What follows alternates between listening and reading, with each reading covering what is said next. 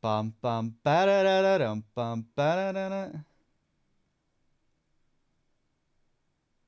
Some parts of this game may be considered violent or cruel. Can you guys see this? Hold on.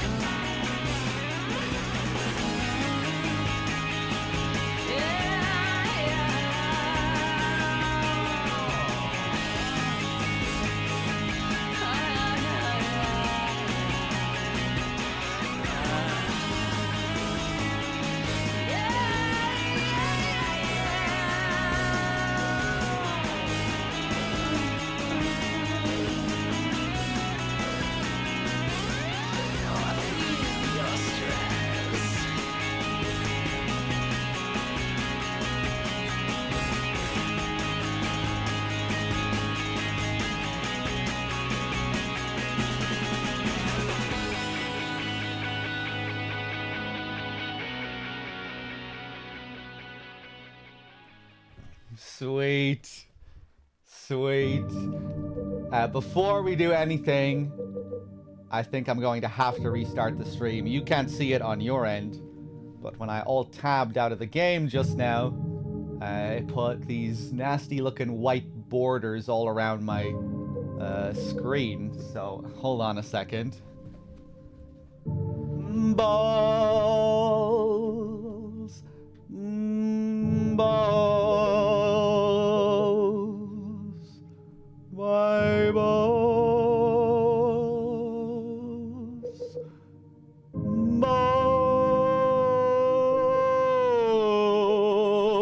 Okay. I'll do it. 1 second. Sorry, just something came over me there. Now, hopefully, we both get the game looking correctly this time. Did I restart my PC at all since the start of the subathon? No. And all my updates have been paused for a month.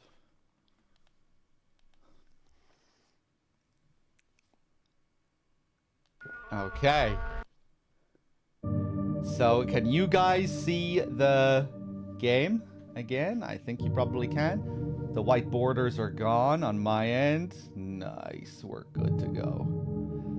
Okay. Jamus99, thank you very much for the 28. Yeah, I love the music on the title screen here. So Silent Hill 3, for those of you that don't know, is a direct sequel to Silent Hill 1. Remember that mysterious baby that Harry received at the end of Silent Hill 1? We are playing as that baby in Silent Hill 3. Let's go for normal action level. Let's go for hard riddle so we can do all the insane hard riddles in this game. This game is known, it's infamous for its hard riddles. It's Shakespeare puzzle. It's crazy hospital puzzle. Couple of pretty tricky hospital puzzles. More than pretty tricky. Let's do it.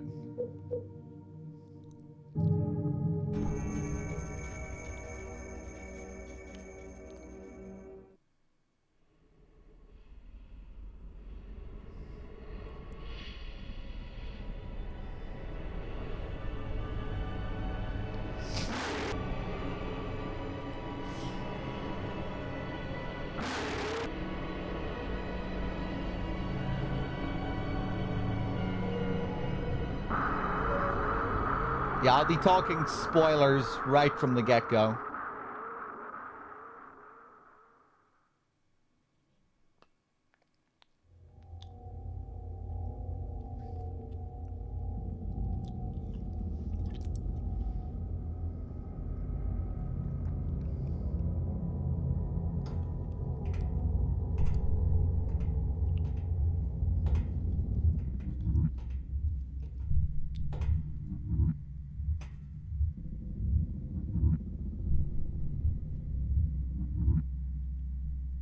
Where am I?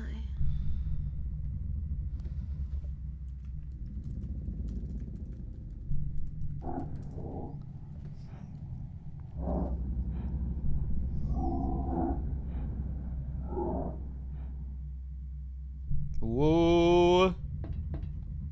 Are we good? Okay, I thought maybe our frames were struggling a little bit. So here we are, Silent Hill 3. One of the most visually impressive games ever made, I think. Absolutely crazy. The environmental detail in this game. The character models. Heather still looking better than any Silent Hill protagonist that has come since this game.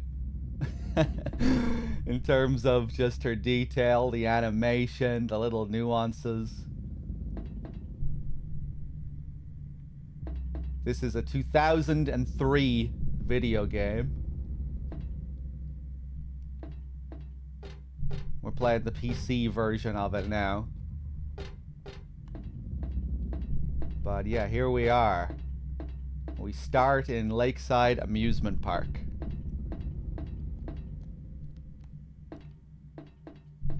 What do we have on in our inventory?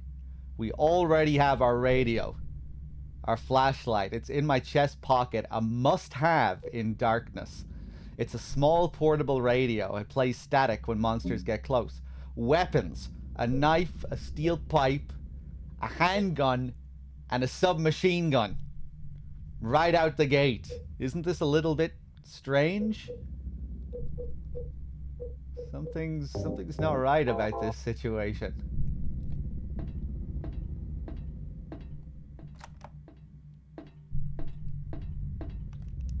I think I have some other stuff as well. Supplies. Yeah, we start with health drink, first aid.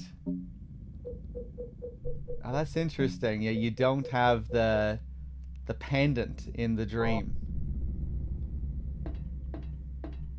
Hey, what's up, Dave?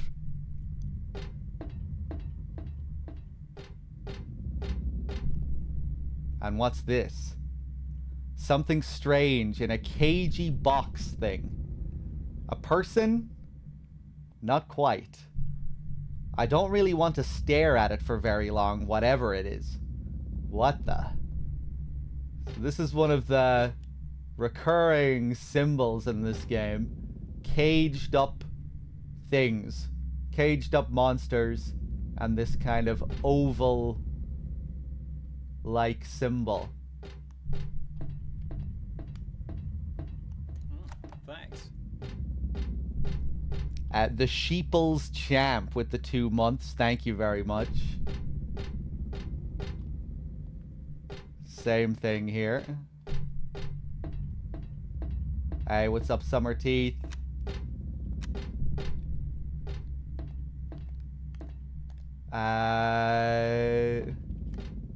I might need to change some of my controller mappings. Oh no. Because I can't look. Crap. And on this PC version, it takes forever to go into the options for some reason. A huge map signboard. To the north, that is, if I keep going the way I'm facing, I'll find the roller coaster. Is this an amusement park?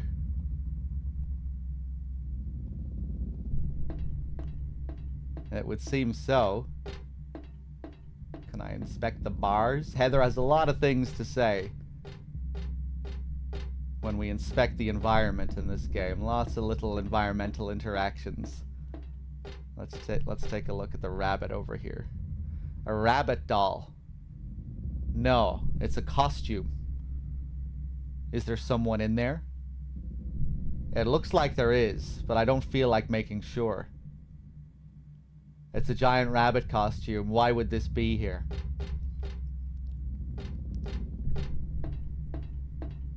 But yeah, people were saying earlier that you're not really supposed to know that it's a Silent Hill sequel until the halfway point.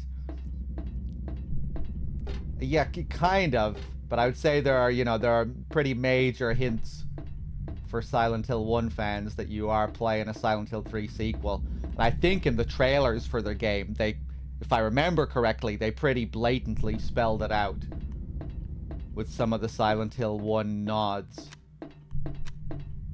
The Rolla, what's up? But yeah, regardless, we'll be talking spoilers right from the get-go.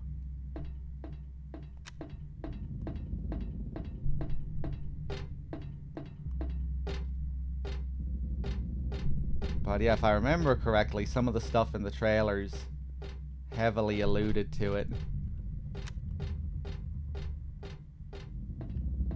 But yeah, a big part of Heather's character is kind of unraveling that idea, the fact that she is that child from the end of Silent Hill 1. She is the reincarnation of Alessa Gillespie. And over the course of the game, she unlocks these memories of her past selves, both Cheryl and Alessa. And she is currently pregnant with a demon god, just like how Silent Hill 1 revolved around Dahlia using her daughter to birth a god. The reincarnation of Alessa is also born with this god festering inside her. And a lot of this symbolism relates to it. The caged up monsters, the caged up beings here.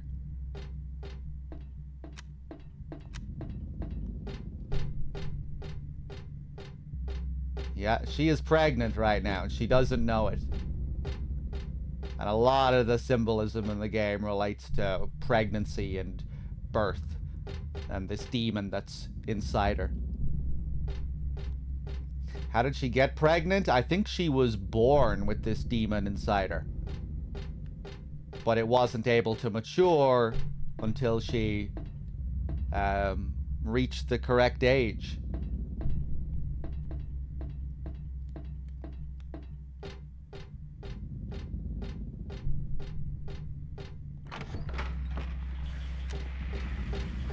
Yeah, this is the teen horror Silent Hill.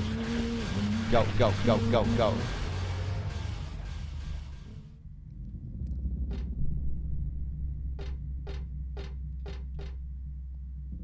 There's a rabbit stuffed animal here.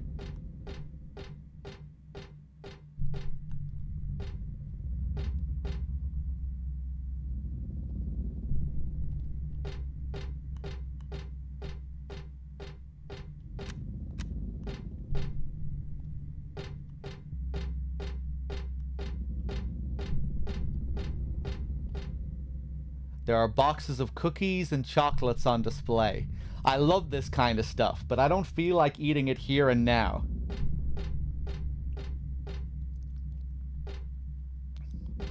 Did I remove the caught emote? I have no idea what that is. I see. Yeah, I don't remember ever adding this emote. Do I want to add this emote? Ugh. I don't know if I like that emote.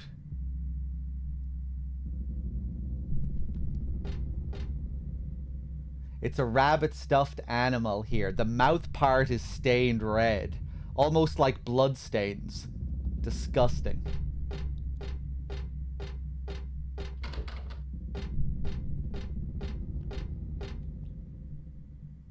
There are lots of different styles, but I don't really want any of them. I'm getting out of this nasty place. If they had any tools now, that'd be a different story.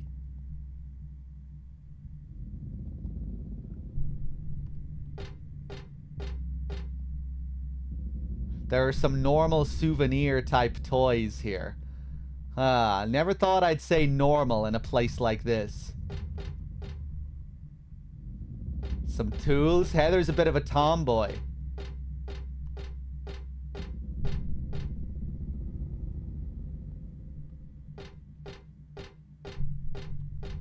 Later on, it's kind of interesting. We'll get to a place that has both a shop devoted to mechanics and auto repairs, and right next to it, a dance studio. One is very feminine, one is very masculine, and we find ourselves using all the very masculine things in the area. You know, we get a vice and a screwdriver and all this stuff. We get to see Heather pry open an elevator with all these tools.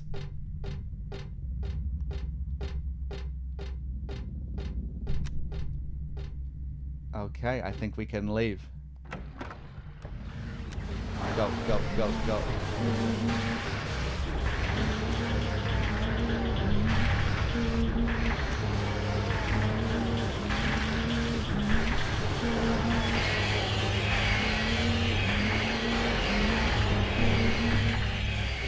Go, go, go, go, go, go, go.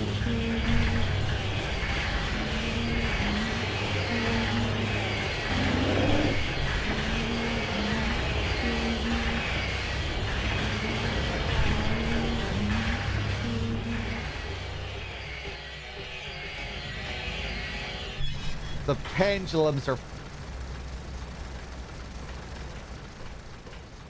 The pendulums are fucking horrible, man.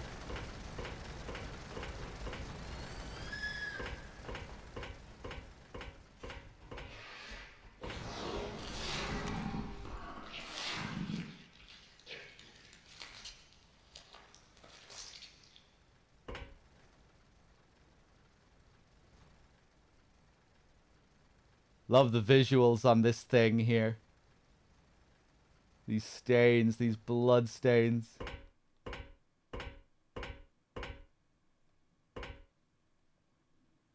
Oh yeah, something I forgot to mention in that opening scene. You know, the opening cutscene for the game. You're getting a bird's eye view of the teacup ride. 3 circles spinning around in and out inside a bigger outer circle. That's supposed to be the halo of the sun. The symbol we see throughout the game, our save screen. It might not be so obvious when you see it the first time or the first couple of times, but what you're seeing there, the opening scene, is literally the symbol of reincarnation in this game. Again, relating to Heather and her past selves.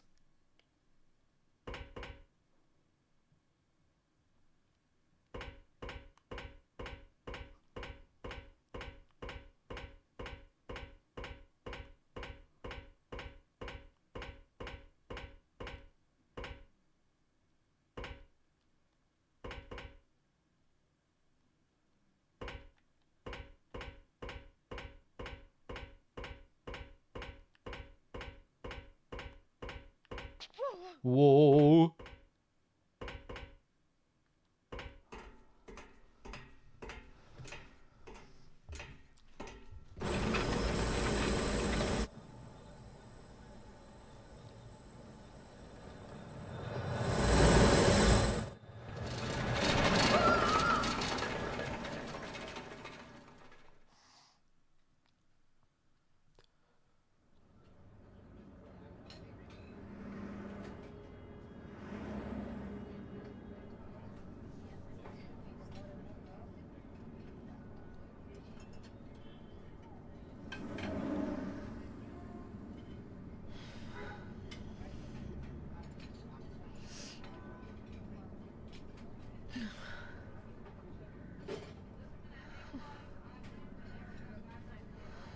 What a nightmare.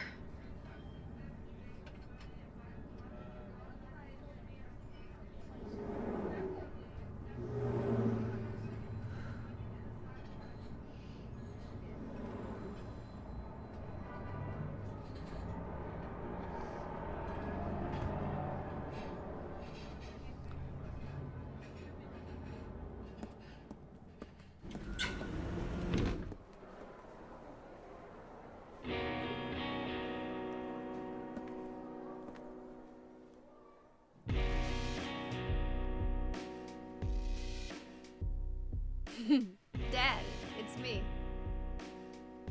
Yeah. Sorry I didn't call sooner. Yeah, I guess I was. Anyway, I'm coming home now. Oh, I didn't get that thing you asked me to. Okay. Okay, I will. I love you too, Dad.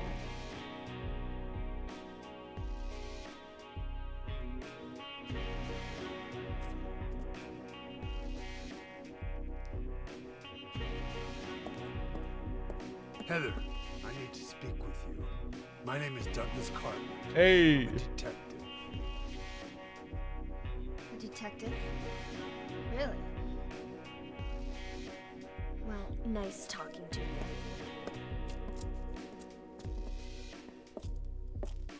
Hold on. There's someone that wants to meet you. Just let me have an hour. No, half an hour of your time. My daddy always told me not to talk to strangers. This is very important. It's about your birth. I'm not interested.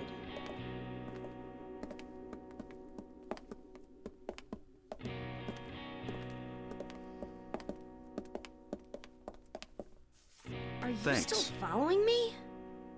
Do I have to scream? Sorry. I'll wait here. Sorry. I'll wait right here.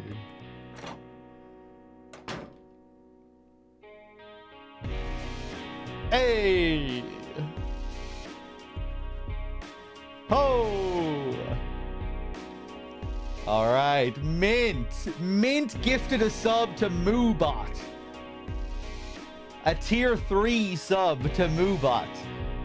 Mint, thank you very much. Your generosity knows no bounds. Cheers, man. Once again.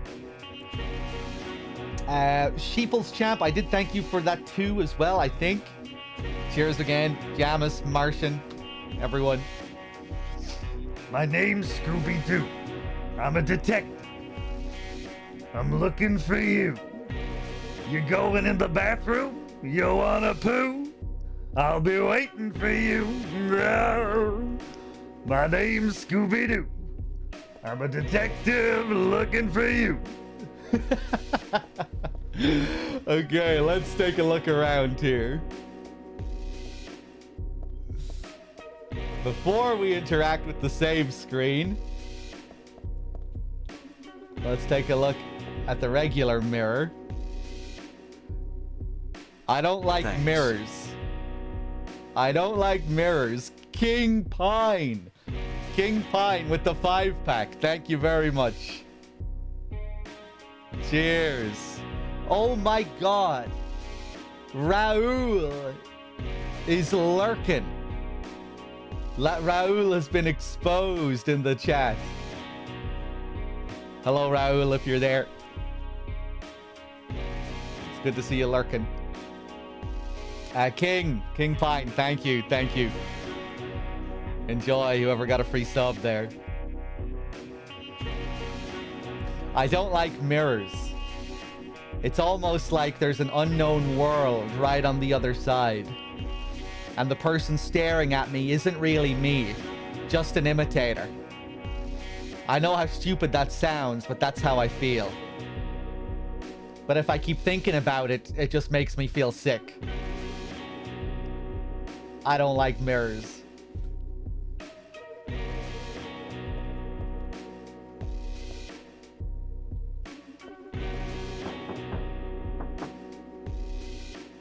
Guess someone's in there. Yeah, it's occupied. Rude of me to keep on knocking, huh? Yeah, we were only allowed to knock the one time. Love the gorgeous lighting at the start here. This sunset, this lovely orange. Someone was saying there that the name of this track is very fitting. End of Small Sanctuary. Yeah, it is, because this is like our last moment of peace right before the game gets crazy.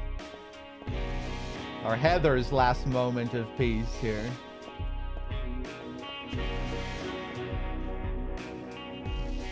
The small sanctuary here in the bathroom.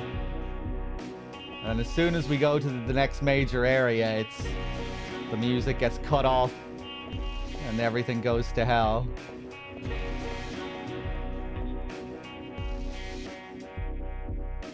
The mark on this mirror, it looks so familiar somehow. What do I know it from? Where did I once see it? And why does my head hurt so much when I try to remember it?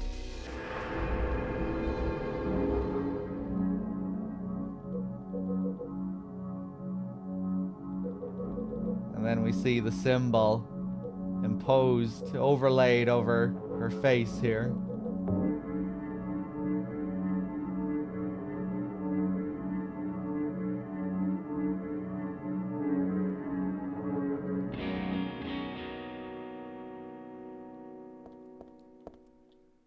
That weird old detective is out there, so I'm not leaving.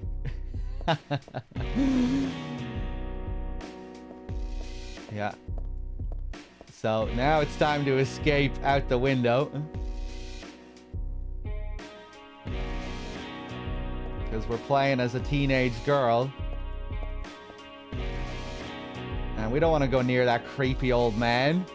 Who the fuck is that guy? Who knows what he's capable of? The Loneliest Monk, thank you for gifting a sub to Leo. For some reason, I'm not seeing this on my activity feed, but thank you.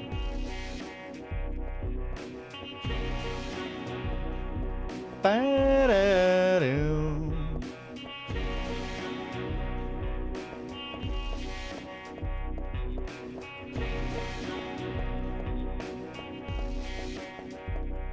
Ba-bow. I'm getting a lot of frame drops. I might turn down the quality a bit. Well, that's helpful. Maybe I should walk around it. Never mind. But how did this car park here?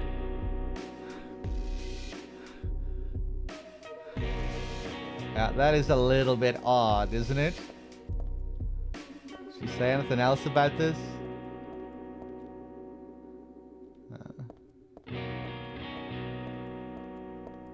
This is the part of the game where you just don't want to leave. As soon as we go through this door, the music stops. It's the end of this small sanctuary.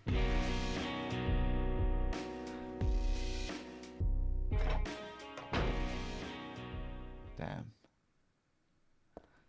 Are the sub notifications off? No, they're on. Battle-a-doo. Do we ever hear this music again? Nope. That's it. We get lots of other great themes later on, though.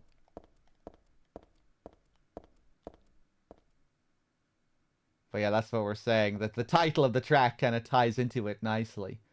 End of Small Sanctuary. The end of this safe... Thanks. This cozy place. This safe place. Nico, thank you for gifting a sub to I Need Hugs.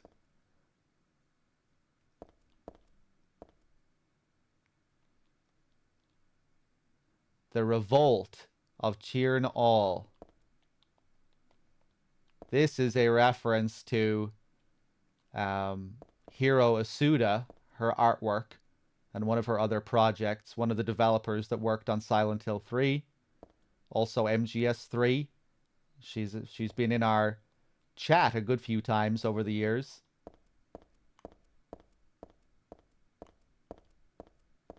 Maybe she'll show up today. The lock is broken. I can't open the door. I'm a big fan of all the first few Silent Hill games, Kaney.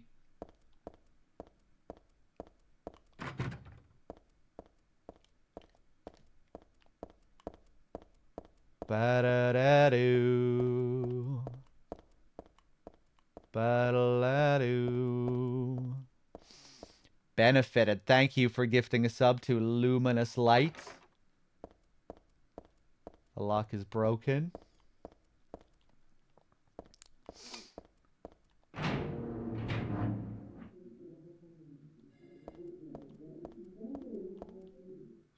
When does the remake of 2 come out? October... If you pay extra to play it early, October 8th, I think.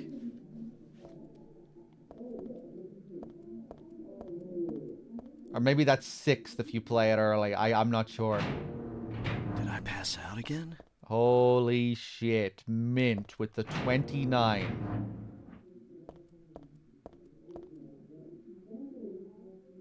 Holy moly. Luminous Light with the gifted sub to Rapture 1959. Thank you. Is that it? Has Downpour been met? There we go. Downpour has been met. Thank you, everyone. Good God. Let me change the stream elements. Next up, what is it? The HD collection? The Silent Hill HD collection unpatched. A dark journey back into Silent Hill 2 and 3. The true horror of Silent Hill 2 and 3. Oh boy. Okay. Hold on a second. Hopefully I can do this from my laptop this time. Last time it was kind of finicky. My balls. My eyeballs. Mint. Everyone, cheers. Nico, King Pine.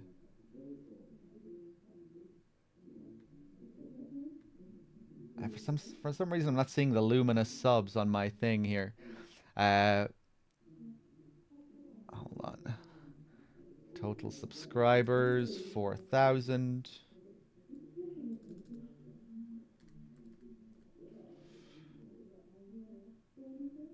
Target. Love this muffled sound in the background here.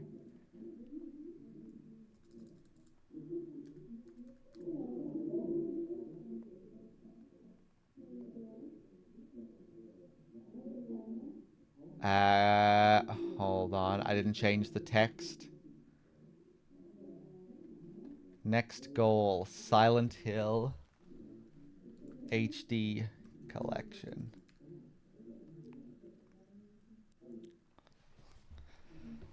First playthrough. Unpatched.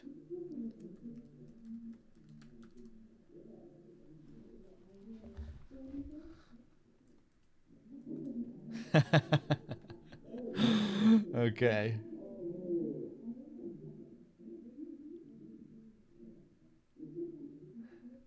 Please tell me that updated on your end. Did that update properly on stream just now for you guys? It did? Wow, nice. For some reason it didn't last time and I had to do it on my streaming PC. Okay. There we go. Can we get this emote? Yeah, yeah.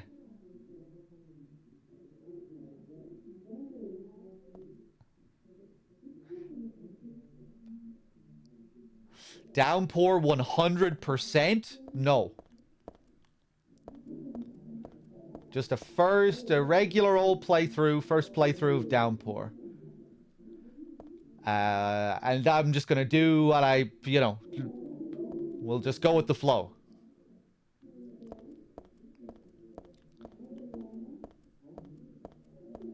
Maybe I'll do it 100%. Maybe I won't. I probably won't.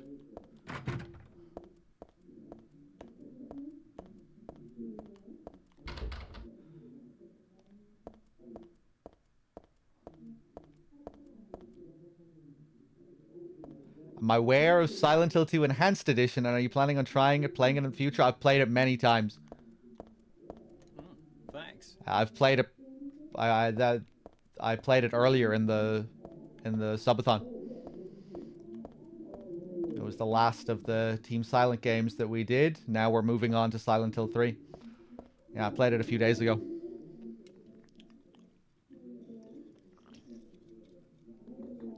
Okay. MH Tronics with the 17. Thank you very much.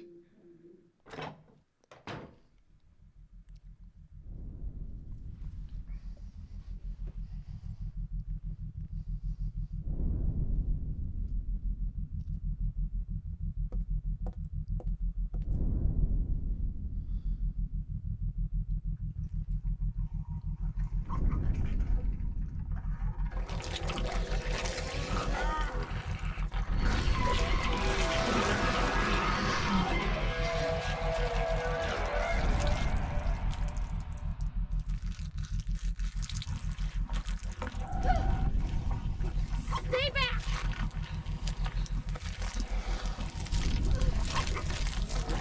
Get the hell away from me!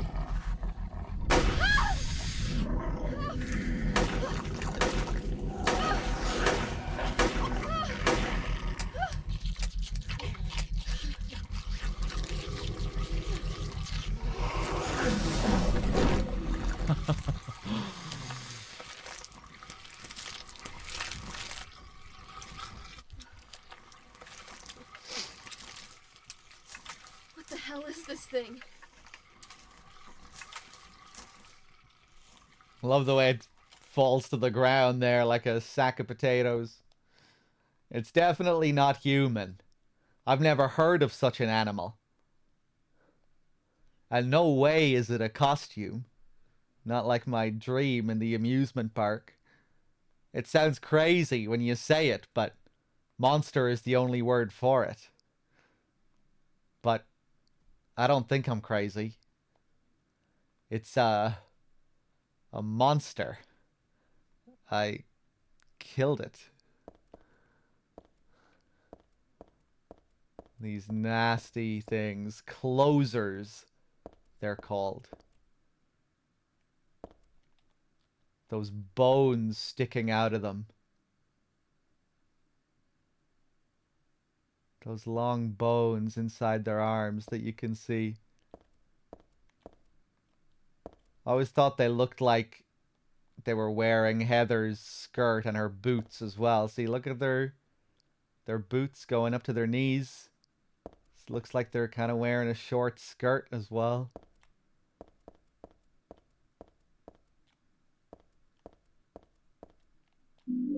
Handgun bullets.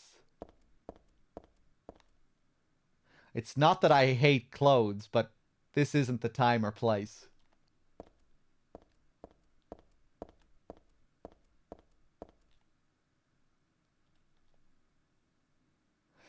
I can tell from here that it's dead. Should I call the police? Not like they'd believe me if I said someone's been killed by a monster. I can tell from here that it's dead. Same thing. So this model here, as many people know, is Angela from Silent Hill 2. I don't think it's supposed to be Angela, just a little Easter egg reusing the model. We'll see in Silent Hill 4 they'll reuse Claudia's model as well for that creepy scene with Walter.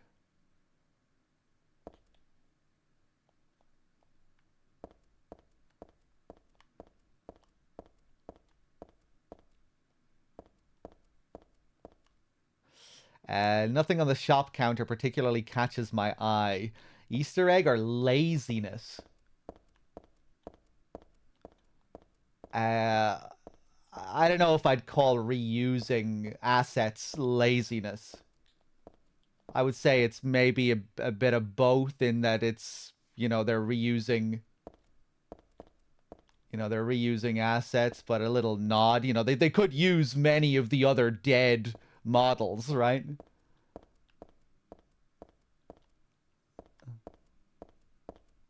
Like, reusing assets is just a standard part of game development. It doesn't always have to be a bad thing or something that's lazy.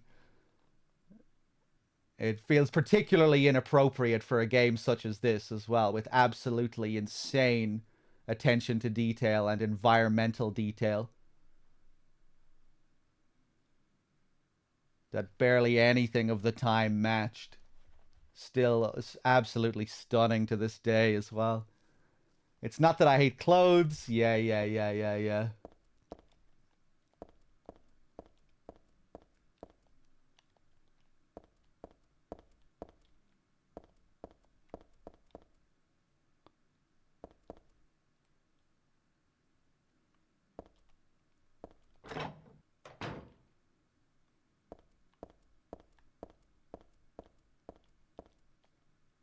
It's just a poster. Big deal. Something about this face. It's a little creepy. Unlocked. Hello. Get off me.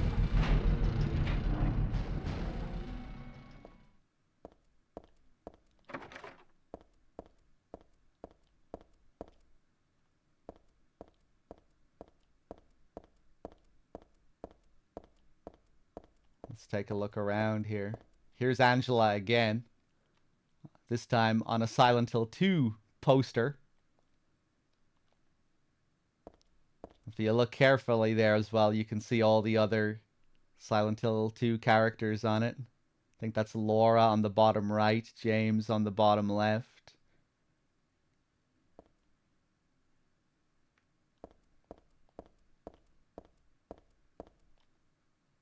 The locker door won't open. Guess I'll just leave it alone.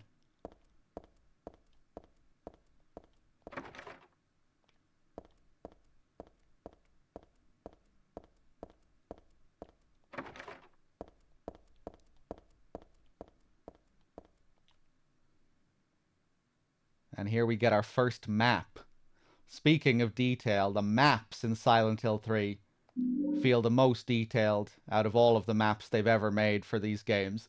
They all feel very unique and specific to the area that you're in. You know, they all have their own aesthetic. In the previous games, Silent Hill 1 and 2, you know, each map is basically a copy of the last map in terms of, you know, the style of it, the aesthetic of it. But in Silent Hill 3, we get a wide variety of different maps. Like when we go to the subway later, the map looks like it looks like a subway map. And I think every area in the game is kind of like that, where they all have their very individual specific map. Central Square Shopping Center. Let's take a look around. Don't think we can go into the elevator just yet. I push the button, but the elevator won't come. Is it broken or something?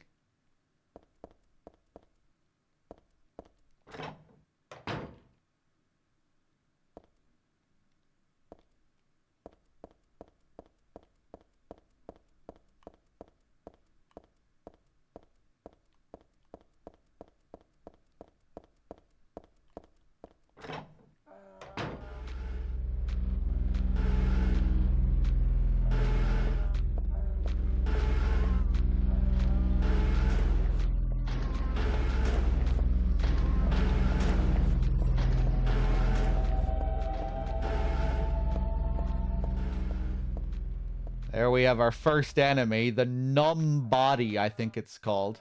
Well, I guess second after the closer.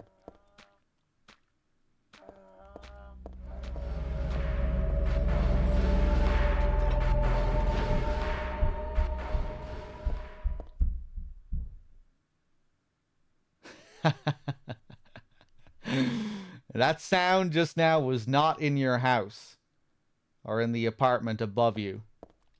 That was in the game.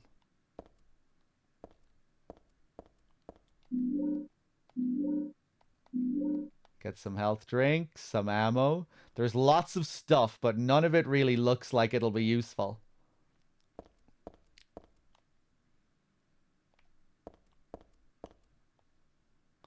There's a bunch of boxes here. It doesn't look like there's anything useful inside any of them, though.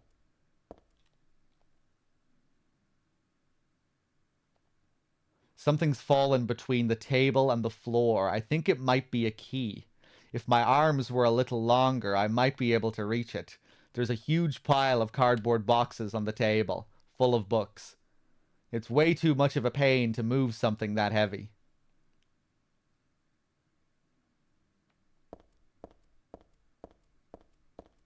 So, Heather could just move the boxes here. If my arms were a little longer, I might be able to reach it. Way too much of a pain to move this stuff. So we're going to go and find something to make this a little bit easier. Even with monsters out in the hallway. We can find something out there and come back. That creature out in the hall, he's not too much of a hassle. We'll be able to come back here. It's like a magic circle I remember reading about in a book on black magic. Does it seem so familiar because I read about it in that book? No, that's not it. It's not the book. It's from the altar. Altar. What am I thinking?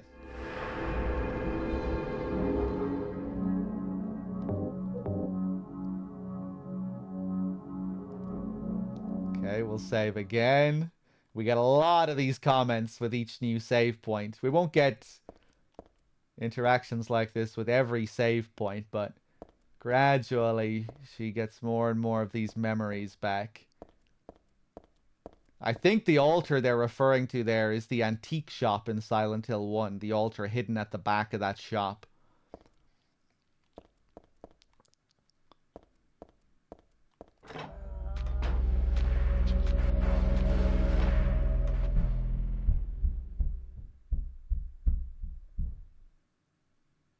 Yeah, I think you get a couple of variations on this sound here.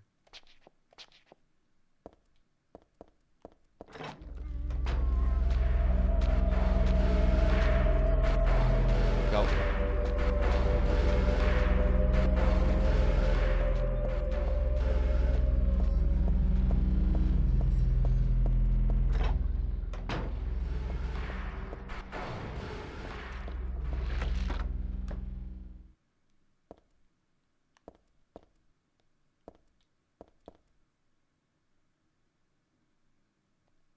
There's a flyer. Crispy toasted bread right to your very door. Everything on sale. Helen's Bakery. Always love this little shop here. Look at all this detail. All these unique little models for all the stuff. It's bread. I'm not really hungry, so I guess I don't need to worry about it. It's bread. Hey, we get a pair of tongs. Now we can go get that key.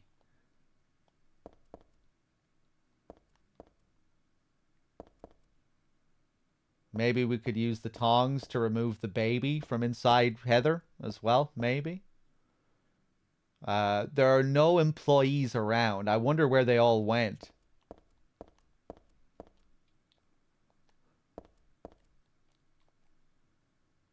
It's bread. That is not bread, Heather. I wish she had some comments on the donuts here.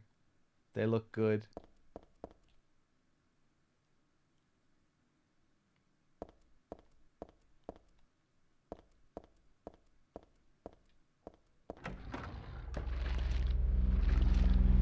Helen's Bakery, 1967.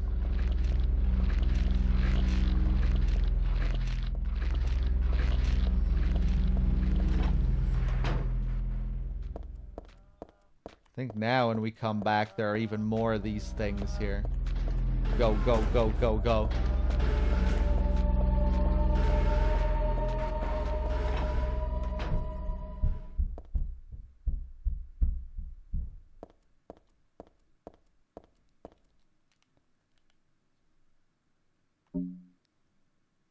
Tongs. It's a big pair of tweezer-like tongs for grabbing bread.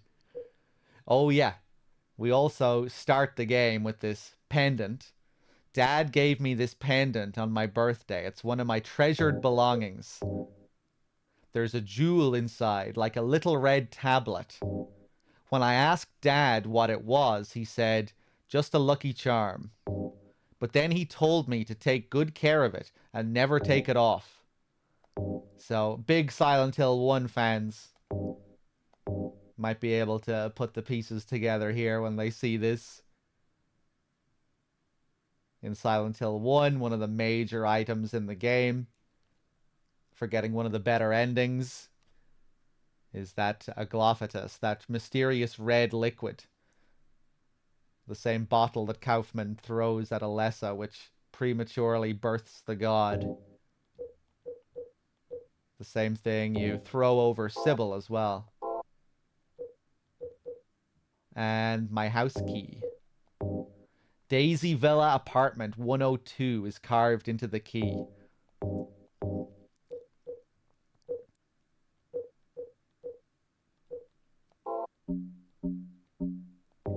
Let's reload here.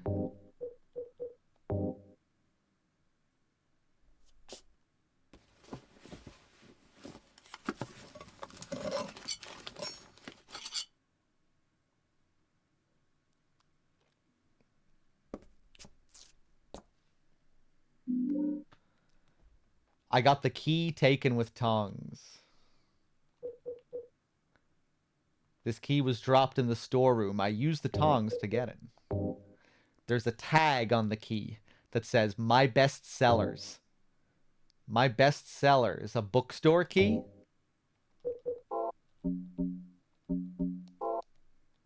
And now it's almost time for the infamous Shakespeare puzzle.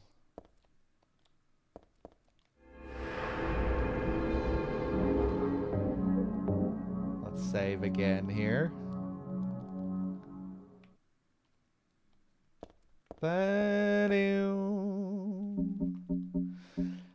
Let me go into the options so I can try and remap my controls a bit.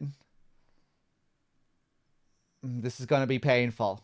If I remember correctly, these options, for some reason, take a long time to go into on this PC version.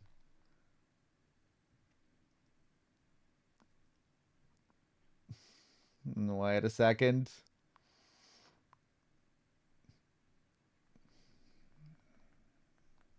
It hasn't frozen. Just remember it taking a long time. It's a pain in the balls.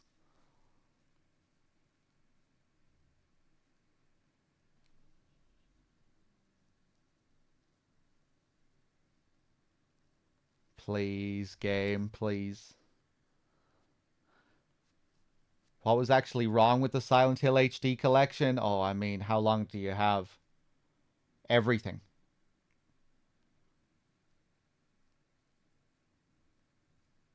Like, seriously, it's like a huge... You wouldn't know where to begin.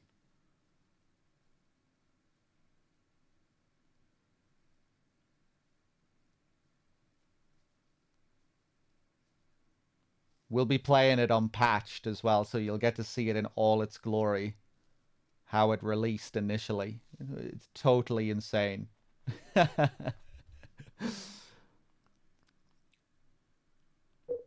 Uh, just a couple of examples. Musical tracks playing in the completely wrong scene. You load a scene in the game and the wrong music will be playing. A track that should be playing at the end of the game will be playing at the start of the game. And the song won't be looping correctly. It'll loop a couple of bars early and be completely out of time. That's just an example for one of the problems with the HD collection. A total, complete disaster. Okay. Button config. Move forward.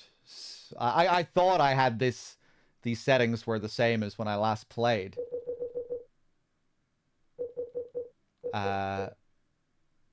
Strafe, search, view.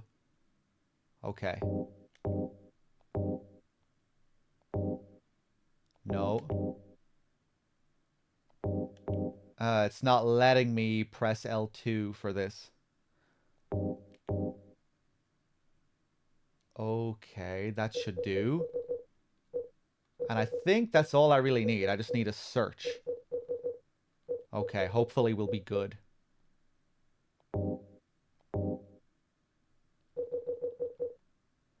Did I install the fixes from PCGW? I don't know. Maybe I didn't, Nico. But it should be okay.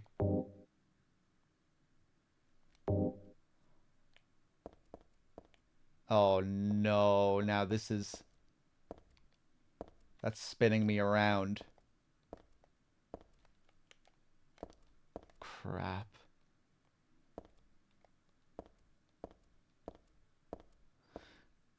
And Nico, could you sort me out real quick? Will this fix the options thing as well?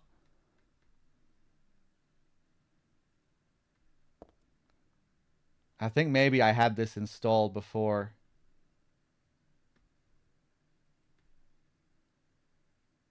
Sorry about this, guys.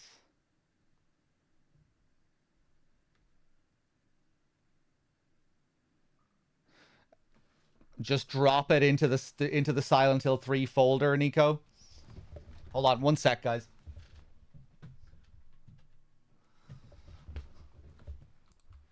Let me... Thanks. Hey, End Solid with the 43. Hold on, I'm gonna have to go into my channel on my streaming PC. End Solid with the 43, thank you. Oh, thanks. Download this file.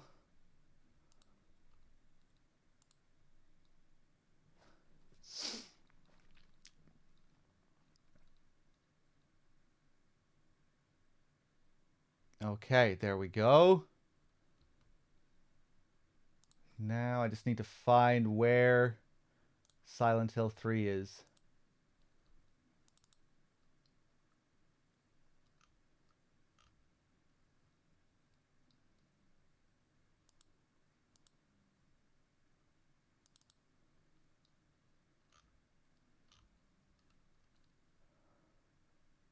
Konami, Silent Hill 3. I found it. So just the main Silent Hill 3 folder. Okay, we should be good. Oh, thanks.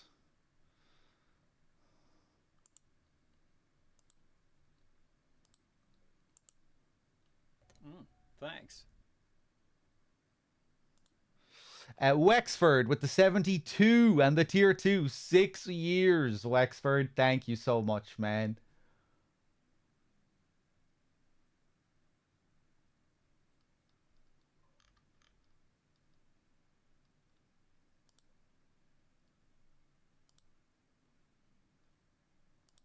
Konami, Silent Hill 3.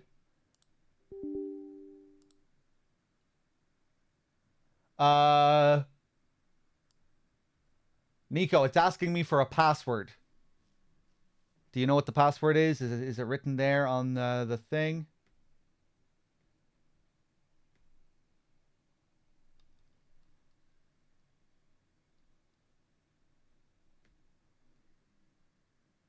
PCGW.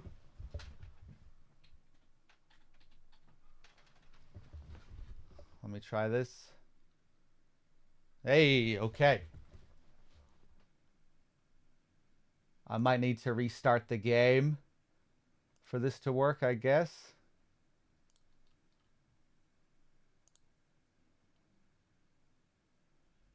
Wait. Go Discord and I'll send you something. Hold on. Sorry, guys.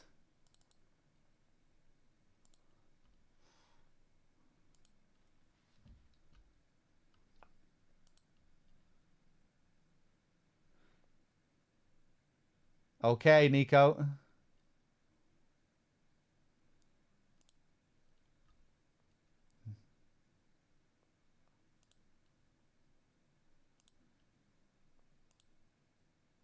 Nico coming in with the big fixes.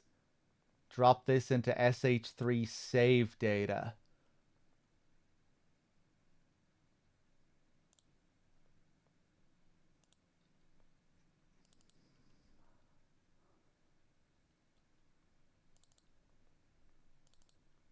Nico has given me his fancy controller config. I'm assuming this is just gonna mimic the PS2 controls. Hold on a second.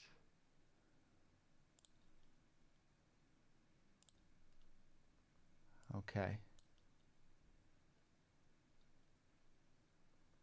My save data folder is empty here for some reason. Okay, let's do it.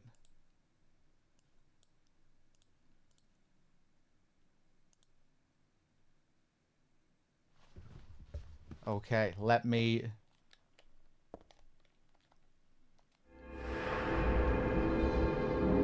Restarting the game should fix everything. Yeah, let's just save. Sorry about this, guys. But hopefully this will be the last interruption.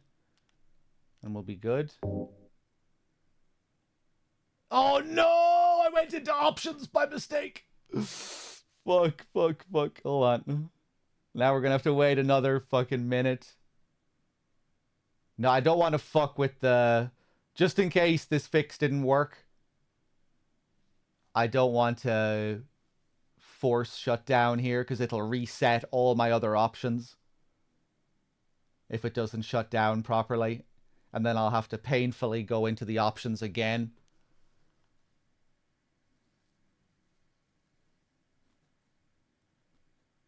Just in case. Let's wait one more time.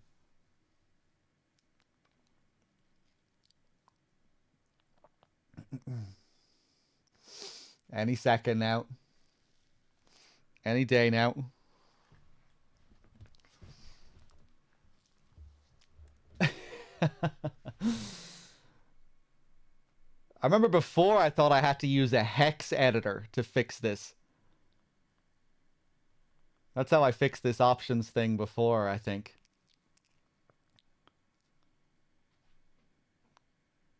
Using a hex editor and switching around the numbers. Okay.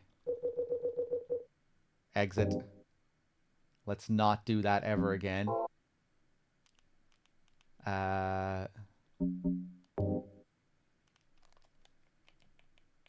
man. Okay, I'm gonna have to do a forced shutdown. Fuck this. Hold on.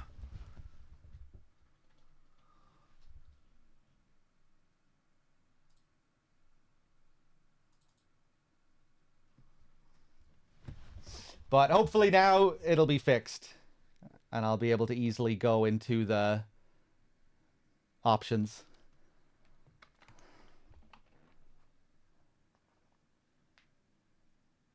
I might have to re-drop the key.ini before starting the game again. Fuck. Hey! Okay. Our options are working. Let's just go into the game.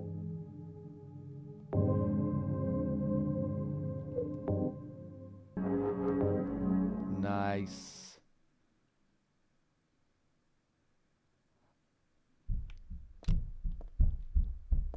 Oh, no, this is fucked. Square is readying my handgun. Okay. Well, I guess I'll go back out and drop the files in again.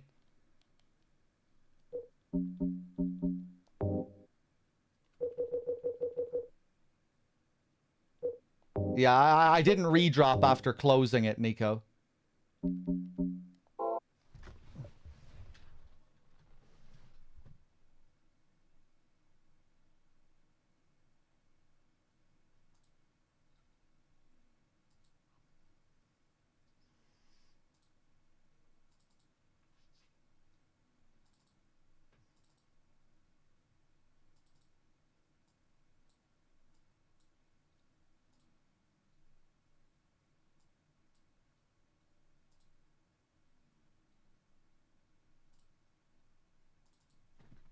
Okay, let's try it again.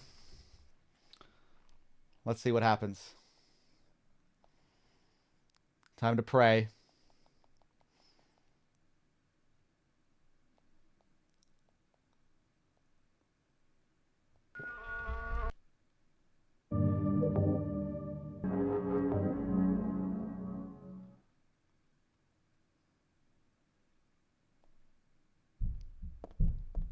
No, no. Yes, Square is readying my fucking handgun. X is shooting. I think it's maybe something to do with the fact that I'm using a dual sense. Because the dual sense doesn't seem to be recognizing L2 and R2. Try opening DS4 windows.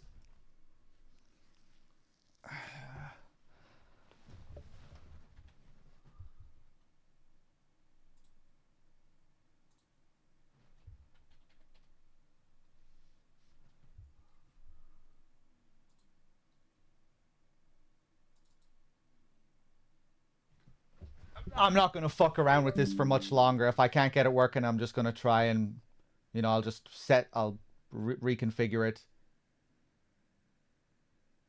And we'll use some bullshit configuration. I don't really care that much about having the exact right config. Okay. No, I'm not using Steam at all. Let me just close Steam. Just in case something is interfering or something.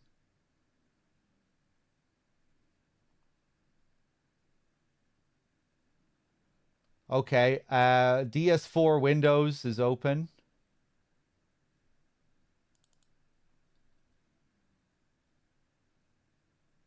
It seems to be reading the DualSense.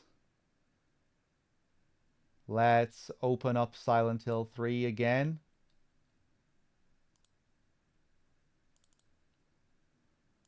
Konami, Silent Hill 3. Let me just remove the file again, I guess.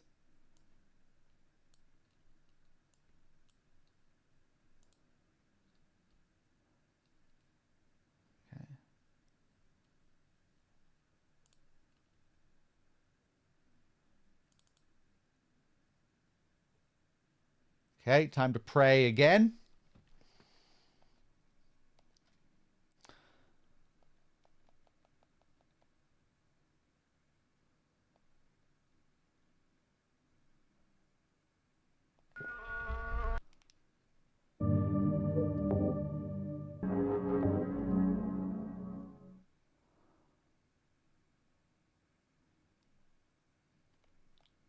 Nah, Square is readying the gun again. Let's go into options here, because it shouldn't take long to fucking configure it, right? Action.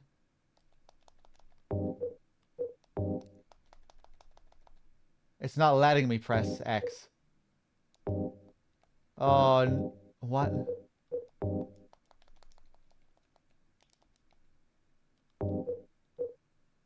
Oh, no. Oh, no. It's not letting me configure it. Nico!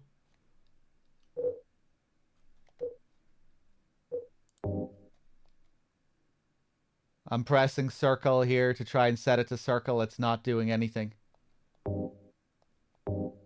It's letting me press triangle. It's not letting me press circle. Oh, fuck, man.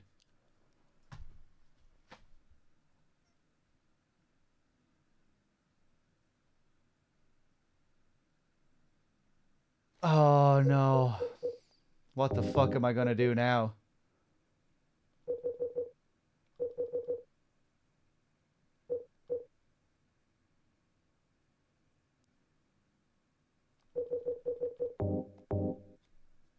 Hold on.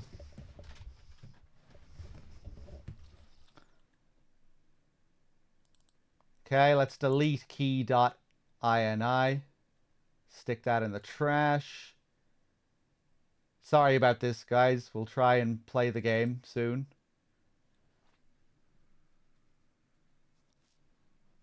Am I playing this through Reloaded 2? I don't know what that is. Okay, let's see if we can at least now set the controls properly ourselves.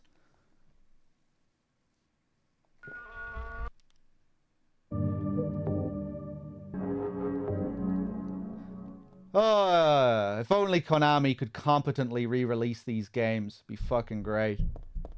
Okay. I've spent way too many hours of my life fucking with Silent Hill games on PC. Okay. Light. It's still not working. Hold on.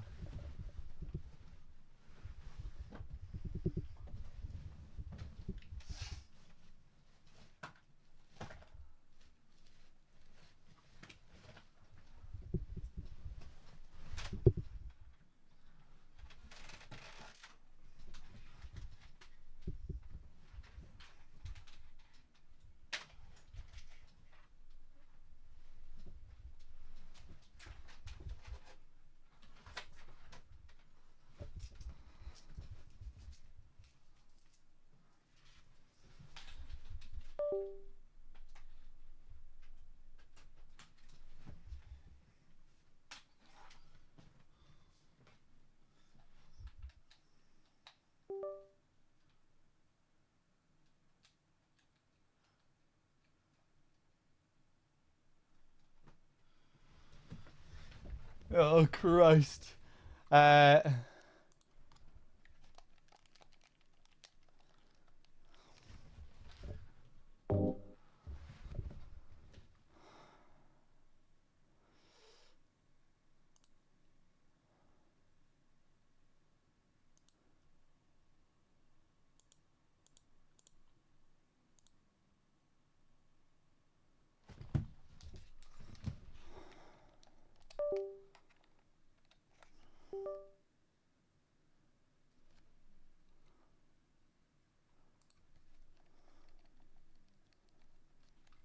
I'm trying to use my PS3 controller.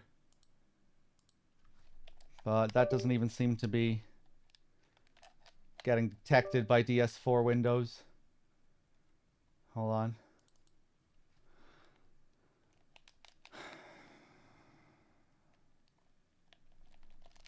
Oh, man.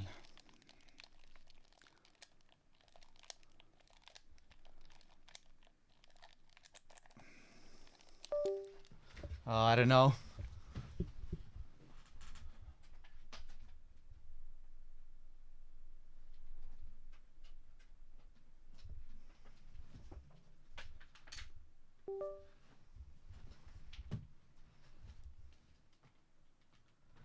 Right, maybe I'll just try and fucking play it with whatever bullshit controls the game gives me here.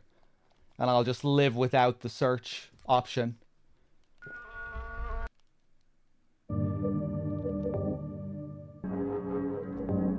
I'm back on the DualSense because that just wasn't working at all. Okay. Can I open my menu? I can.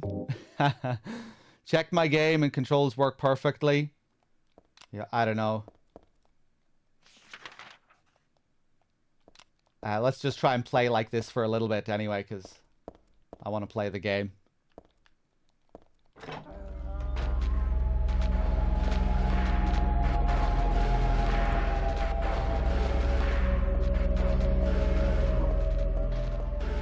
It's okay. It should be tolerable.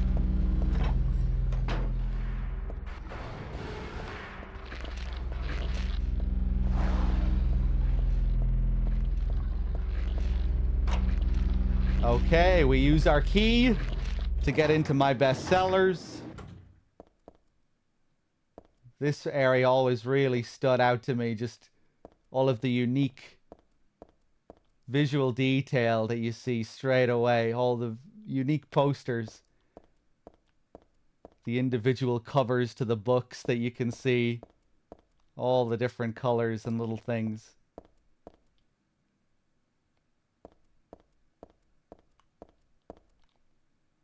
There are magazines on the shelf. Some of them look interesting, but it's really not the time for that. Yeah, it always just stood out to me. I feel like it's rare you kind of see this in a game where you go into a store area or something and your eyes immediately recognize that there are so many like different little things. I don't know, like so compact. So much unique little detail in such a compact space. Not that everything is unique. Like if you actually do look carefully at the shelves, you will see copy-pasted items and the same book cover 10 times. But there's still so much that's unique. So many unique little assets.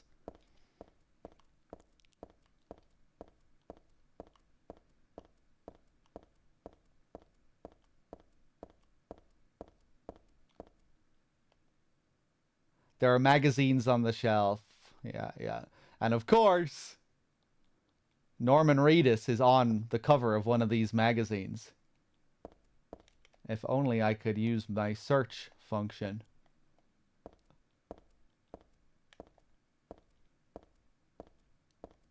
Norman Reedus, like 20 years before he appeared in PT, was here in the Silent Hill 3 bookstore. None of the books are very interesting, just the kind that I can buy anywhere.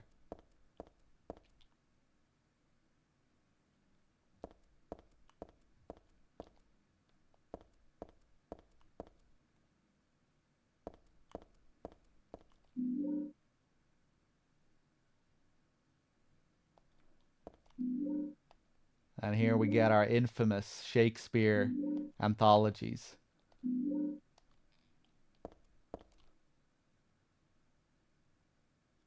This is the only place where there's any room left. Should I just line up the books I picked off the floor? Well, we could do that. Let's take a look at them. Shakespeare Anthology 1. I'm not much for sentimental slop like Romeo and Juliet. Shakespeare Anthology 2. King Lear is in this one. I've never read that. Hot takes from Heather here right out the gate. Shakespeare Anthology 3. One line from Macbeth that I just can't forget. Life's but a walking shadow, a poor player that struts and frets his hour upon the stage and then is heard no more. Okay, so Macbeth resonated with her a bit. Hamlet is in this one. I've never read that. It's a pretty good line, isn't it? Shakespeare Anthology 5. Othello is in this one. I must have read it, but I forgot what happens. So I think in the US, you guys studied quite a bit of Shakespeare, I think, in school. In my secondary school, we just studied one Shakespeare play. But we went pretty in-depth with it. The one I studied was Othello. And I enjoyed it quite a bit. Remember one day we went out for a trip, a school trip to watch a play of Othello as well.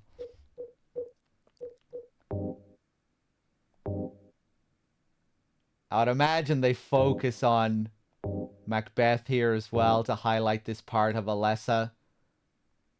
This other self as well, this walking shadow. We do fight Alessa's, or we do fight Heather's shadow self later on in the game.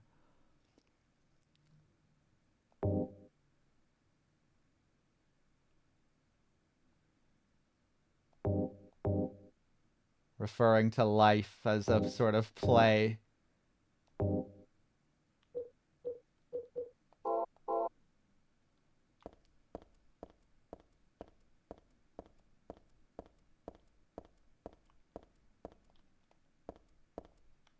None of the books are very interesting. What do we have here? A keypad.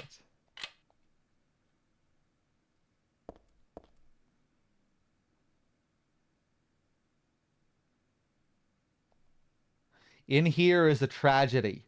Art thou player or audience? Be as it may, the end doth remain. All go on only toward death.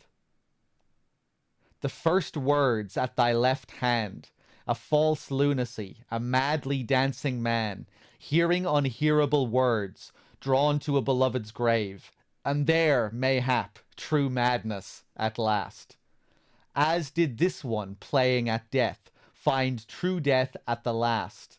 Killing a nameless lover, she pierced a heart rent by sorrow. Doth lie invite truth? Doth verity but wear the mask of falsehood? Ah, thou pitiful, thou miserable ones! Still amidst lies, though the end cometh not, wherefore yearn for death? Wilt thou attend to thy beloved? Truth and lies, life and death, a game of turning white to black and black to white. Is not a silence brimming with love more precious than flattery? A peaceful slumber preferred to a throne besmirched with blood? One vengeful man spilled blood for two. Two youths shed tears for three. Three witches disappeared thusly. And only the 4 keys remain. Ah, but verily, in here is a tragedy. Art thou player or audience?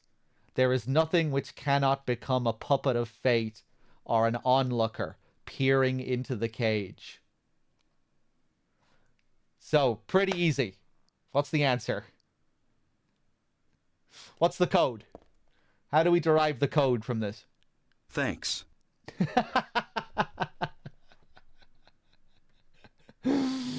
Harry appreciated that. XO, thank you very much for the 100 bits. Cheers, much appreciated. So, let's go back to this. We have 5 Shakespeare anthologies here. After looking at them, we know that each one represents a particular play. We got King Lear, Macbeth, Hamlet, Othello, sentimental slop like Romeo and Juliet. In here is a tragedy. Art thou player or audience? Be as it may, the end doth remain. All go on only toward death. So this is just a flowery introduction to the puzzle. We don't need to glean anything from this. Here and now it begins. And now each verse will parallel a particular anthology, or will describe an anthology. One of the plays. The first words at thy left hand, a false lunacy, a madly dancing man, hearing unhearable words, drawn to a beloved's grave, and there, mayhap, true madness at last. This, I believe, is Hamlet, because Hamlet faked his state of madness. The unhearable words, I think, are due to him hearing ghosts from his past, from his family, although I think that could potentially relate to Macbeth as well, because when doesn't Macbeth also go mad and hear voices? But yeah, I think this is Hamlet. I think this equates to Hamlet. The beloved's grave thing as well. What's the next one? As did this one, playing at death. Find true death at the last. Killing a nameless lover. She pierced a heart rent by sorrow. This is one of the easier ones, I would say. Romeo and Juliet. Juliet faking her death. The nameless lover being Romeo. The heartbreak, the romance. Even if you haven't, studied Romeo and Juliet or know anything about Romeo and Juliet, chances are you'll figure that one out. Doth lie invite truth? Doth verity but wear the mask of falsehood? Ah, thou pitiful, thou miserable ones.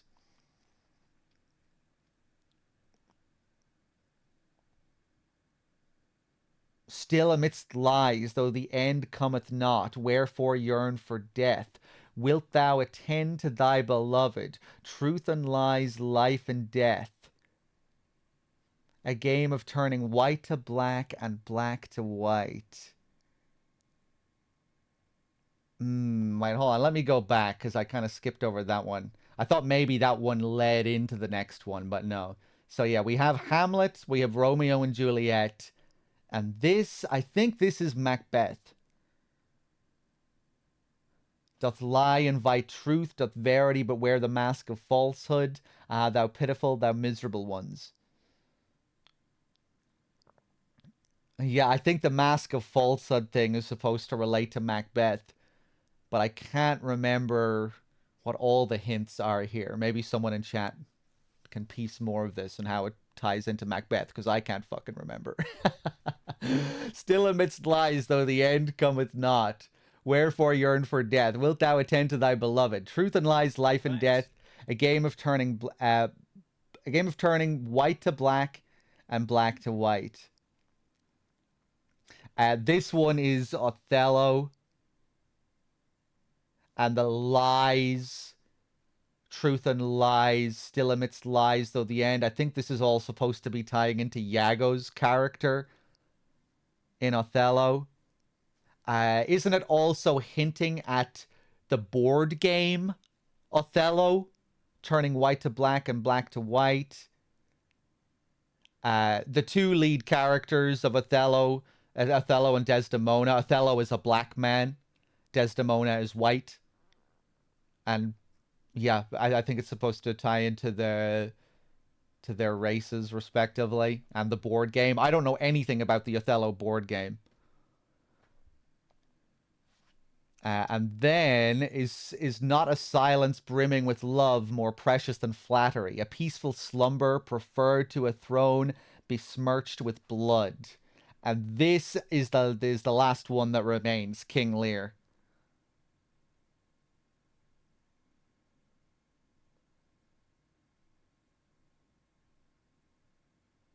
And I think it's supposed to tie in with King Lear's daughter. King Lear is one that I really don't know much about, and I can't remember. But by trial and error, this is the last one. This is King Lear. So we have it set up. The first one was Hamlet. Then the second one was Romeo and Juliet. Then Macbeth, Othello, and King Lear. So let's go back to the bookshelf and line them up.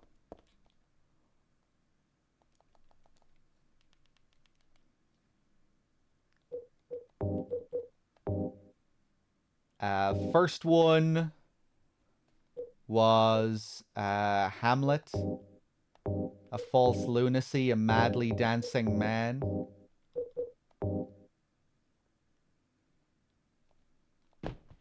The second one was Romeo and Juliet.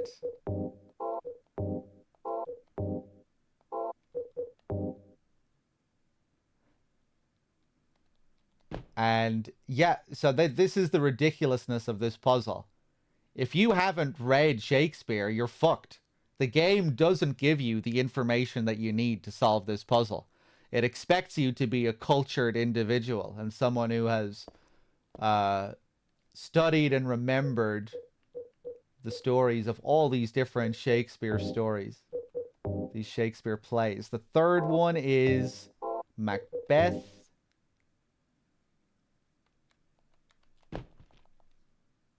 The fourth one is Othello, and then the last one is King Lear. So when we line them up, we get 4, 1, 3, 5, 2. 4, 1, 3, 5, 2.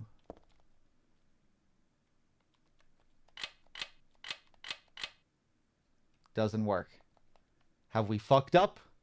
No, we haven't. There's just more to the puzzle. Because once we get to the last verse, the one that describes King Lear, we get this. One vengeful man spilled blood for two. Two youths shed tears for three.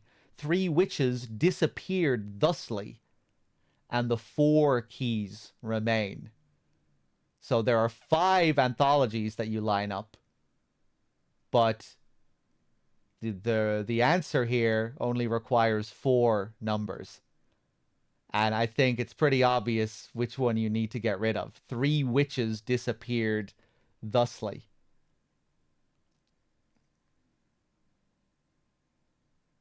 Which means we remove Macbeth, right? It's Macbeth that has the witches. So we take Macbeth out of the situation, and we're left with 4 keys. But there's still more to it here. One vengeful man spilled blood for 2. 2 youths shed tears for 3. 3 witches disappeared thusly, and only 4 keys remain. So, again, the vengeful man, Hamlet, anthology number 4, spilled blood for 2. This means that you have to multiply Hamlet by 2. We need to multiply 4 by 2, which gives us 8. 2 youths shed tears for 3. How you're supposed to know that means multiply, I don't know. Because I don't think the word 4 is commonly known to mean multiply, is it? Is there any way you're supposed to figure out that this means multiply? But yeah, you multiply Hamlet, the Hamlet anthology, by 2, you get 8. 2 youths shed tears for 3. This is Romeo and Juliet, the 2 young lovers. This means that you multiply this book's number by 3, which is 1. 1 multiplied by 3 equals 3. So now we get 8, 3. 3 witches disappeared thusly, so we get rid of those witches, which means we remove number 3. And then we are left with the remaining key, which is King Lear. We don't do anything with King Lear because he isn't mentioned here at all. So we are left with 8, 3, 5, 2.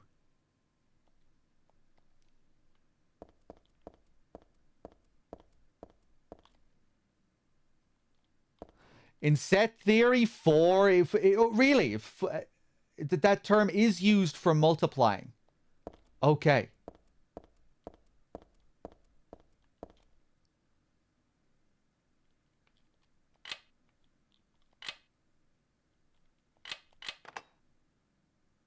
And there we have it.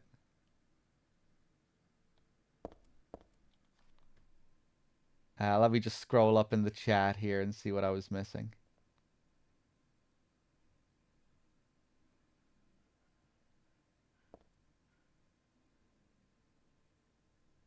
I think it's like they mourned for 3 people. Mourning 3 times? Right, I guess you could look at it that way too. But yeah, here, this is the infamous Shakespeare puzzle. You know, and they had it set up perfectly to give you all the info you need when you get to examine the books. But no, Heather doesn't know. Heather knows fuck all about these anthologies.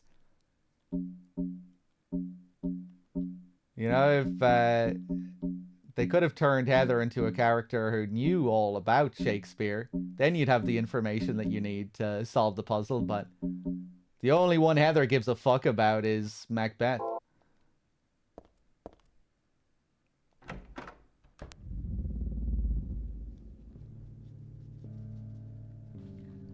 Hey, wait, what's going on? Where is everybody?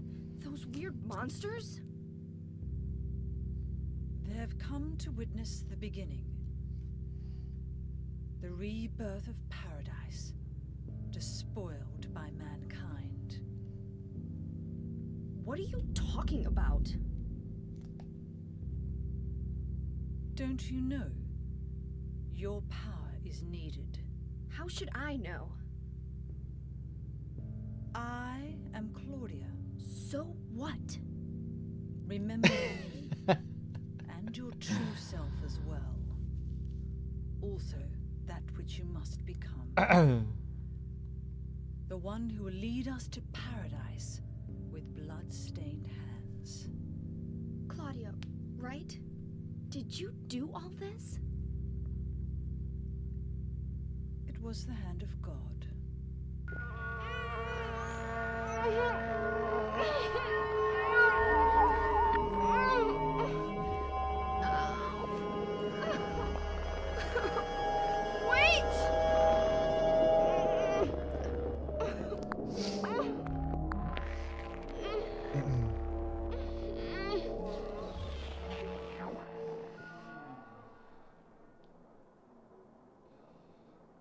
I don't get it.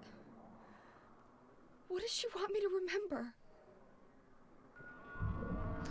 So some people interpret Claudia very literally there, that she is actually explaining what's causing this. The hand of God.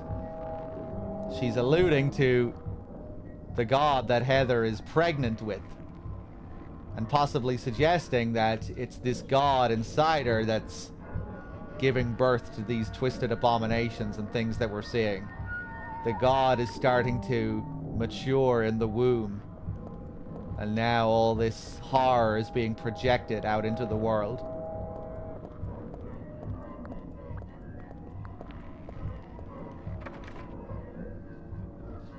The lock is broken. I can't open the door.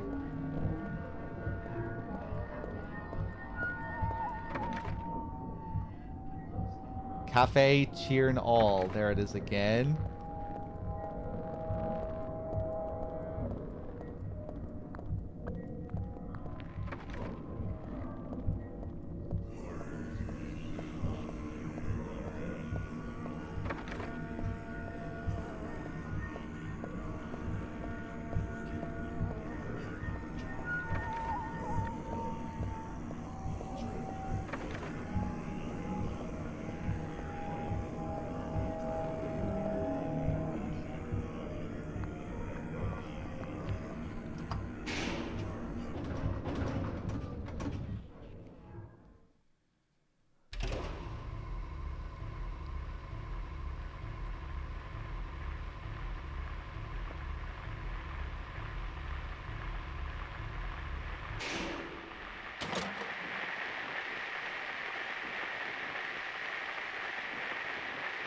Love the way the radio just drops here. A radio. What the hell is this doing falling down from the ceiling? Anyway, I guess that explains the static from just before. But all it's picking up is static. I wonder if it's broken.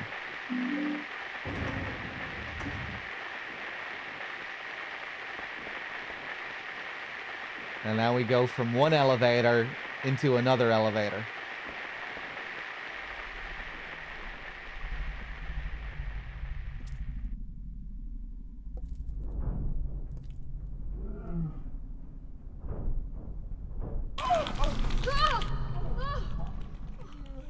Is this a dream?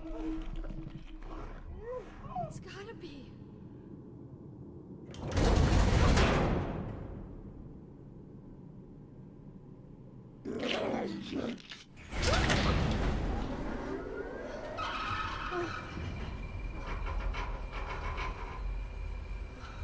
Not even a kid could believe in this. But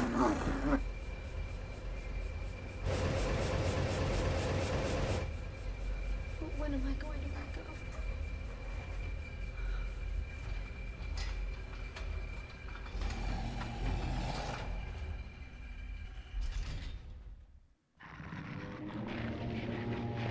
Okay, here we go. We've shifted to the other world. Oh my god, go.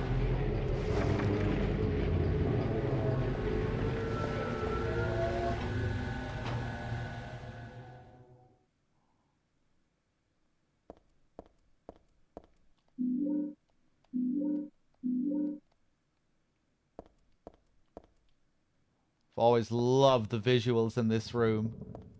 Just gorgeous, the colors.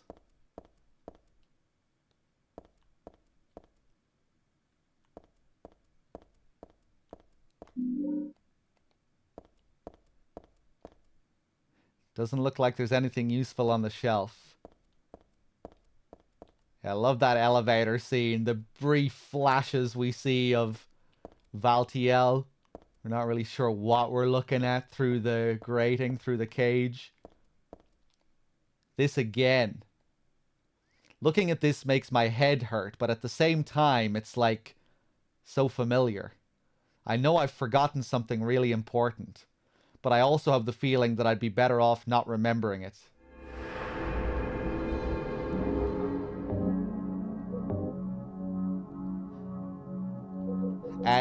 Nico, are you there still? I have something to ask. There are books and magazines here, but I have no time to read them. Nico, did your options set do stuff with my resolution and graphical settings?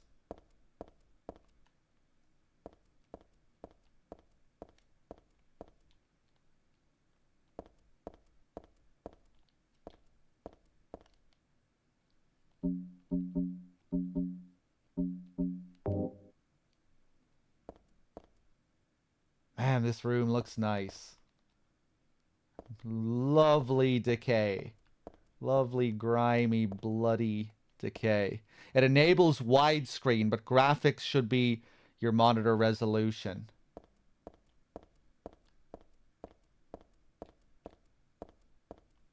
Right. Yeah, I was wondering about, because when you originally, when you use the widescreen options, you'd always get a stretched image.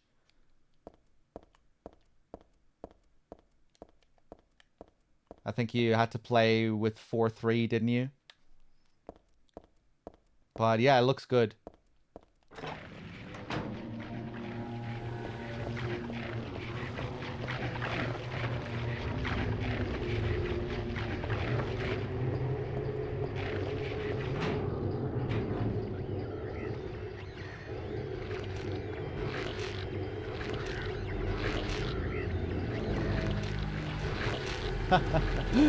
The closers are really intimidating, but they're...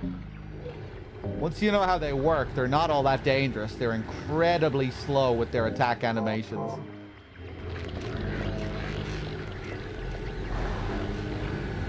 That's how long it takes for an attack to come out.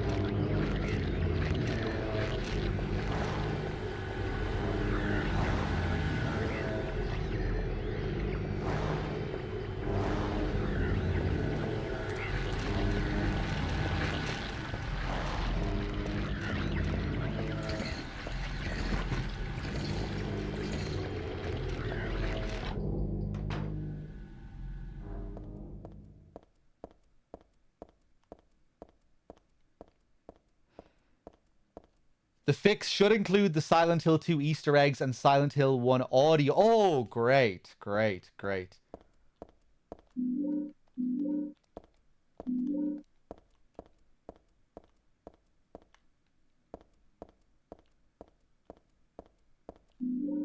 Oh, no! I got the flashlight before turning off the light. They do a cool thing here.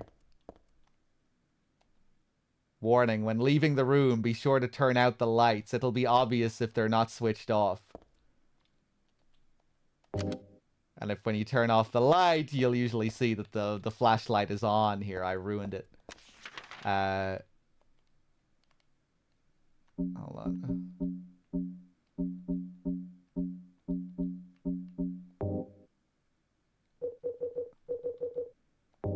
Let me go back to my button config.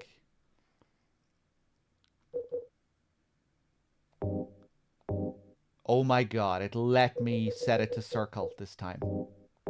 Amazing.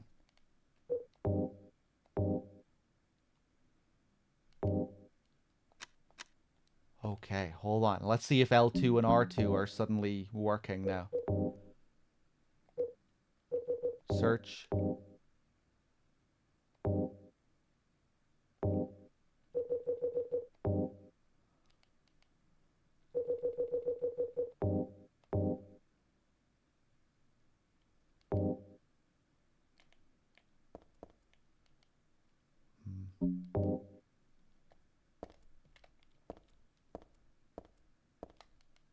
Hold on.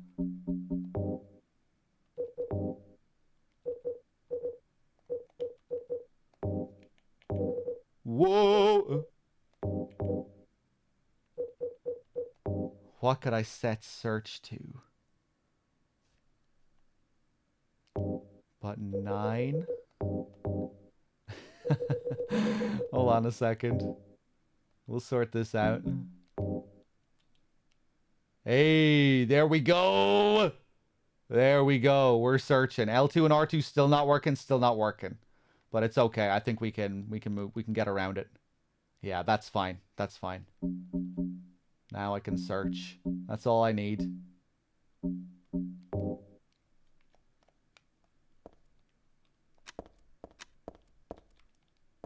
Okay.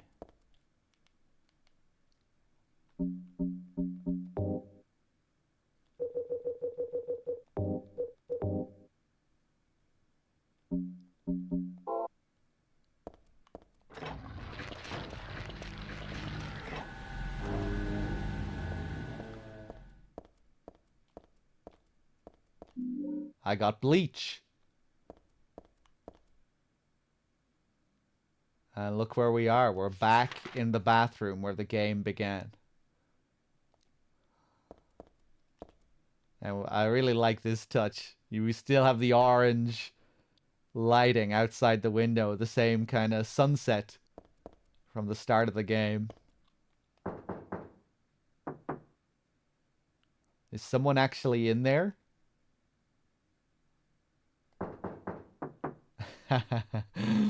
Someone's still in the bathroom stall. This time she's okay with knocking repeatedly. At the start she would only knock once because it would be rude to knock again.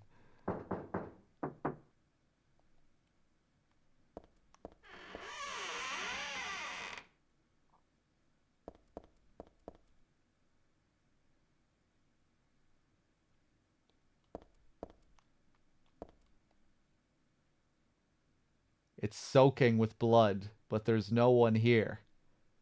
Did someone respond? Or is it just me?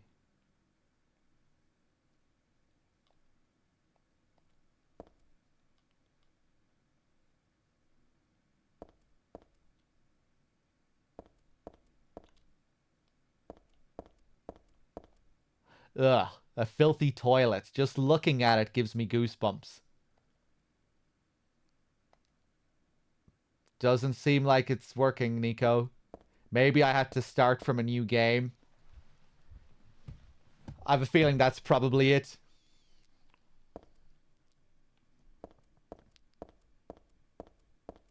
Maybe I don't have the correct fix on Benefited.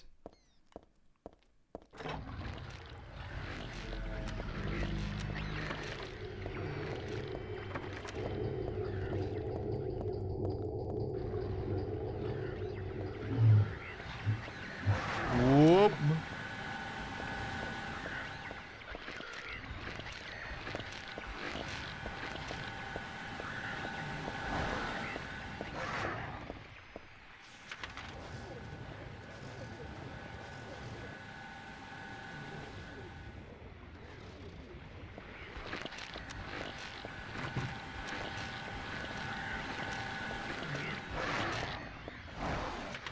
I didn't interact with the INI file at all. I just put it in the folder.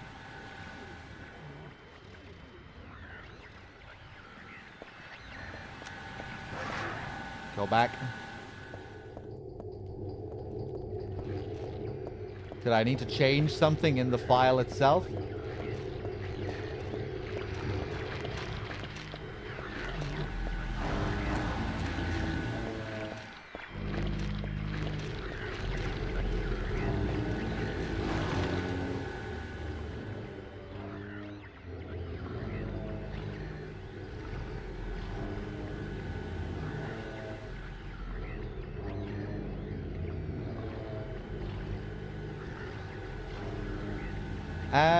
Hold on. I feel like I'm forgetting something here.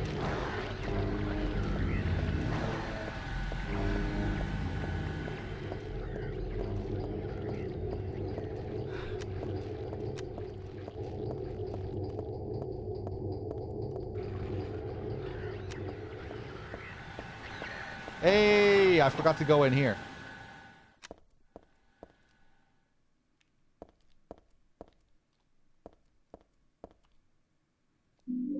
I got a hanger.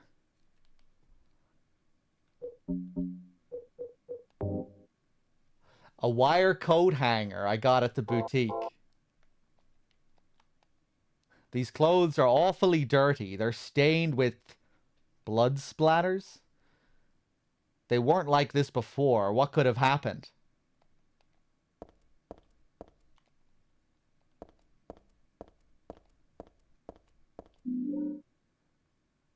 And we get a bulletproof vest on the hanger here,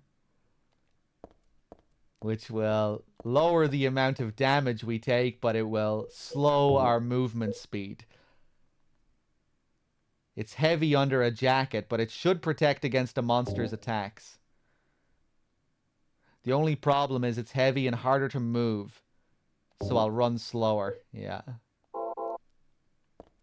I usually don't use this.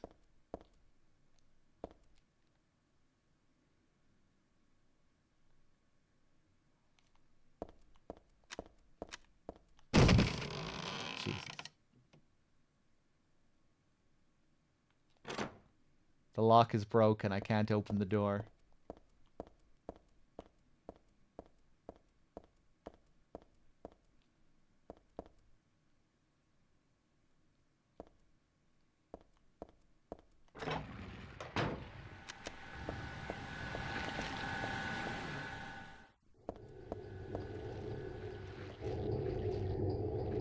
Hey, what's up, DJ? Reuter, good to see you.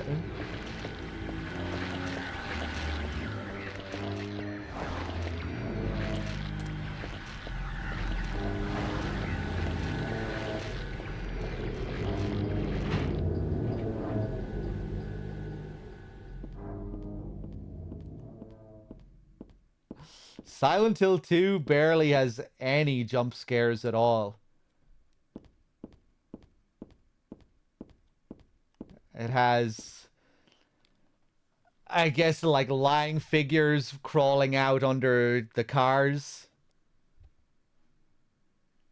The thing in the prison, in the bathroom, that's an incredible jump scare.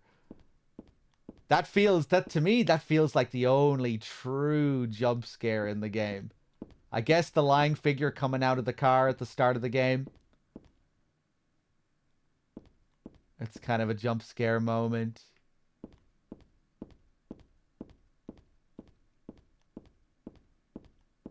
Silent Hill 2 is fairly subdued. And then in Silent Hill 3, fittingly, as it's a sequel to Silent Hill 1, we get the much more visceral, bloody, more in your face kind of horror. The blood and the rust and the spinning fans and the loud industrial noise. And I guess Silent Hill 2 has some of that, particularly at the end where it kind of builds up to a more upfront kind of horror.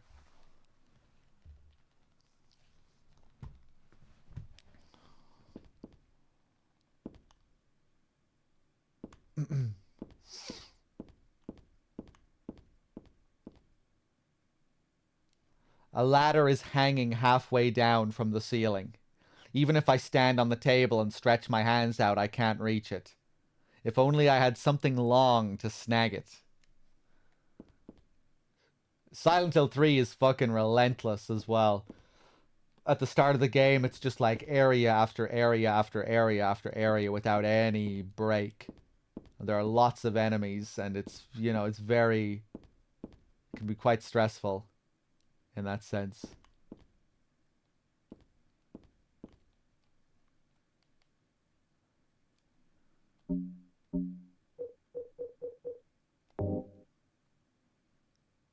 A wire coat hanger I got at the boutique. This is another thing that people think might fit in with the whole birth and pregnancy theme. The abortion method of using a coat hanger. Pay it in mind when you watch this next scene and the way Heather is positioned when she uses it.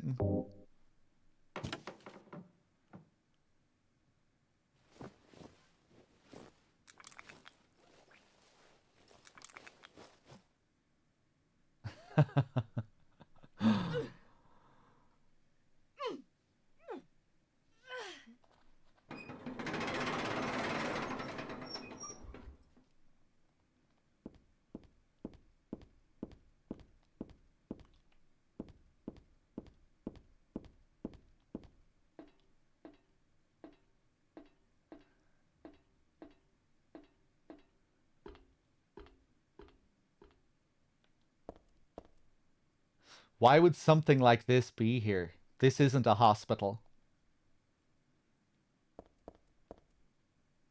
Yeah, this is the first time we get introduced to all of the hospital items here. Again, another big Silent Hill 1 parallel. Seeing these hospital items out of place.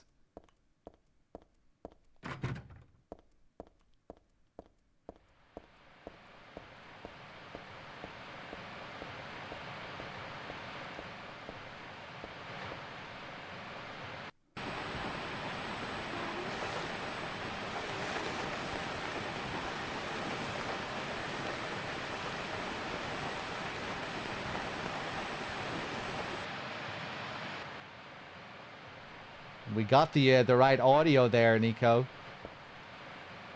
I can't see anything. I can't hear anything. What was that, I wonder? I thought I heard someone say daddy. So you can barely see it or hear it there, but that is the same scene from Silent Hill 1 of Cheryl reaching out. And in Silent Hill 1, you get that scene in a very similar place, the shopping mall. Even though it's a tiny area in Silent Hill 1, yet it's not really a place you explore too thoroughly. That's where that plays.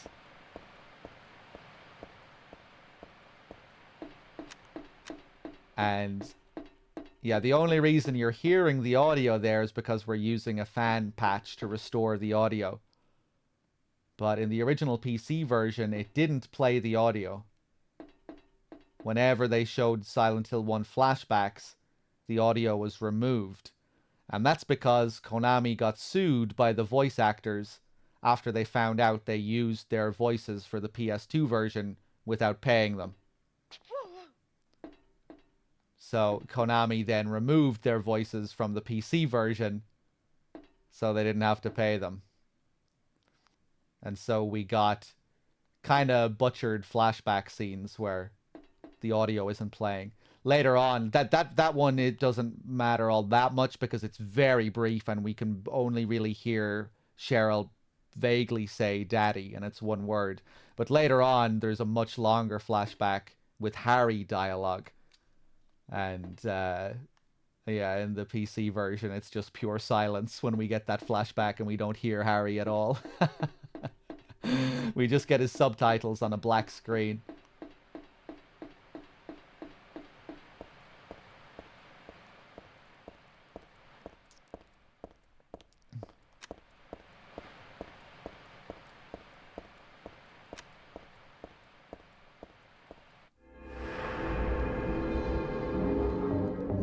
get another save.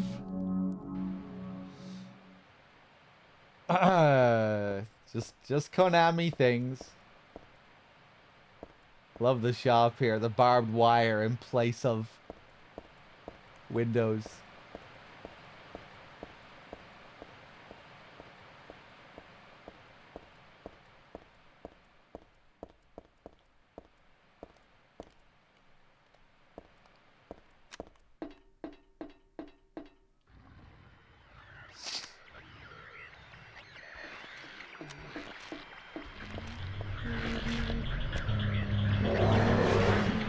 Oh, fuck. I don't remember the dog coming here.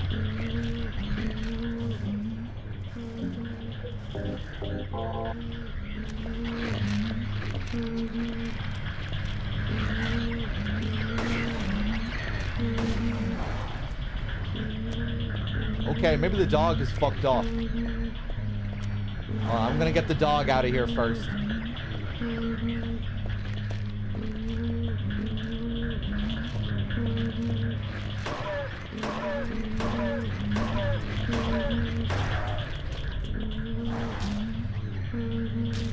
Did I finish Dead Rising? Nope, not yet. We'll be going back to it.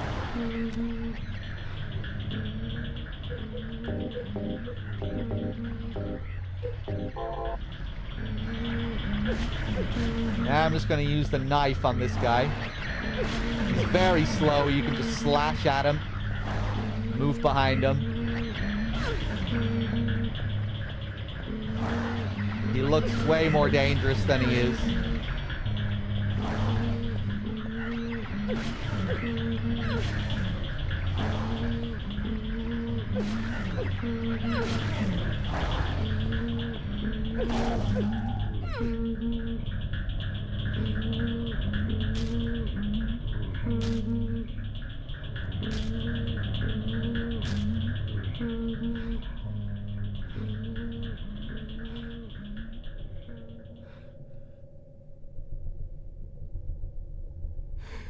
You thought that was Heather humming, Crow?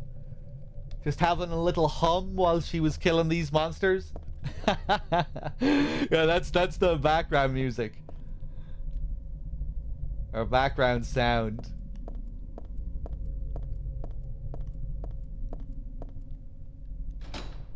It's locked. The door has a red crescent and a round dent. Something's written here in the same color red. Piling up the 300th day and night, from beyond the door, cries of pain are heard, and the final destination has become real, though not a blessed beginning.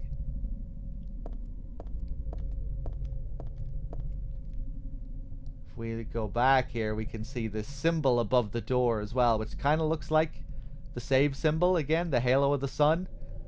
Except this time it isn't colored in red.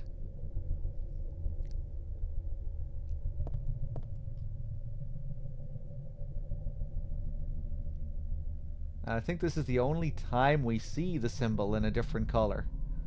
We do read about, at the end of the game, we read that sometimes it can be seen in blue. And we'll get a description for what that means, but not until the end of the game.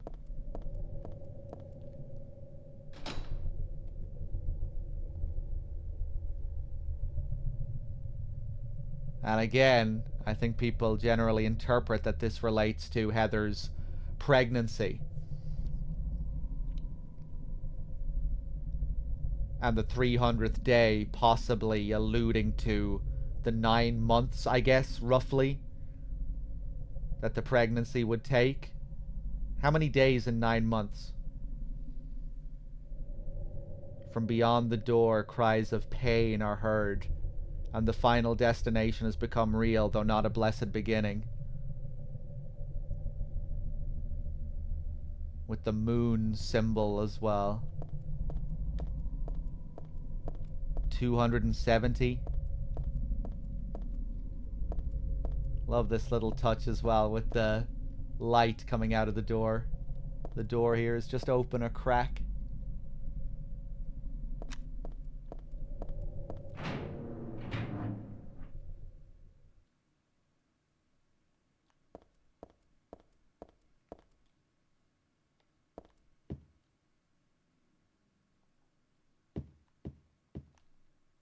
What is this? Barbecue dog?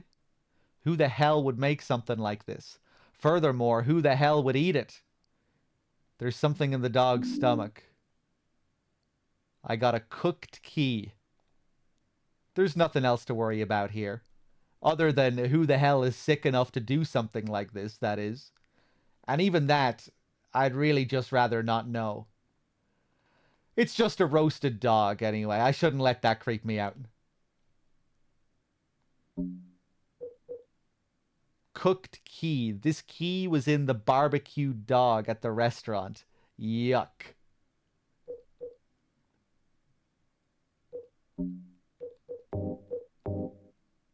Look at the knife here. I know it's terrible, but I just love walking around with this.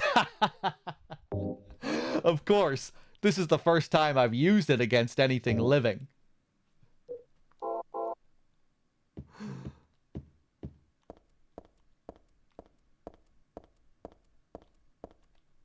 Rows of wine bottles. I don't really feel like eating and drinking stuff from an alternate reality, okay?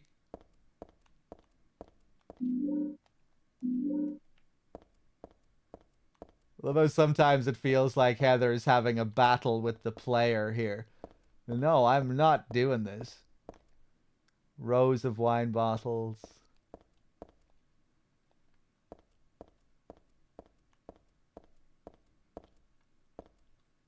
There's a disgusting smell coming from the pot. I think I better keep away. She's fine with the health drinks.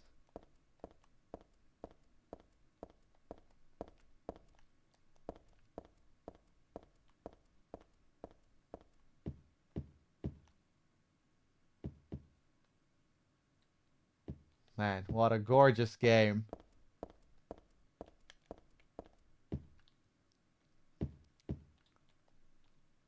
It's just a normal wine glass. There's not much reason to carry this.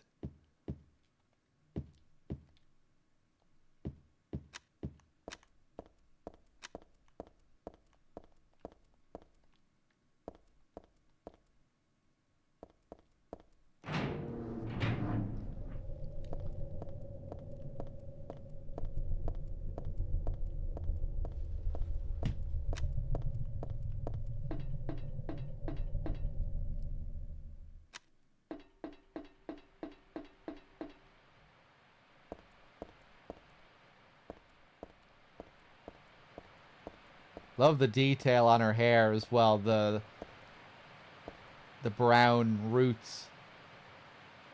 And you can see that she dyes her hair, bleaches her hair.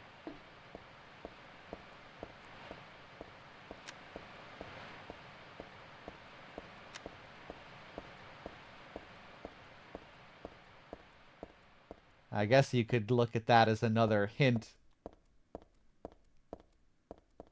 that she is that child at the end of Silent Hill 1. Another version of Alessa, Cheryl. They both had darker hair.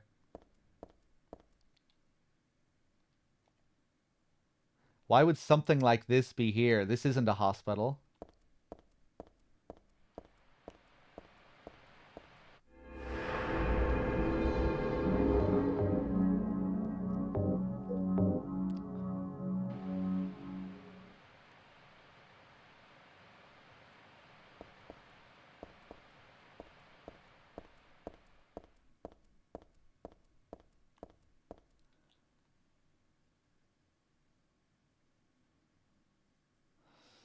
I wonder if she dyed her hair. Oh no, she definitely dyed her hair. They get pretty explicit with it at the end of the game.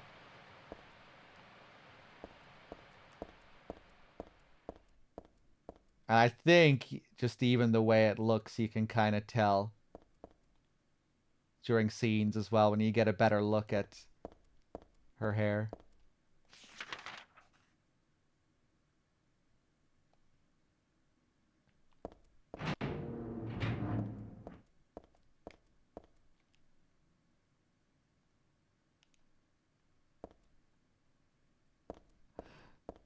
Tomato.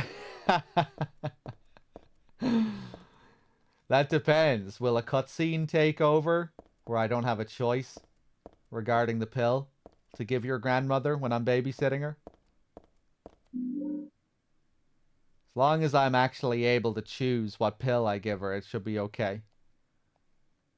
This is where the walnut used to be.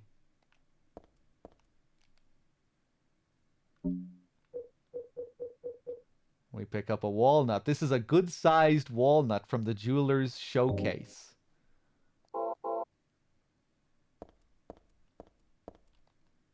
There was a nice silver ring in here the last time I came. Bummer that it's gone, huh? Okay, so we take our walnut from the jewelry store.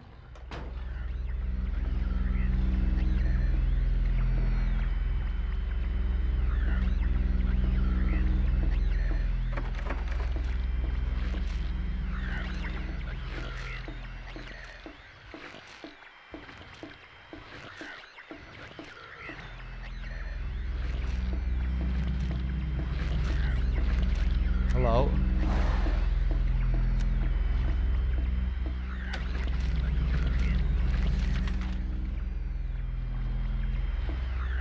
Whoa. We use our cooked key. Our cooked key, which leads into some kind of kitchen.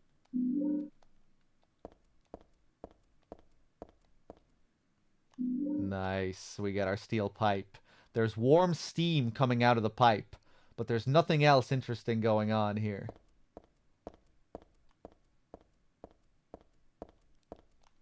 There's a menu on the wall. It looks like this was once a cafe. I think I'm playing a Russian version of Silent Hill 3.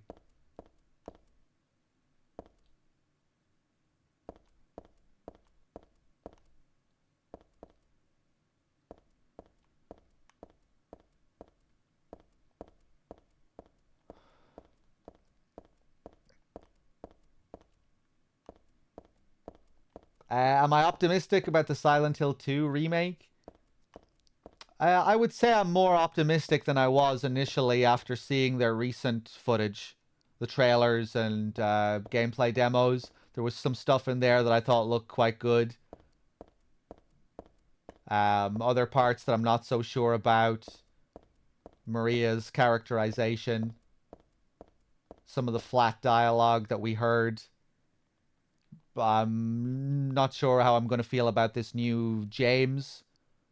So yeah, we'll see. I don't really know, but there was some promising stuff in those trailers. And yeah, some other stuff that I wasn't sure about, and some other stuff that I'm still gonna have to see. But yeah, like I'm not gonna be heartbroken if the game doesn't turn out well or anything. I don't have any. I'm not like super invested in it, you know. I'm not. I don't need a Silent Hill 2 remake or anything. You often see people that really seem to need a remake or, you know, because they can't play the originals anymore for whatever reason. But, you know, the original Silent Hill 2 is one of my favorite games of all time. It's a game I play every year. But yeah, I hope it still turns out well.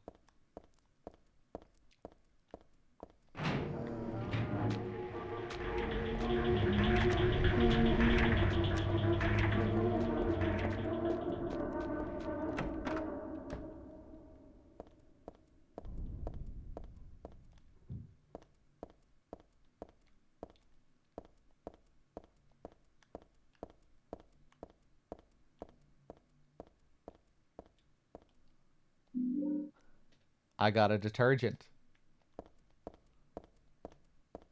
Hey, what's up, player Bam?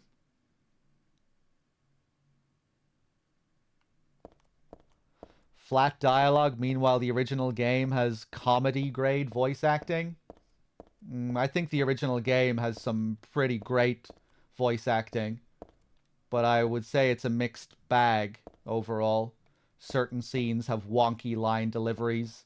Some scenes have really great VA.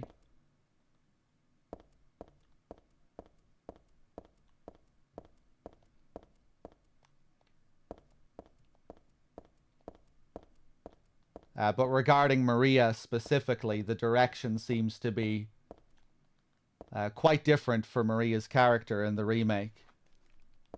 Regarding the prison scene, you know, she doesn't shift between Mary's personas, the Mary Maria personas, like she does in the original. I would also say that Monica Horgan's portrayal of Mary and Maria in the original game is great. Really, really good. She's probably the most solid and consistent out of the cast. Personally, I think her delivery of the letter at the end of the original Silent Hill 2 is like some of the most emotionally impactful stuff in any game I've ever played. James's monologue at the start of the game, Guy Seehe's performance there, so on point, so good. He's not consistent throughout the whole game. He has some wonky lines, but he's also really good in places. So I would definitely disagree that, you know, just the original Silent Hill 2 VA is just some kind of joke or it's like terrible across the board. I think it's inconsistent and it's wonky, but it has some really good stuff in there.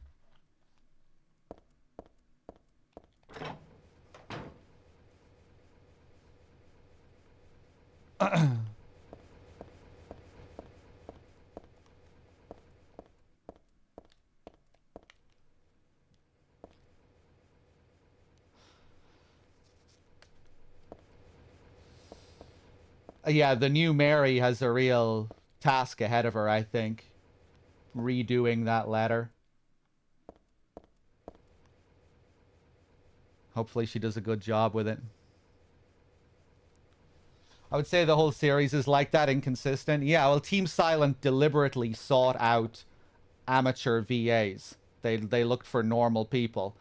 Guy Seehee was bringing his daughter for the audition to play Laura. She didn't get picked, but they just liked the look of Guy Seehee and just the vibe of him. And they wanted him to audition for James just because of the feeling they got off him. And he landed the role as James. And when you're playing Silent Hill 2, you can kind of sense it, that there's like even the way he looks, there's a lot of Guy Seehee in that character, I think. You know, he said that he called upon his recent divorce to try and to embody that character, the loss.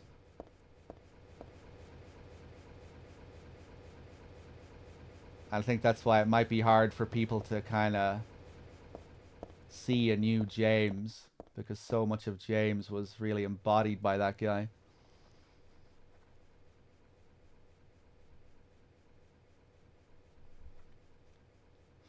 Yeah, I think some of the scenes between James and Angela in the original, I think have some of the wonkiest lines. Some very stiff back and forth between those two. But the scenes still work, I think. Even if you get a few wonky lines here and there, the scenes are still carried by the visuals and the sound. And sometimes the wonky... Yeah, I guess sometimes the wonky dialogue isn't enough to, like, completely destroy the scene. There's still a lot of nuance in the dialogue and in the body language.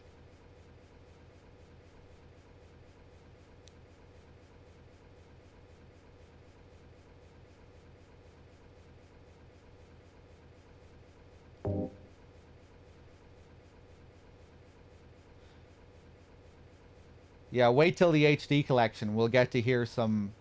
You'll get to hear how it sounds when you transpose professional voice actors onto the original Silent Hill 2. It'll be amazing.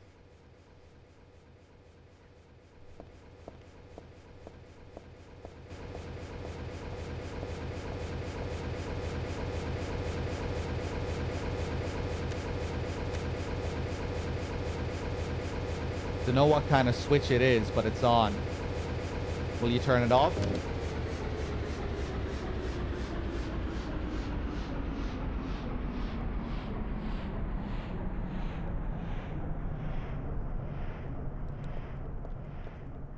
But yeah, with the approach that Team Silent took, I guess there was just a trade-off. You would imagine they sought out these non-actors to try and get a specific feel, to get something that just feels kind of raw.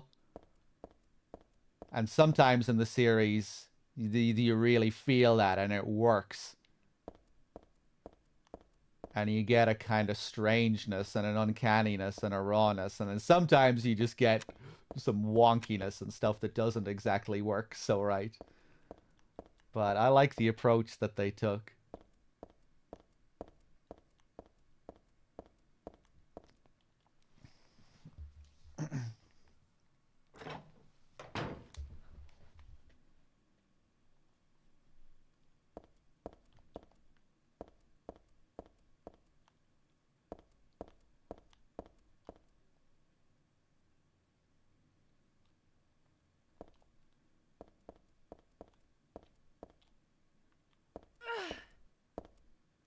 I'm not going any further. It's creepy and dangerous to boot. There's got to be a way. I can't very well stab them one by one. Some insecticide would do the trick. One thing I hope they do, I spoke about this during my Silent Hill 2 playthrough, with Laura. One scene that I think could be way better in Silent Hill 2 is when Laura lashes out at James, when James admits that he killed Mary. You know, when Laura pummels on I was going to say Snake, when Laura starts hitting James, saying, "You kill her, I hate you, I want her back, give her back to me." She doesn't read, to me, in the original Silent Hill 2, she isn't putting enough anger into that. You know, she should be fucking screaming her head off. Like, she should be out of control in that scene, I think. You know, in the original Silent Hill 2, I can see the child in the recording studio reading off the page. You know, where she's barely shouting. "I hate you, James. I hate you. I hate you. I hate you." You know, it's like she should be fucking roaring these lines like a child. And like maybe James like should be having to push her off. Like imagine if James had to get a bit more aggressive there to actually push Laura off while she was hitting him. I feel like you could make that scene a bit more powerful. With, you know, where you're really feeling this like where you're really feeling the cry of a child and the anguish of a child in that moment.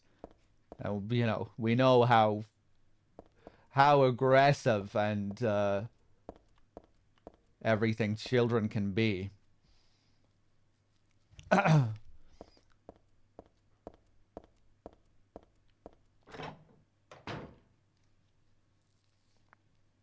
I mildly dislike you, James. Yeah, I don't know. To me, she just doesn't go hard enough in that scene in the original.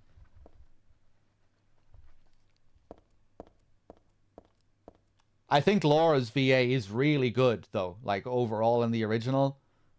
Is there any other moment that I dislike from Laura's VA in the game? I don't think so. I like all the little interactions she has with James, with Eddie, in the bowling alley.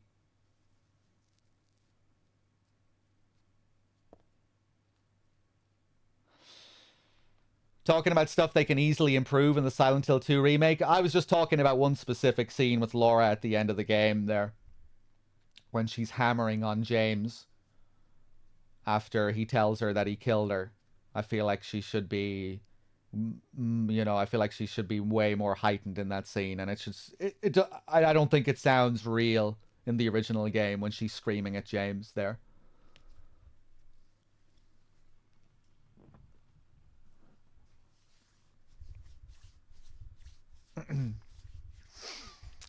She's gonna call James a fart face multiple times in the remake from what we've seen. I've seen some people say that's a bit much, like Bloober playing up to the line a bit much. A bit too much. Right, so here, to get rid of these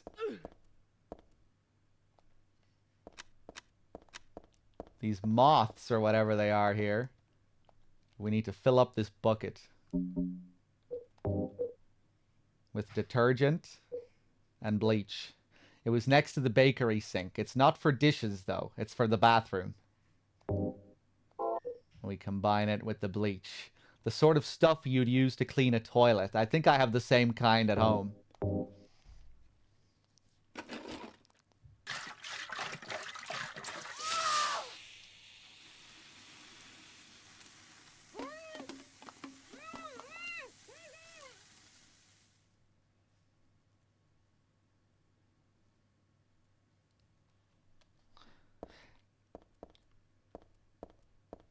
If I go back in...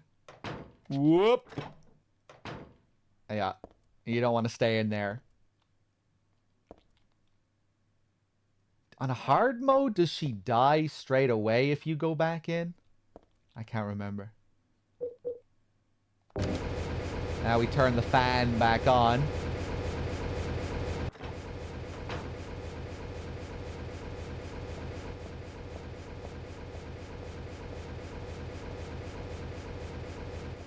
They're dead.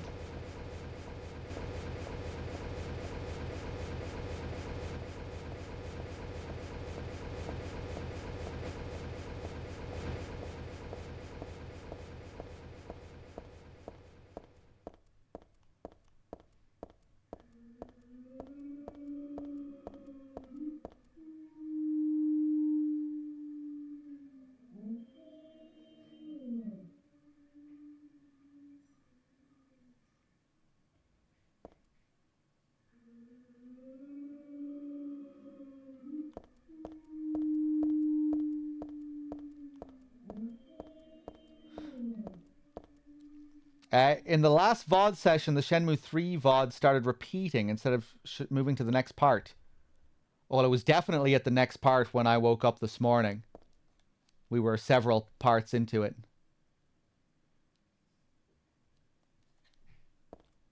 But maybe I put 2 of the same parts in the playlist last night or something. Maybe one of them looped. Sorry about that. We'll try and make sure we're continuing properly tonight.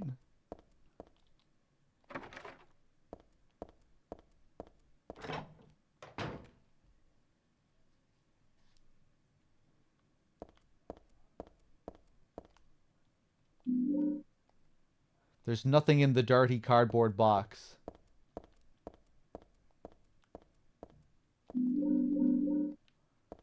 Get some more bullets.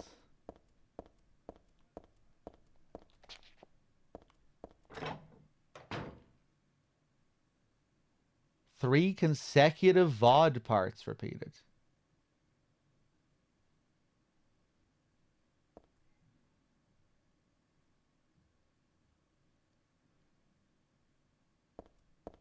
What do you mean? Like you were watching a VOD for like 3 hours and then the exact same 3-hour VOD repeated after that?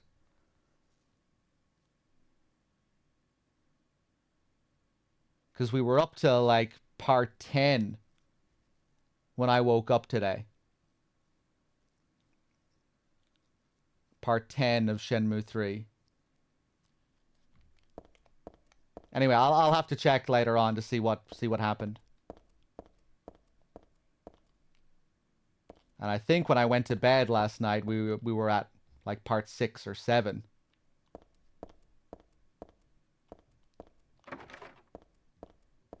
So I don't think it was just the same. 3 VODs kept repeating. Oh, okay, okay. Right, I'm not sure why that was. Anyway, sorry about that.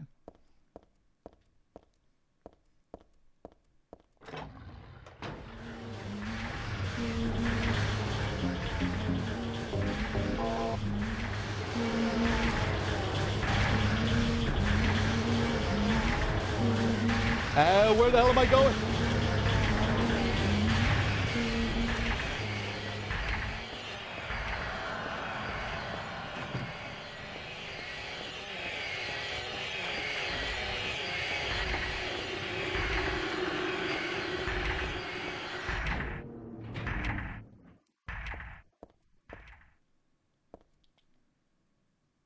In the middle of the platform is some kind of vice. Hold on, turn your light back on there, Heather. Ever made a Balls song with the humming tune of the Closer Monsters? How would I do that?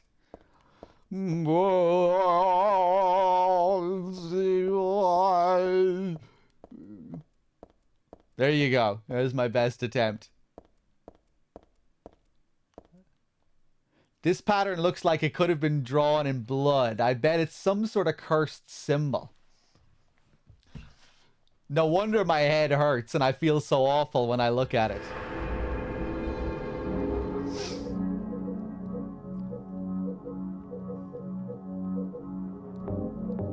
Sports shop. I love this. So we're in a sports shop. In the other world, the sports shop turns into a place of torture. I guess it makes sense in some abstract sense.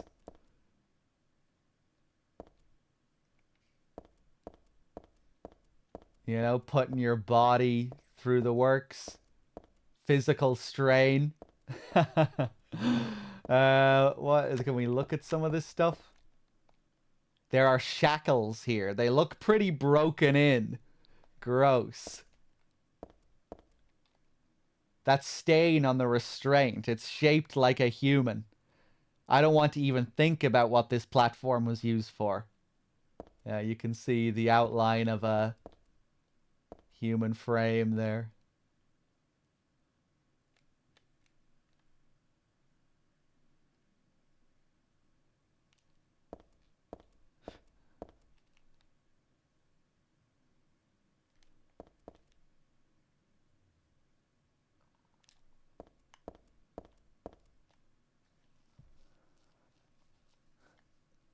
There's a sort of vice here. Maybe the devs weren't fans of gym class. It kind of makes me think of the teenage girls I grew up with in PE class. It was kind of a common theme that the girls hated PE. They wouldn't want to do PE. I think out of embarrassment.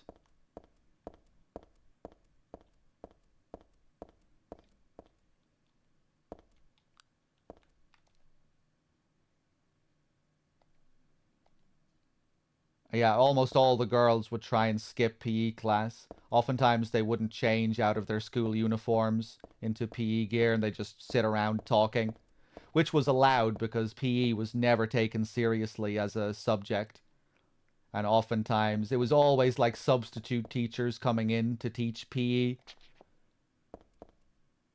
And yeah, it was the easiest class to just slack off in and do nothing.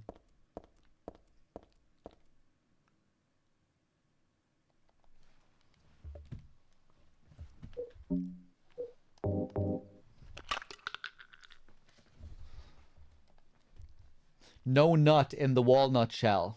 Just a jewel.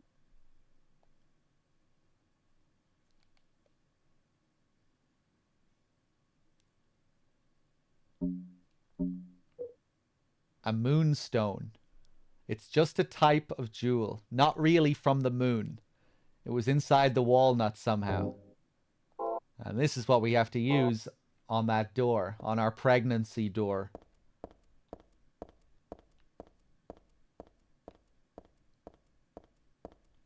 The moon, another feminine symbol.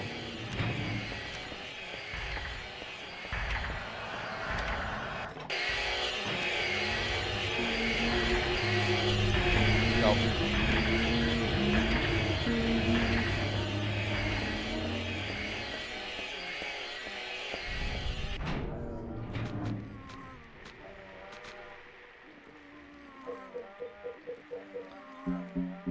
Where's my pipe?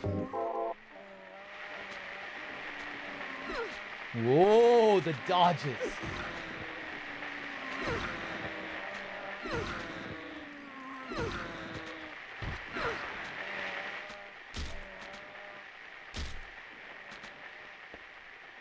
These things always seemed like weird demon fetuses to me.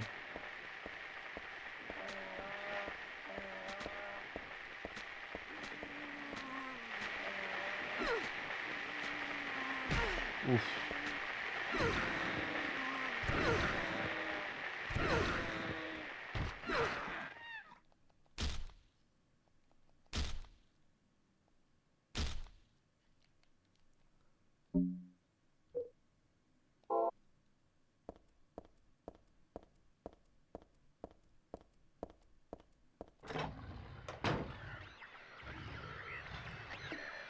I don't think we were even graded in PE.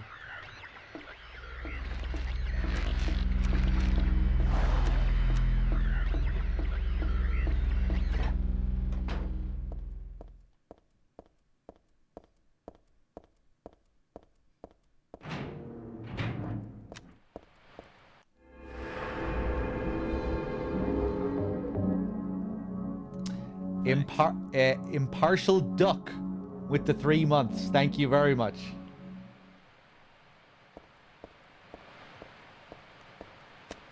We're almost at the end of our first area here.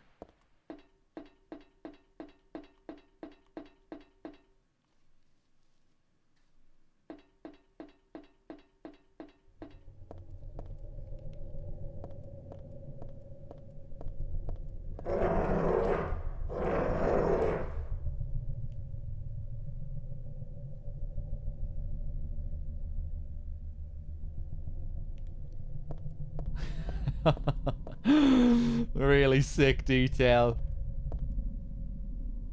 Once we get the moonstone and we come back, we can hear this growling from beyond the door. Hold on, if I go back and reload, can we hear it again? Sometimes you'll get, like, variations on a certain sound.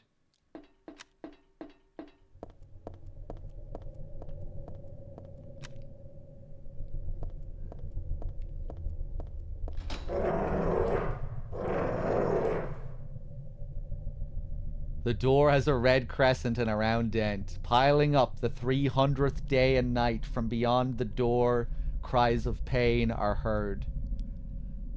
And the final destination has become real, though not a blessed beginning.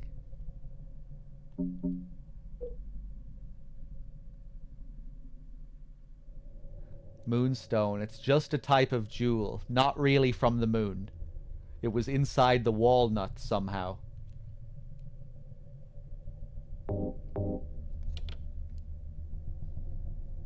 We stick the moonstone into the door. Love how we can actually see it up there.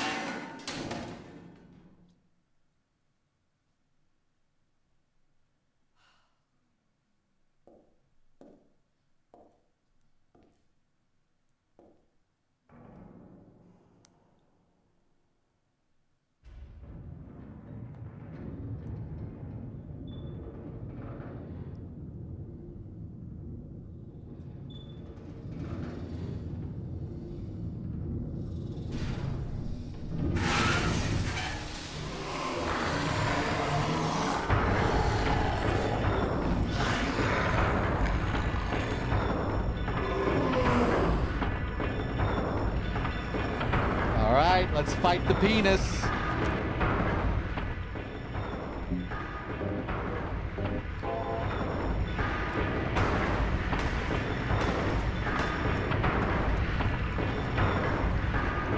you go.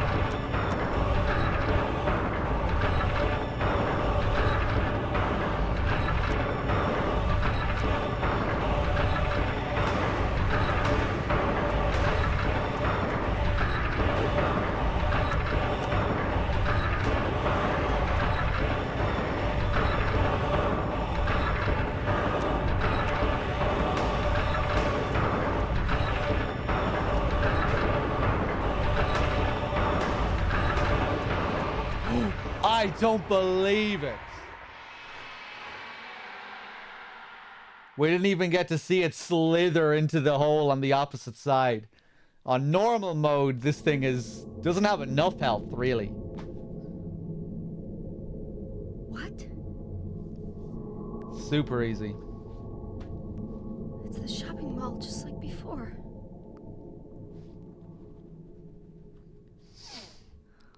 Am I back?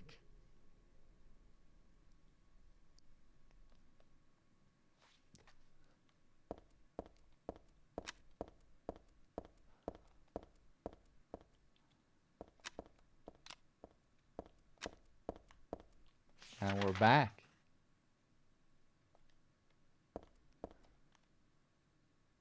Can we stop by Happy Burger? We can. I think it's the only place we can go to.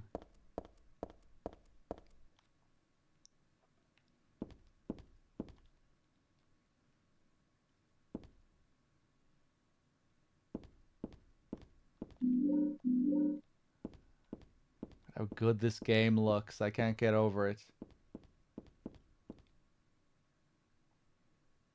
Once again, top tier wood from Team Silent.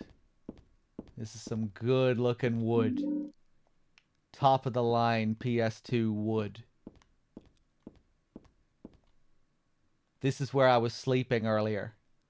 Hell, I might still be sleeping here for all I know. I wish I were. Look at this wood. Look at all this good looking wood.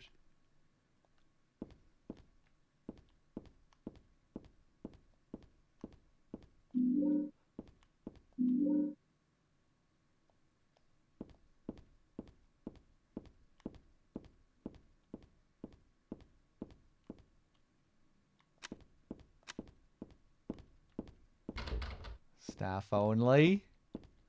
So that penis monster, it kind of mimics the first monster of Silent Hill 1 as well. The split worm. Remember how the first boss, remember that lizard in Silent Hill 1 with the split head that opens into two separate sides? And you have to attack it when its mouth is open. You have to get it to split open and then attack it when it opens its mouth. It's kind of a similar setup here.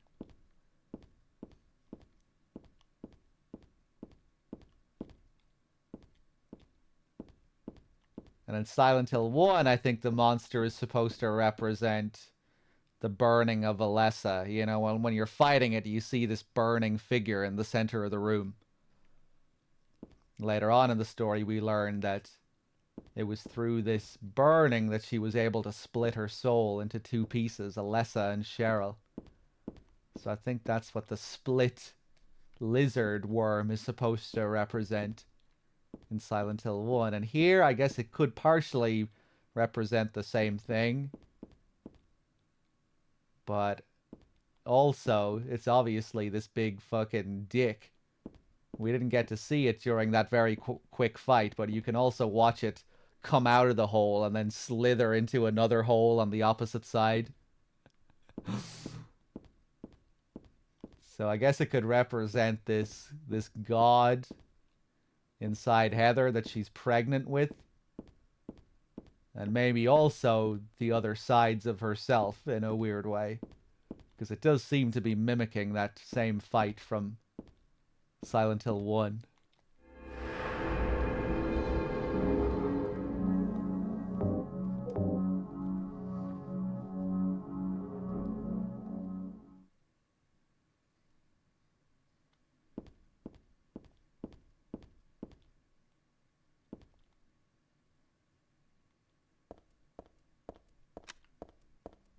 think we can get a unique interaction up at the telephone. The phone doesn't work. Well, we all have our hopes. Wish I could get a hold of Dad.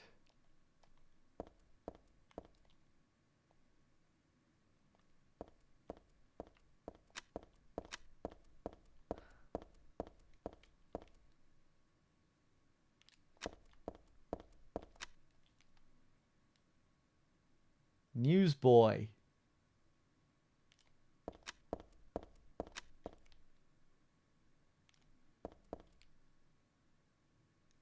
Oh, gatekeeper. Oh yeah, and there's the logo for the shopping square itself. That's cool. The same one that's on the map.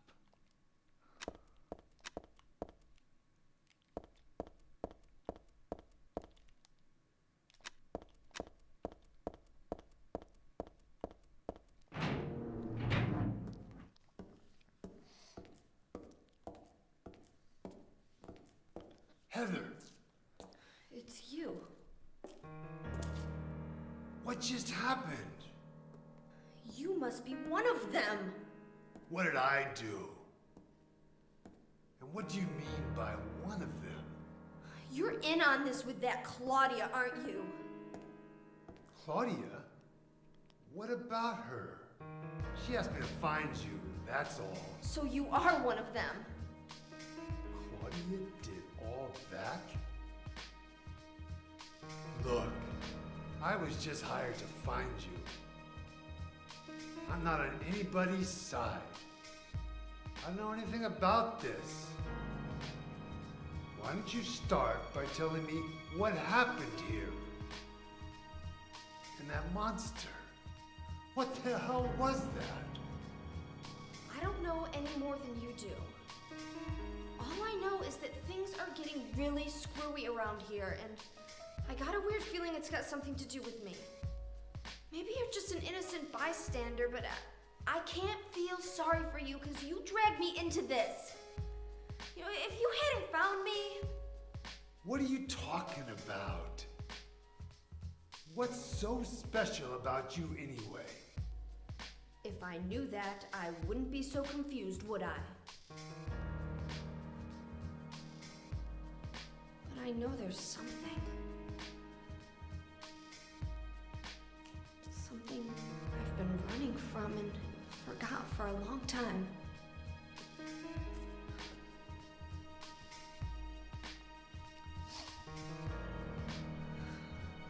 How did I remember that?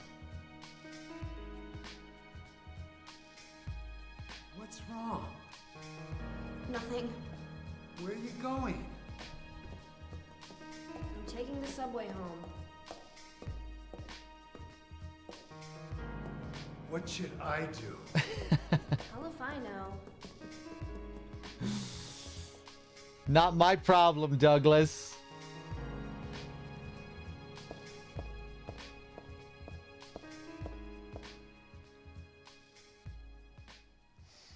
I've got no use for that place anymore. I'd rather get back home on the double. My name's Scooby-Doo. I'm a detective.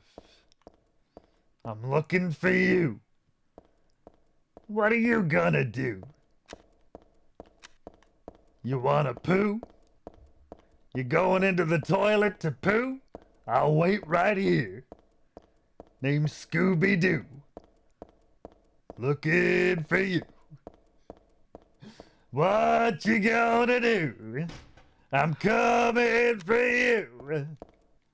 Scooby-Doo. And he starts chasing after Heather like a madman. Get away from me! Growing strong and healthy. Minmo. I still need a Minmo emote. I always forget. We need this big, fluffy Minmo as an emote.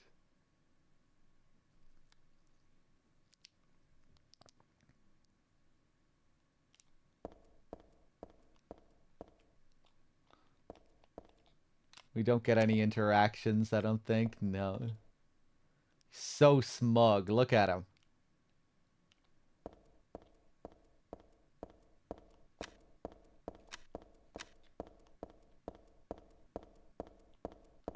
So now we move on to our next main area. The subway. Oh yeah, someone was asking about Douglas seeing the monsters. Yeah. It's more like a Silent Hill 1 situation. Again. Where everyone is seeing the same monsters. Douglas isn't going through his own personal hell and seeing monsters relating to his specific trauma or anything like that. Everyone's seeing the same thing. I would say it's kind of ambiguous exactly where everything is coming from in this game. There's the suggestion that a lot of it is coming from Heather herself, or the god that's within Heather, projecting this stuff out into the world. Because she is currently pregnant with a demon god. Claudia suggests that that's where it's coming from earlier when Heather straight up asks her. She says it's the hand of God that's creating this. Vincent, at the end of the game, suggests that everything we're seeing is Claudia's personal nightmare. Or at least what we're seeing in the church at the end of the game. Claudia has control over one of the monsters later on. But I think maybe that monster is a bit different, or those monsters, they're called missionaries.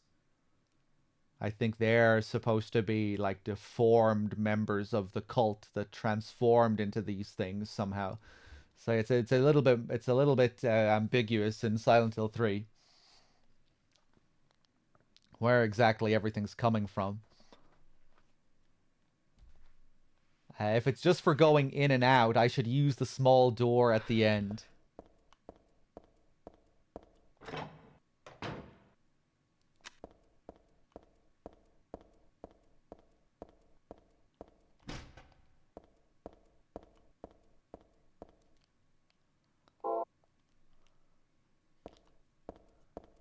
Yeah, then there's Leonard later on, Claudia's father, who seems to have transformed into some monster.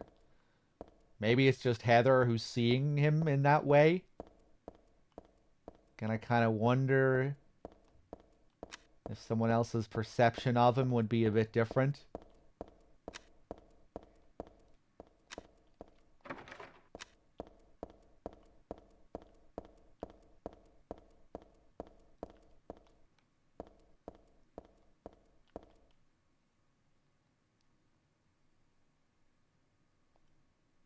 There's a newspaper left on top of the ticket machine. Fatal accident at Hazel Street. At about 11 p.m. on the 4th, a man waiting on the platform at the Hazel Street station fell onto the tracks and was decapitated by the arriving St. Renata college-bound train. The victim died instantly. While police have not yet determined whether the death was an accident or suicide, witnesses report that the victim did not look inebriated and seemed to jump off the platform deliberately. The victim's identity is still unknown. He was approximately 40 years old, 5 feet 10 inches tall, and was wearing a black jacket. The newspaper is 4 months old. What's it doing here now?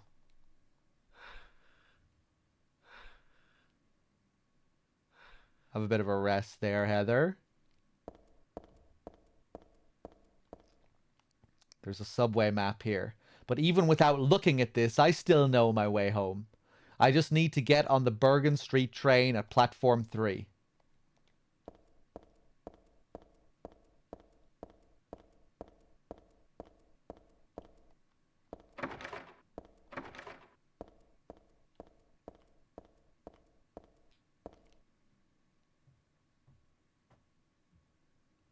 Of all the detail in the office here, even though we never go in there. Don't recall seeing that poster anywhere else in the game either. That red-haired girl.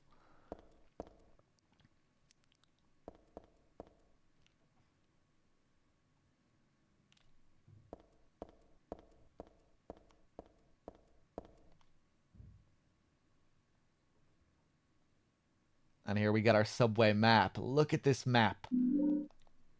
Look at this fancy subway map. Love it. Love all the unique maps in this. Such a nice feature about this game. Nice detail that's kind of unique to Silent Hill 3.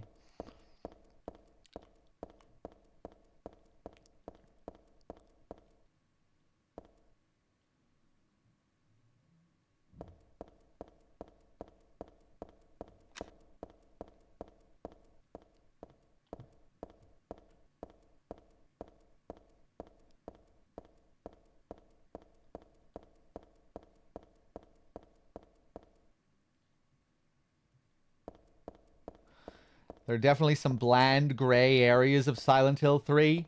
The subway is probably the least visually interesting location in Silent Hill 3.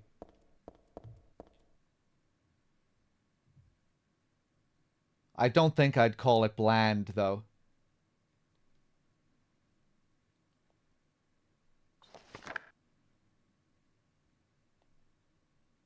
I read this a long time ago. I guess the underpass isn't the most interesting visually either.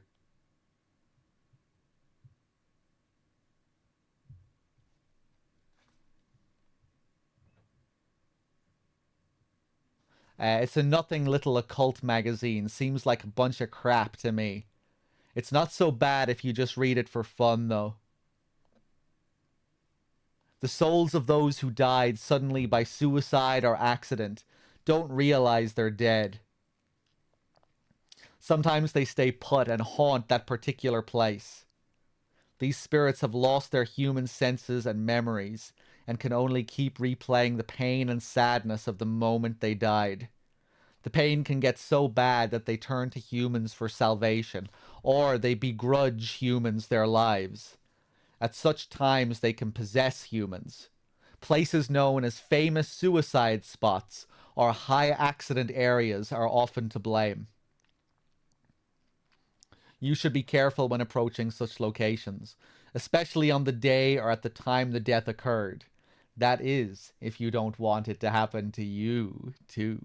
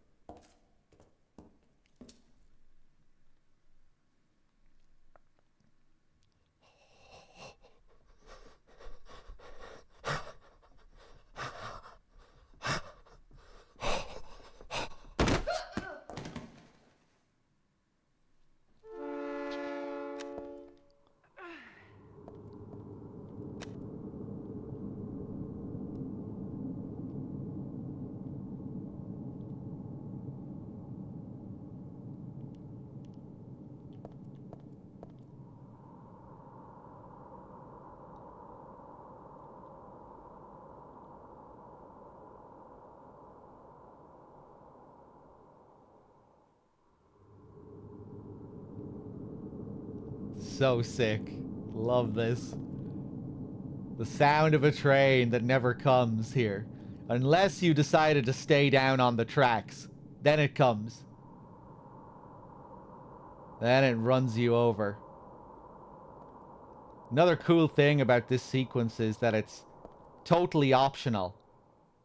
And it's dependent on you reading the previous notes. If you don't read about the guy who killed himself here and the spirits that haunt a particular place, this doesn't even happen. And I'm not sure if the occult magazine even spawns if you don't read the newspaper. Maybe that's still there? But I think it's like a whole cause and effect thing here, that you need to read the paper so the occult magazine spawns, so this scene triggers. But yeah, it's just a totally optional scare here.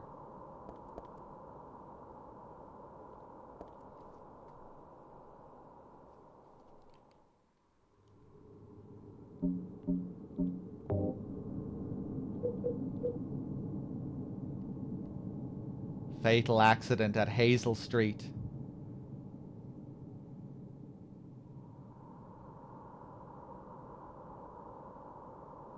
The victim died instantly. While police have not yet determined whether the death was an accident or suicide, witnesses report that the victim did not look inebriated and seemed to jump off the platform deliberately.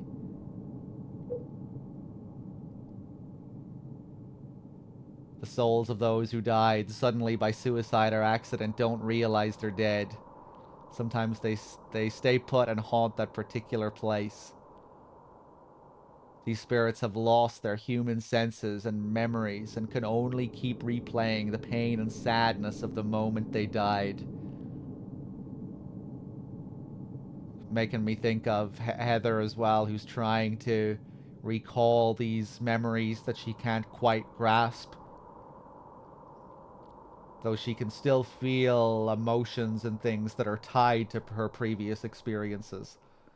Later on, we'll find out that she has this intense fear of flame, but she doesn't understand why she has this fear of flame. But it's all tied in with who her past selves. The burning of Alessa. The pain can get so bad that they turn to human beings for salvation. Or they begrudge humans their lives. At such times they can possess humans. There is also a possession ending for Heather. If you kill enough enemies.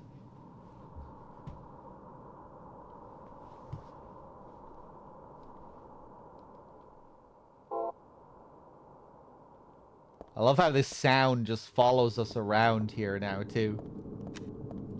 Even when we leave this area.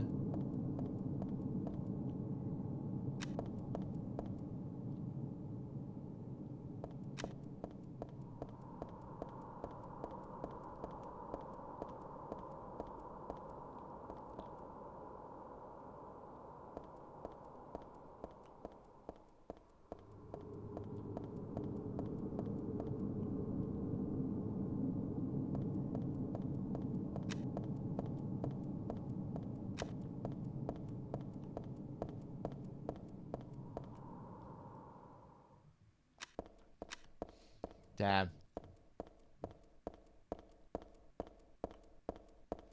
Now, where are we going? North End, Powell Garden.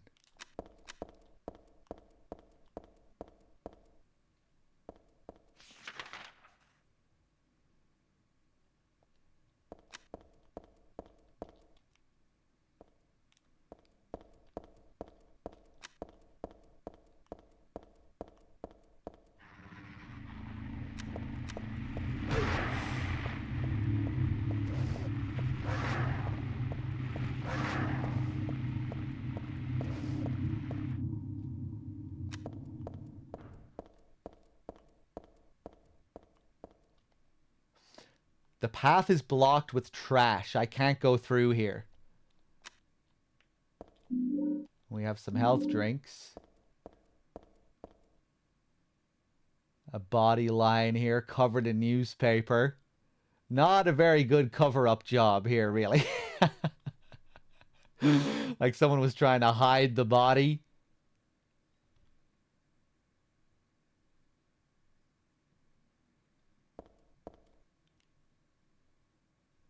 There's the shopping basket from Silent Hill 2. I think you can see that the handgun is still in it. Kind of looks like you can see the handgun in there. The path is blocked with trash. I can't go through here. Yeah, I think, and here we see a bit of an error. Because later on, I think we'll get a comment from Heather where she talks about a body, but there's no body. And I think that text is supposed to play here, while this text is supposed to play there. I think she should have a line here about the body, but they fucked it up.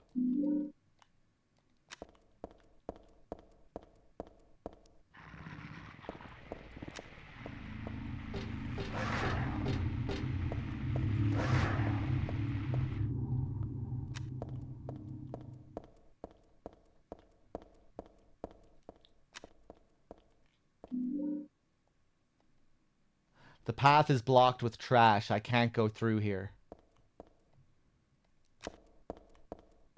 We got a nutcracker. Rusty and impossible to turn. This is for cracking nuts.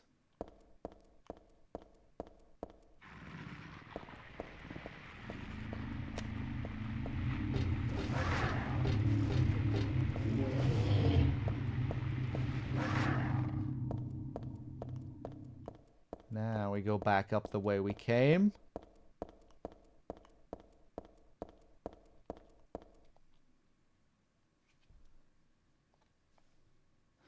The chains holding the doors together are secured with a bolt and nut. The nut is screwed on tight. I can't turn it with my hands. Well, what do you know?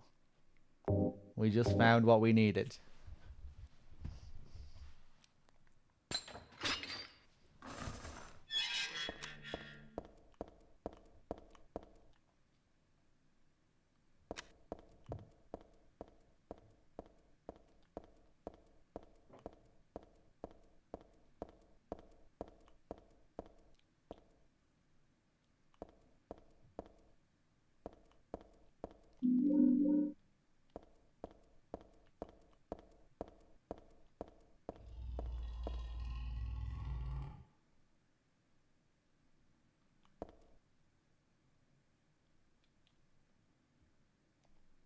It's a gift-wrapped box. Could it be a birthday present? No, I guess not.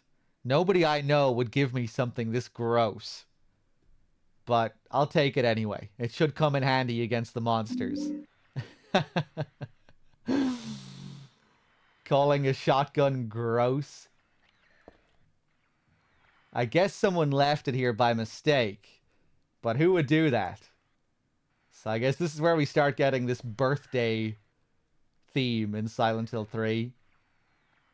Over the course of the game, we'll be getting a lot of different birthday messages and allusions to birthdays. Because Heather is pregnant with a baby that is just about to be born. It's almost this baby's birthday.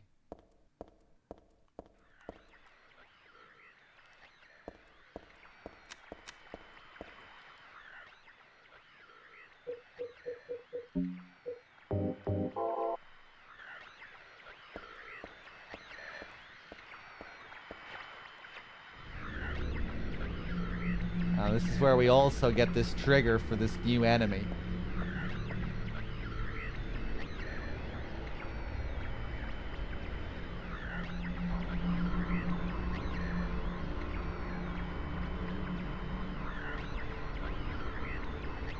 This thing is called Insane Cancer.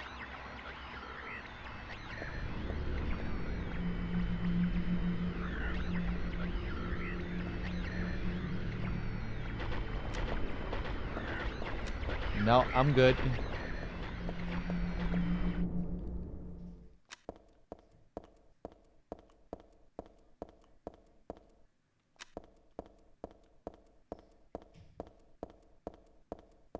Saint Renata.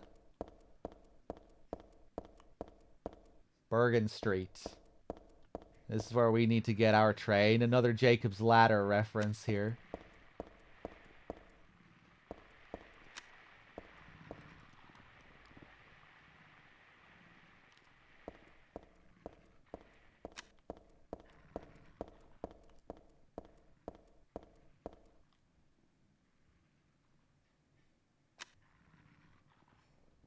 Love the way they use the camera here to tease you. That red door, you want to go check that out? Maybe that's how you progress. But to do so, we have to walk down onto the tracks. Bergen Street is the name of the street that Jacob gets off in Jacob's Ladder. I think that's where he lives.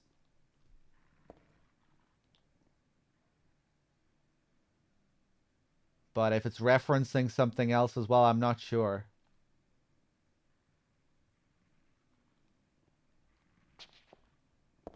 Okay, let's do it.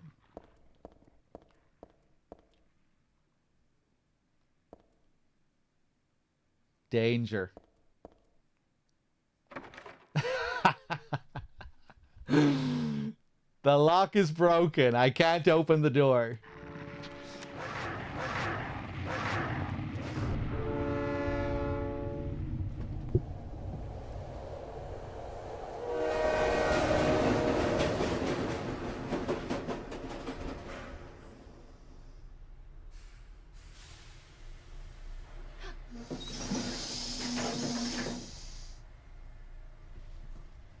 I love this, but in some roundabout way, it is actually the key to progress. We don't go through that door or do anything, but it triggers this train to appear, which is our ride out of here. So it's still necessary to progress all the time. Or all the same, rather. Okay, now we just need to find a door that's open here.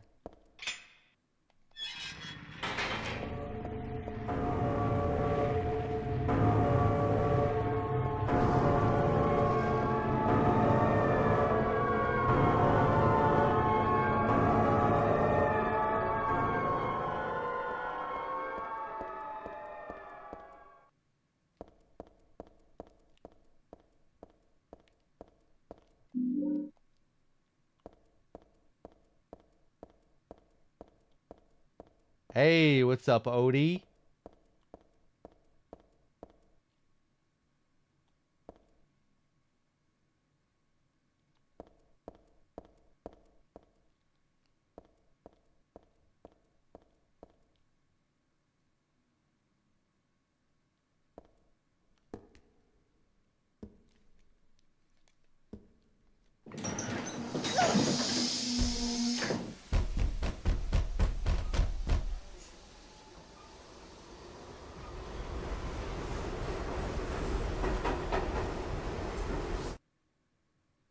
Love this train sequence. It's so short, but so good. The sound is fantastic.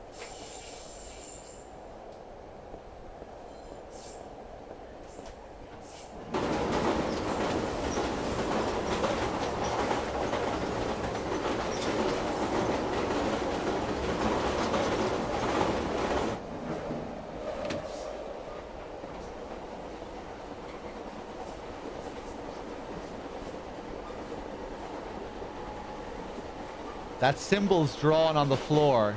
Hope I don't get cursed just by stepping on it.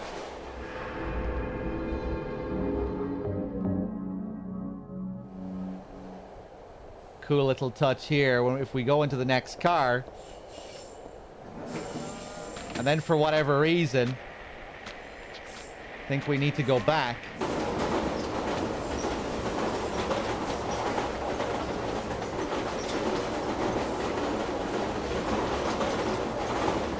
Disappears. And if you just happen to be holding the sprint button, this is what happens.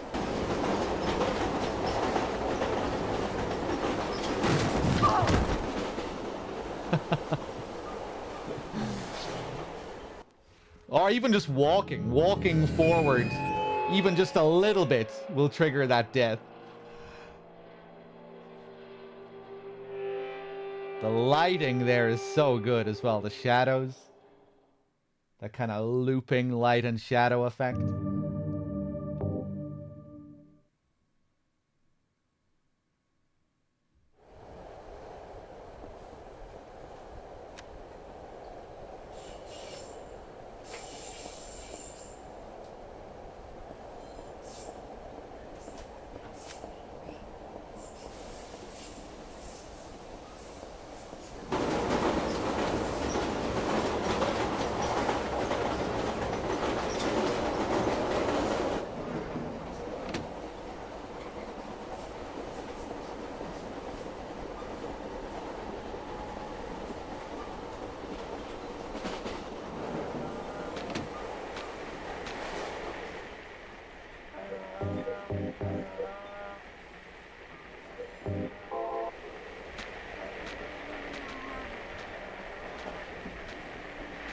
Come on, you little shit.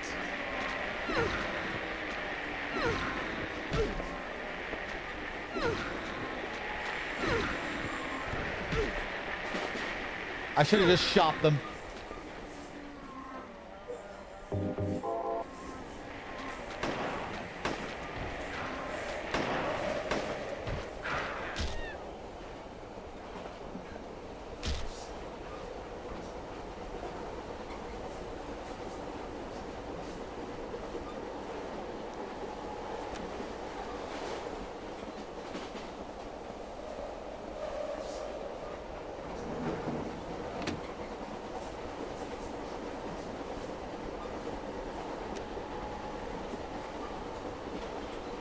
What a vibe.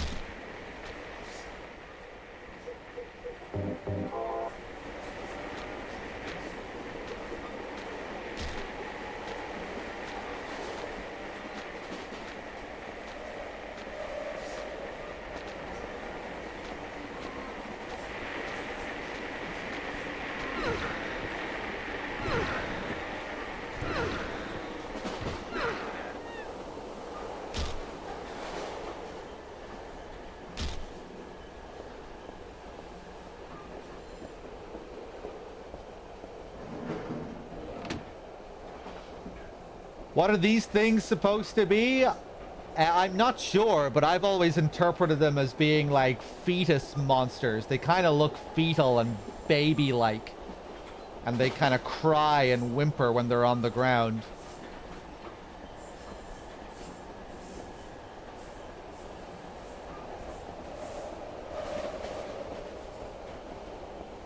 Yeah, like little tadpoles.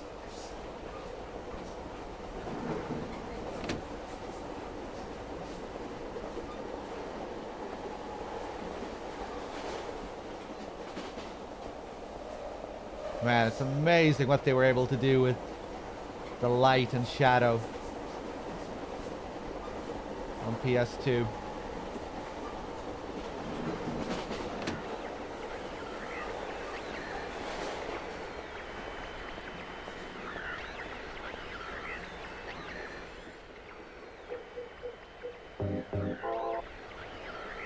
Now, this big boy, he's not going to be so easy to pass here.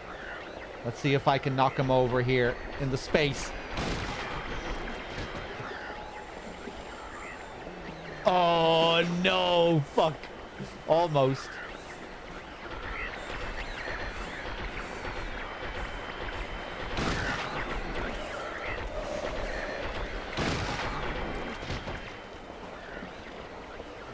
Kick him.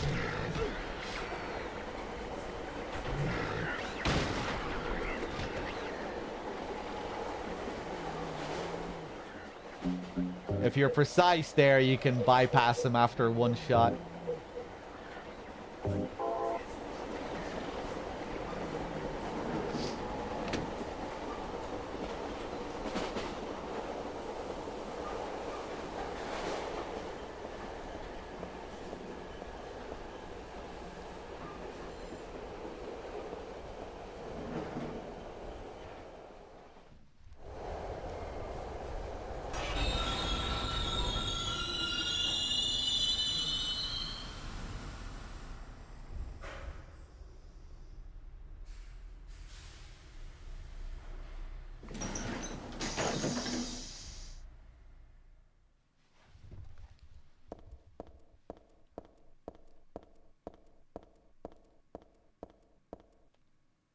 This must be the first car. I can't see the next car through the frosted window. All I see is the track. Wait a minute. There's no place for the conductor. So how does it run? Or did the car before it already go on ahead? I didn't hear or feel it if it did. Anyway, it's obviously pointless to stay on this train any longer. The doors won't open. Besides, there's no conductor's seat beyond here. A ghost train. Bergen Street. Oh, cool. You can see the St. Renata College sign there as well. I don't think I ever stopped to take note of that.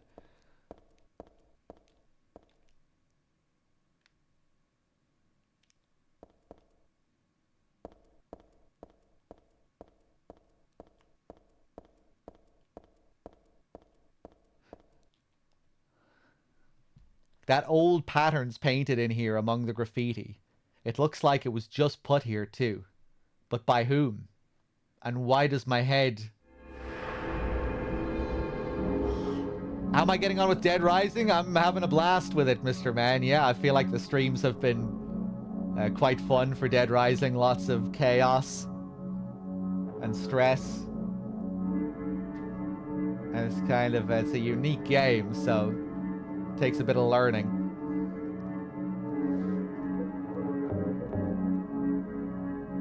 Loads of calls. But maybe not calls, but plenty of screaming when I'm playing that game. Frustratingly shouting at all the people I'm trying to rescue. Platform, unknown station.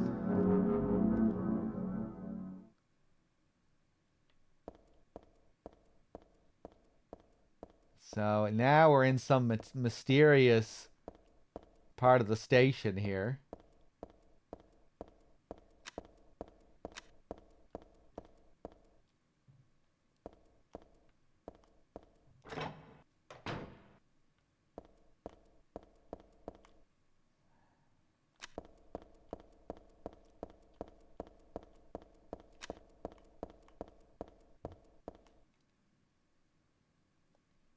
I don't have a map of this area.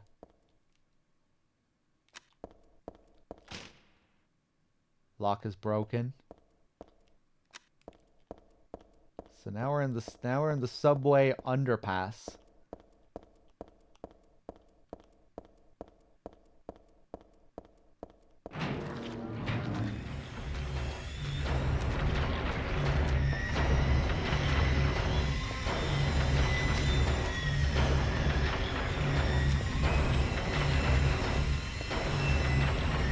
Ugh. Do those pendulums ever get up? Whoa. It's kind of rare you see pendulums like this. Now he's getting up.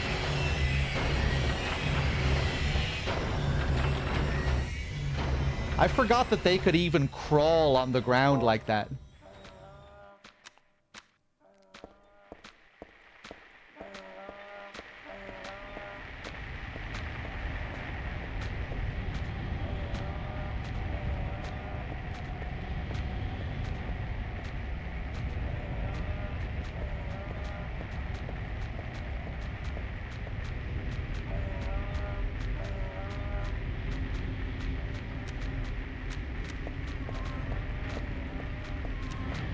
Don't mind me.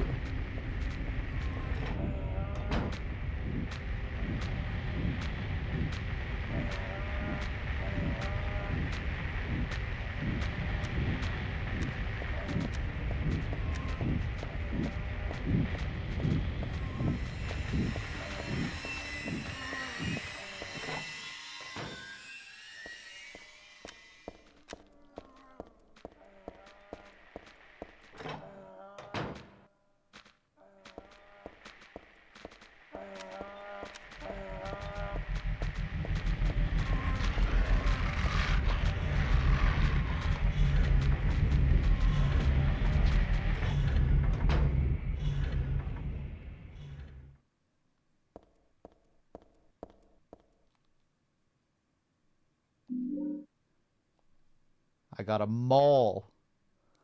The side of the locker is badly bent, as if something hit it very hard. As a result, it's impossible to open.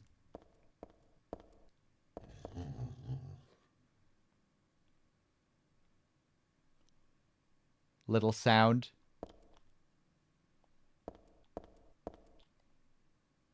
There's blood seeping out of the bottom of the locker. Is there something inside? I sort of want to take a look, but the locker door won't open. Ah, it's better that way. It's not as if there's anything good in there. I'm going to leave this one alone. Little monster sound there. I think the idea was that the sound was coming from inside one of these lockers. Again, with that theme of caged up beings, symbolizing the monster inside the womb. The demon baby.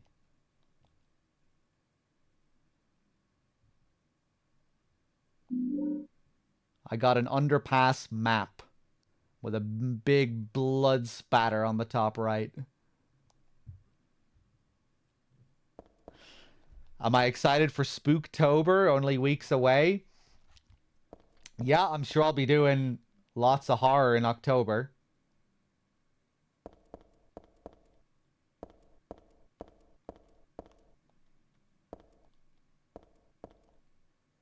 There's nothing particularly useful looking on the shelf. The Subathon might even go into October. Well, the cap on the Subathon is the release of Silent Hill 2 Remake.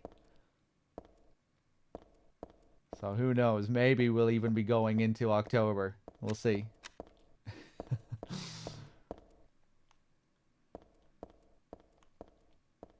But regardless of the Subathon outcome, I'll definitely be doing lots of horror games in October.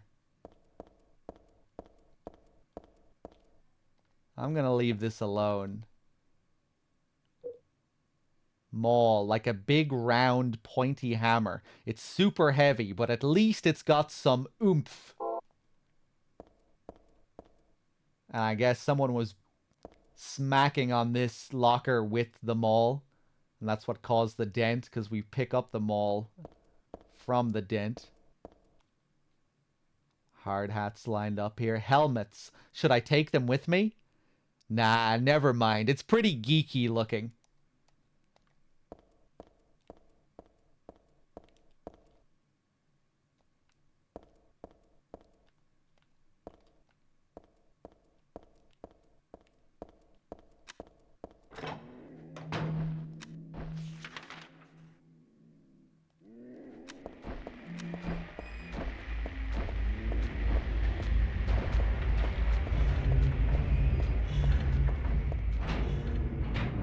Okay, where am I going?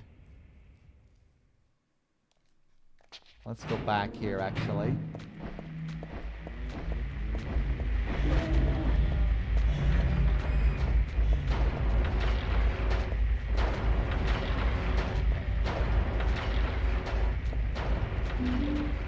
Get some shells. Don't mind me.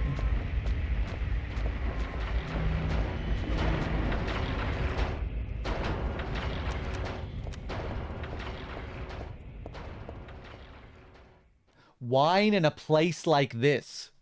Well, I suppose it is dark and dry. Only one of the bottles is empty. A wine bottle. Carrying more of these bottles would slow me down. Neither Dad or I drink wine anyway.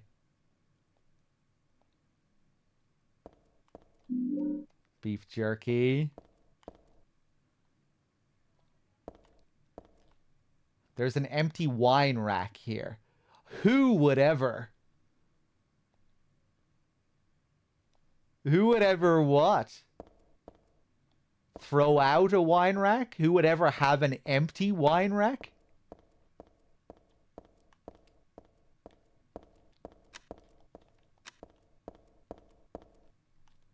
There's nothing interesting.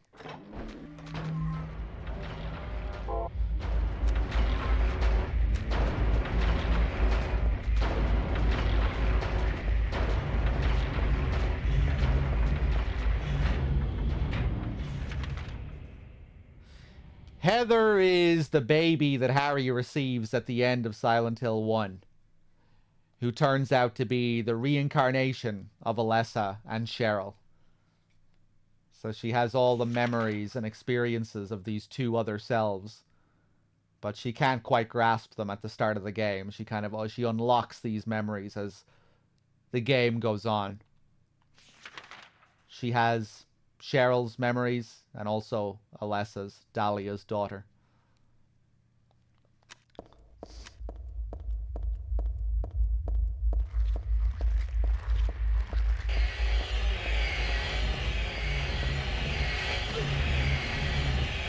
Fuck these pendulums.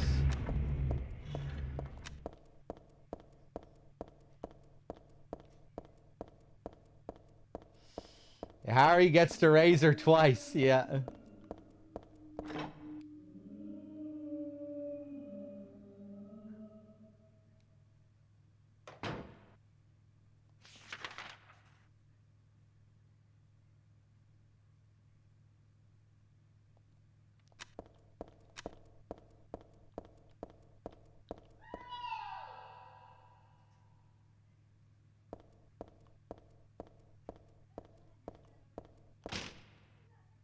Lock is broken.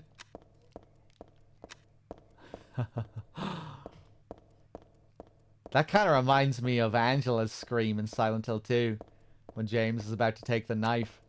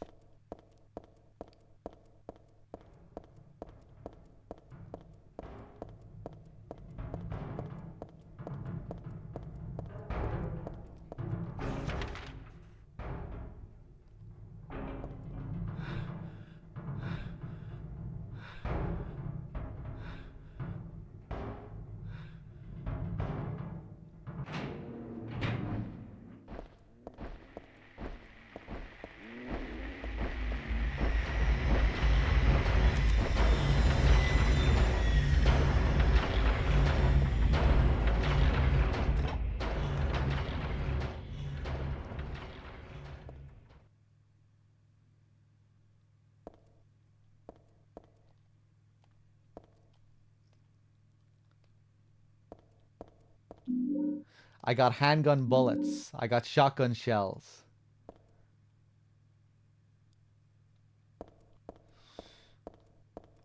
I haven't really seen any older characters until Silent Hill 4. Well, Silent Hill 3 is a direct sequel to 1. So, you know, we get to see Harry later. And we're kind of playing as characters from Silent Hill 1 in a weird way, being the reincarnation of Alessa and Cheryl. And in Silent Hill 4, we'll get references to Silent Hill 2 characters. The locker is filled with junk. No, it's not junk. It looks like somebody's stuff.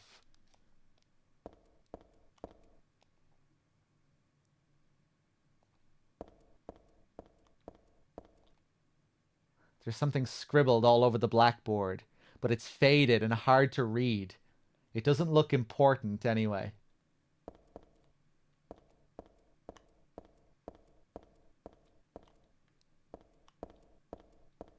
Some more health drinks.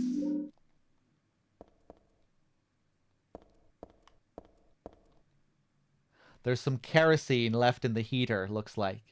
If I had some sort of container, I could take it with me. Well, it just so happens we found this bottle. Oil-filled bottle. This is for moving kerosene to and from a space heater. Of course I can't drink it. We get another save.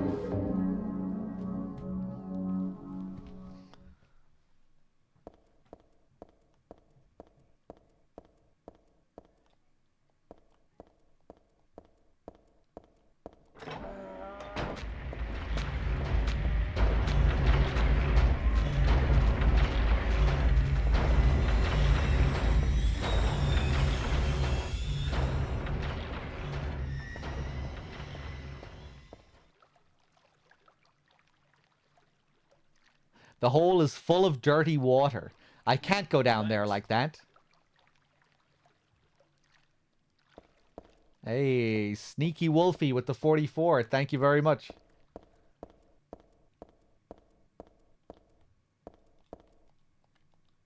Looks like a hoist on-off switch. Will you throw the switch? Nothing happened. Wonder if it's broken. This might be the fuel tank. There's nothing in it, though. Well, it just so happens.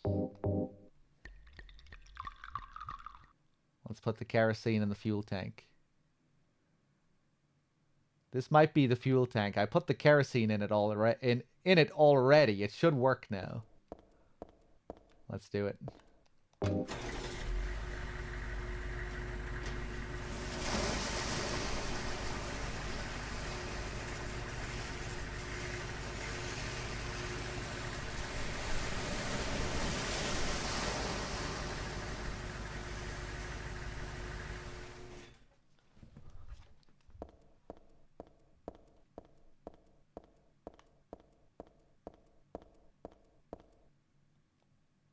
Thanks to that thing, all the water's finally drained out of the hole.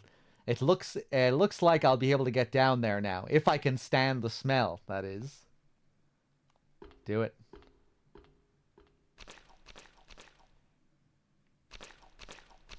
Nasty, sludgy sounds. This must be where the water gets drained out. Moist.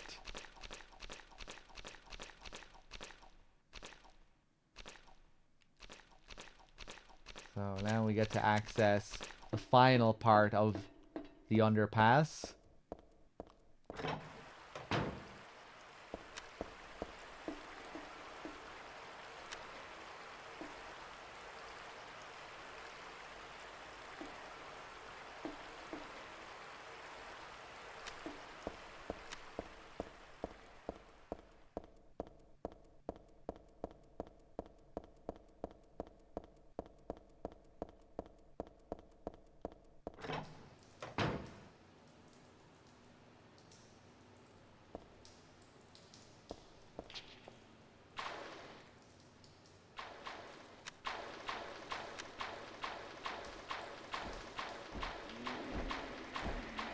In this section, we're safer down here. The monsters can't get down into the water. They patrol these paths. So if you want to avoid them, it's best to stay down here. And only move up when you really need to go through these doors.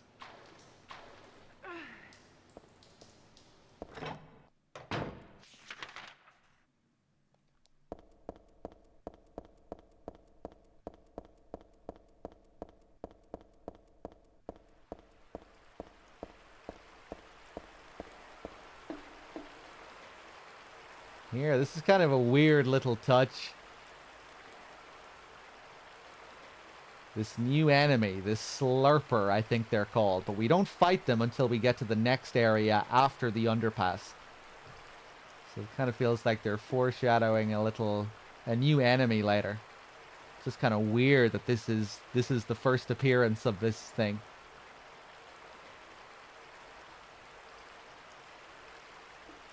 I think when we come back, it might be gone. Disappears from the area when we come back from this room.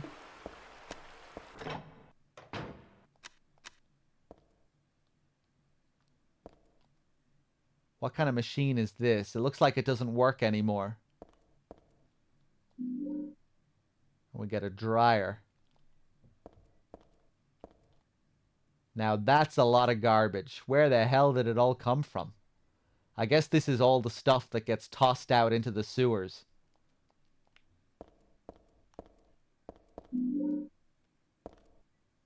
I'm just wasting my time looking around here. I better get going.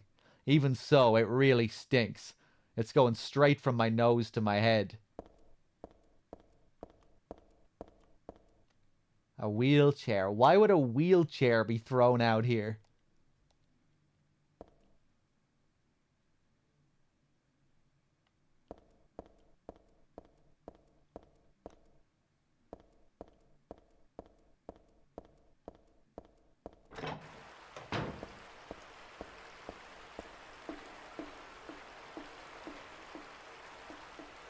Yeah, the monster is gone.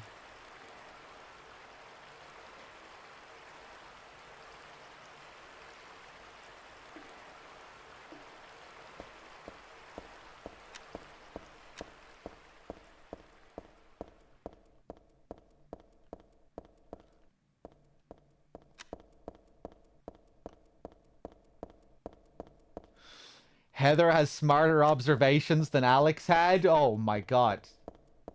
Of course. If Alex was here, what would he be saying? A sewer? How do people shit this much? There must be so many people in the world to be pooing this much. Is all this poo in the sewer? Is this all piss and poo down here? Whoa. This smells like poo. That's a lot of smelly poo.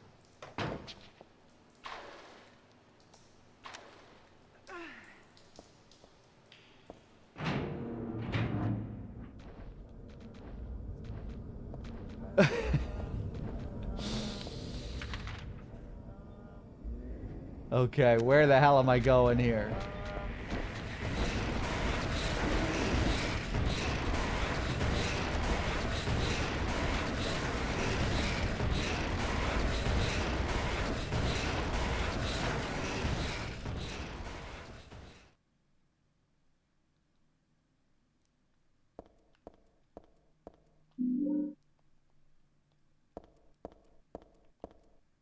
There's nothing very interesting written on the blackboard. What about here? There's something written on the notebook. There's a monster in the water. The bastards killed 2 of my buddies. I should never have doubted that old urban legend about alligators in the sewers.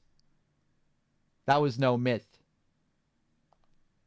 But no one believes me. They were drunk and slipped. We're not that damn stupid. Even calling it a monster isn't quite right. This is something else. All I know is something's in there. I'm going in now to beat that thing's head in. If you find this note, consider it my will. Revenge is futile, or so you may think reading this. But Jose and Jamie were my best buddies. Wish I knew how to do the deed. Guns won't work underwater. Even my famous knife work won't do much. If only I had a grenade.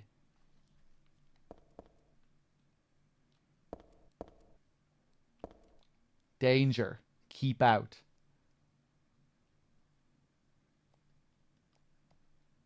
This was probably pasted on that door there. I can see where it fell off.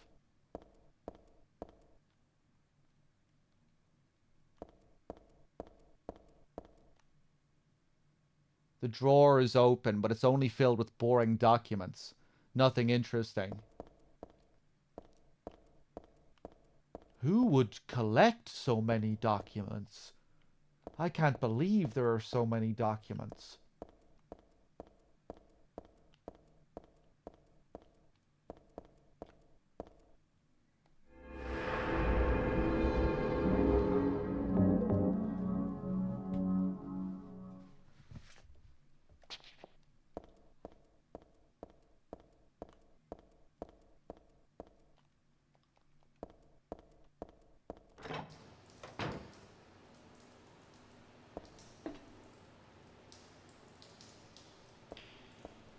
So this guy came through here to beat this monster's head in. Did he kill it? Did he get rid of it? Let's cross. He probably dealt with it. We'll be fine.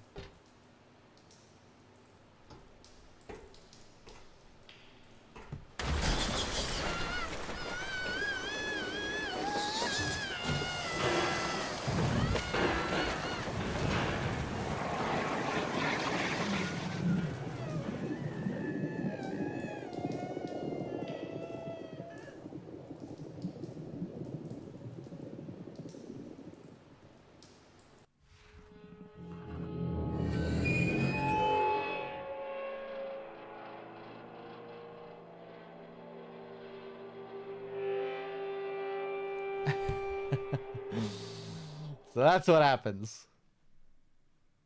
He didn't kill it.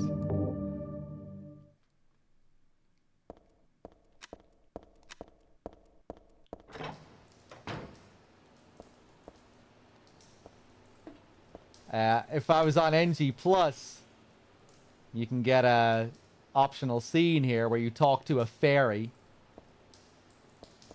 to get a golden pipe. But unfortunately, we're on New Game. There's an outlet here. This is where we use our dryer. I found it in a sort of garbage dump. Still looks usable, though.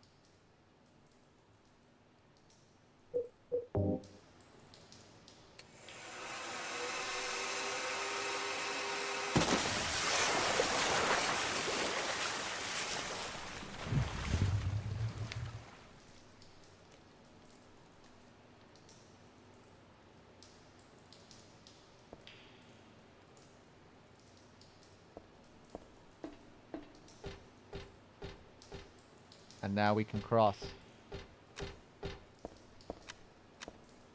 Thanks.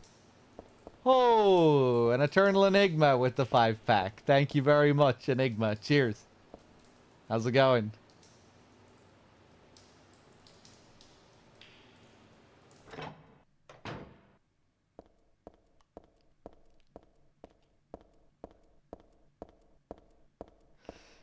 Am I sure I want Silent Hill HD unpatched? Yeah, I'm ready. Bring it on. The drum is in the way. There's something inside. I doubt I can move it.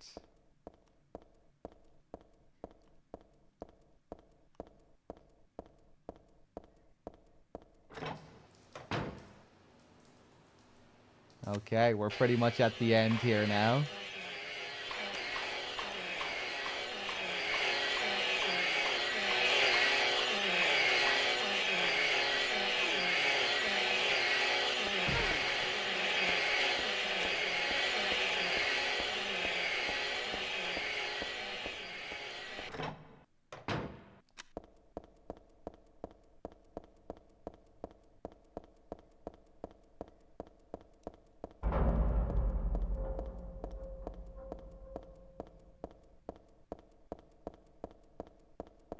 Hey, what's up, Paradox?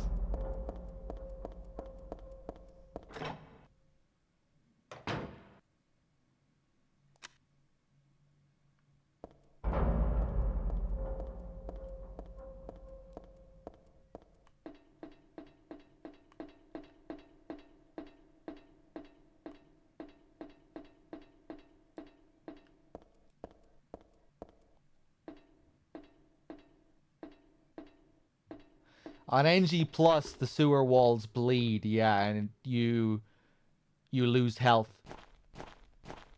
while you're in those bleeding rooms. The rooms drain your health.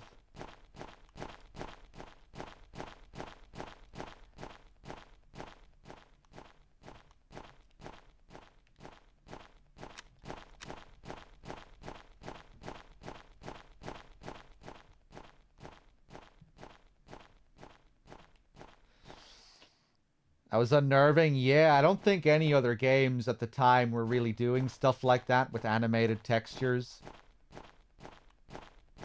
Felt very unique to Silent Hill 3. I guess it still does in a way. Just the way it looks and the style of it. Those creeping animated textures, bleeding textures. It's great what they do in the church at the end of the game. The church walls will slowly start to bleed, and then it'll get more intense, and then you get a fire effect at the end where the walls look like they're on fire. It's pretty intense in the hospital as well. In the Otherworld hospital, you get those burning walls.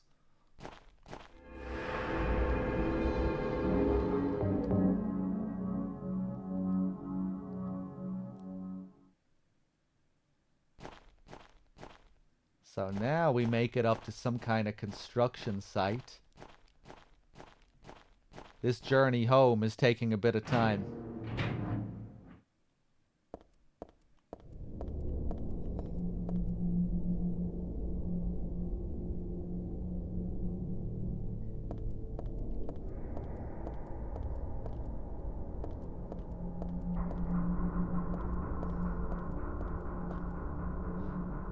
The electricity is off. The elevator won't work.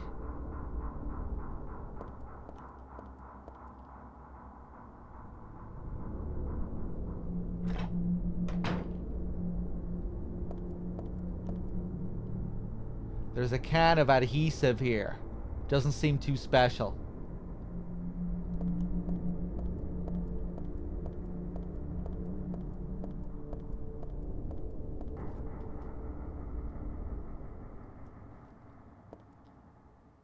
There are bags of cement or something piled up under the stairs. I don't particularly feel like lugging these heavy things around. I doubt I could use them anyway.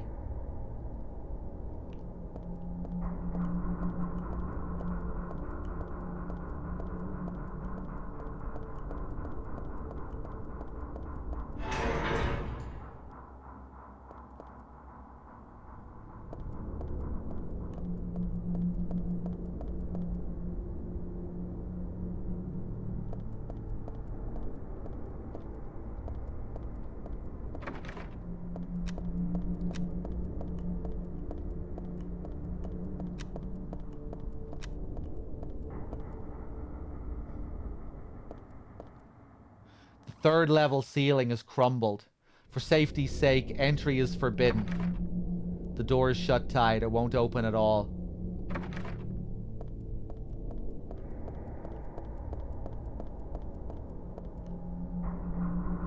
A toolbox, but there's nothing useful inside at all.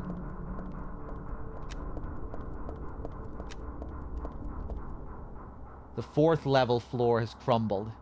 For safety's sake, entry is forbidden.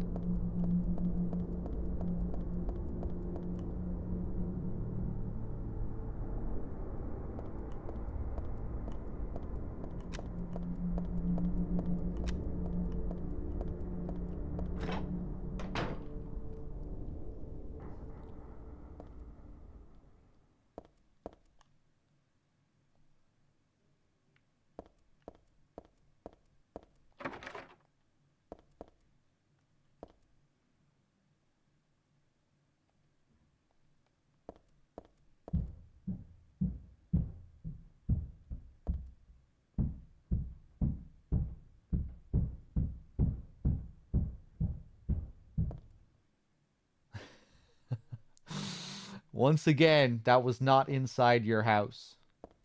That was in the game. Yeah, some of the directional audio and this is crazy.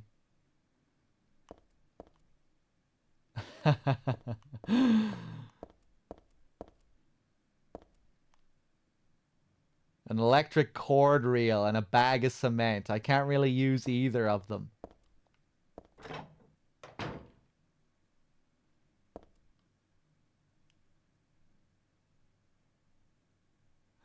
Thought that was your neighbor implosion?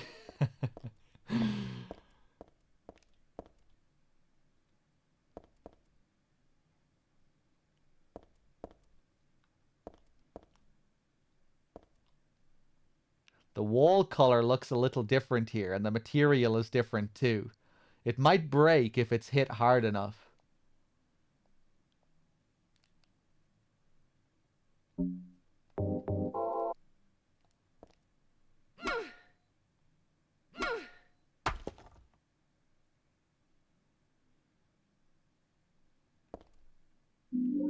We get a silencer. And there's a body behind the wall.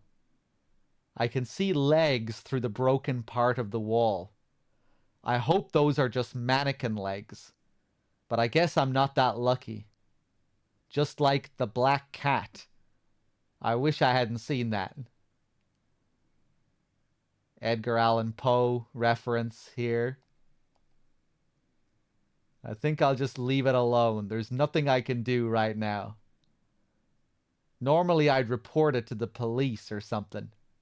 But I guess that's not possible. Even if it was, I've got bigger things to worry about right now. I think I'll just leave it alone.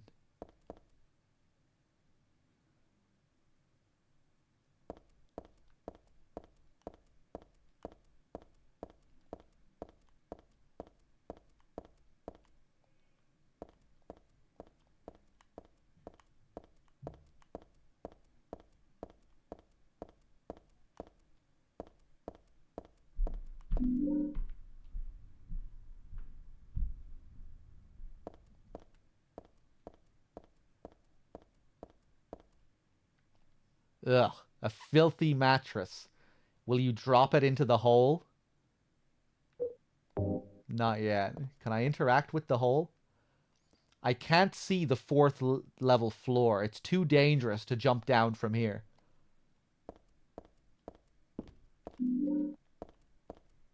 There's a little home made up of cardboard boxes and old blankets.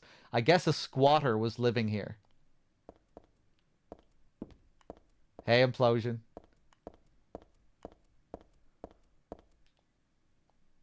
Let's drop it into the hole.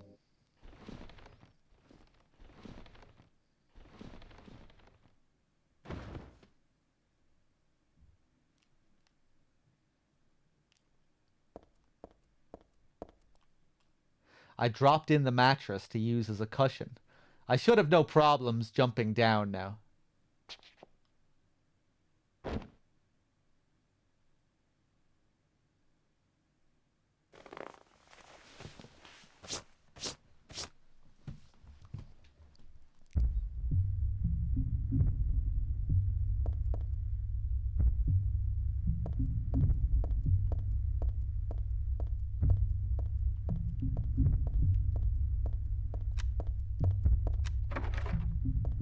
Cool sound here. Almost a bit of a Scooby-Doo vibe.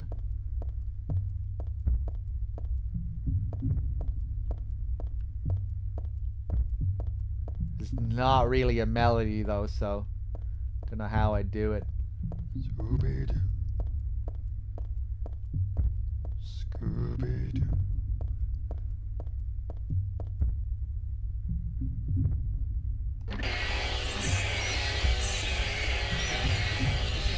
Go, go, go, go, go, go, go, go, go.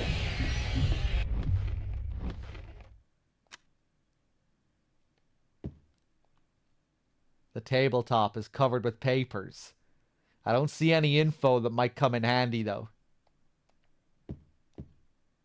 It's a mannequin catalog. I guess this is the reception area for a mannequin company.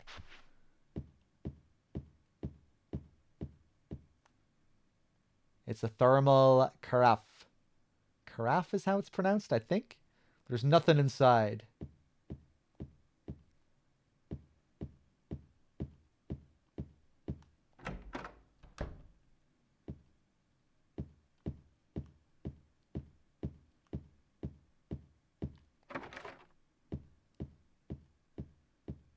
So now we've reached our next major area.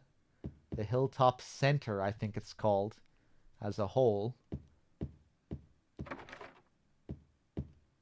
It's comprised of this dance studio and mannequin company and also an auto repair service place, I think.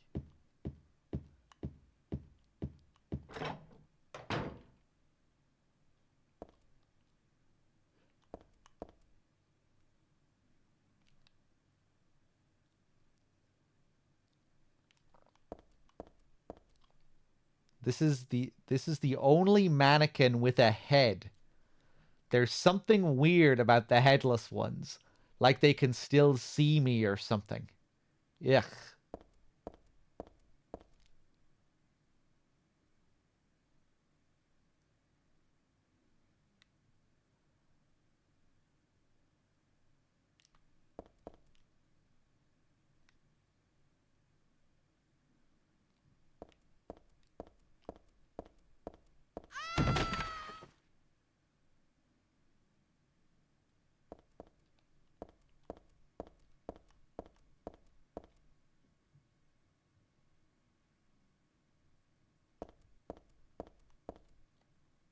This is blood. That's Heather's, or at least one of Heather's death screams, I think, isn't it? Sounds very close. I think it's her falling death sound. Here's a mannequin with no head or legs. I know it's just an inanimate object, but I'm still a little nervous. Afraid, maybe.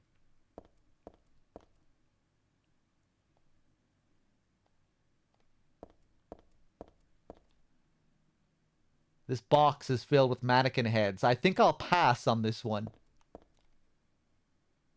It's a mannequin body. I know it's not real, but it's still creepy.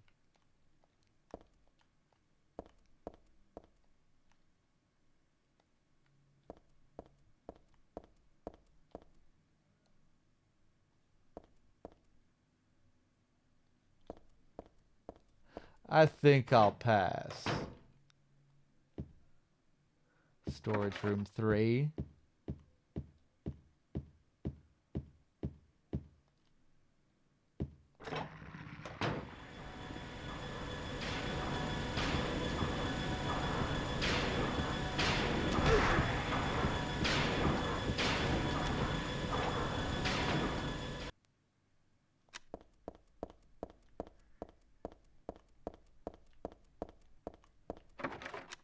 I think I can go up to another floor here.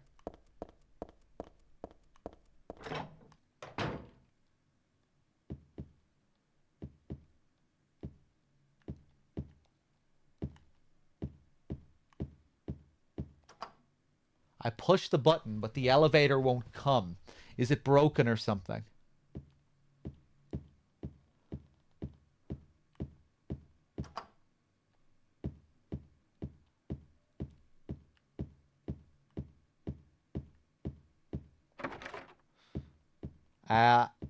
I can't even remember what the golden pipe does. I mean, it doesn't do anything as far as, like, being a key item or, like, anything special. But, like, in terms of the damage it deals, I can't remember. I think there's one... You can get a silver pipe as well, can't you? And the silver pipe is shitty and the gold pipe is good. I can't remember. I can't remember how good it even is as a weapon. But I think it's probably a good weapon, because I think you can get a shittier pipe if you answer the fairy's questions incorrectly. You have to give her your pipe, and you can choose what kind of pipe you get from her. I forget exactly how it works. It's been so long since I've done that sequence, because I'm always playing a new game. Toadworthy with the 5. Thank you very much.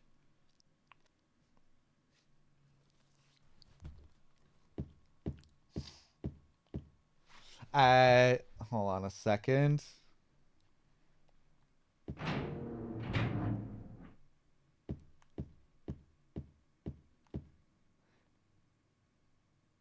We're in some kind of art gallery. Its title is Repressor of Memories. What the hell kind of title is that? I don't get this picture at all. You silly girl, Heather. That's because you're repressing memories. So you wouldn't get it. I don't know who you are or what you're trying to do, and I don't care. Holy shit. An anonymous gifter. With the 5-pack. Good lord. Or with the 50-pack, I mean. Definitely more than a 5-pack. Thank you. Good lord. Cheers. Are we back up to 70 hours? We've been on like the 70, 80 hour mark for the whole subathon so far. Occasionally dropping into the late 60s. We're almost back up to 70. My God, thank you, everyone. You're too kind. And to whoever the anonymous gifter was, thank you. Cheers. Let's see here. Looks like there was a picture here before. Only the caption is still around. Flame purifies all. Now this is a calm, relaxing picture. Mountain. Nice and simple. No complicated memories or abstract things for you to think about there, Heather. There's a price written here. Let's see. 5,000? Man, what a world. A ceramic pot. Not really my style. It's too big to use as a vase.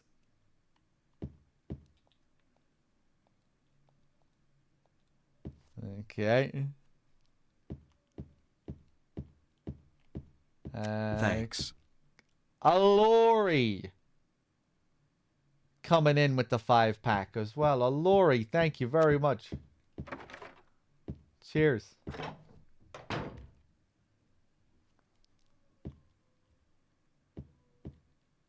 Thanks. And another anonymous gifter with the 5. Thank you.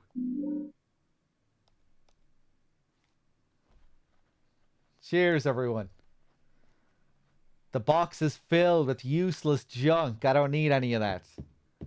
Thanks.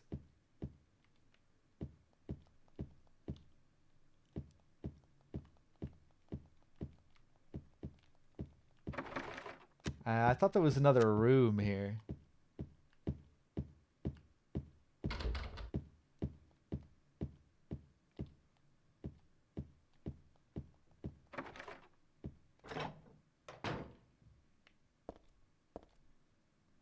I'd need a crowbar to open this crate. I'll just forget about this. Bunch of paintings. I don't know much about art, but I don't think these will be of any use. Katana. It's a katana, but I don't need another one of those. I think one is plenty. Too much stuff will just slow me down.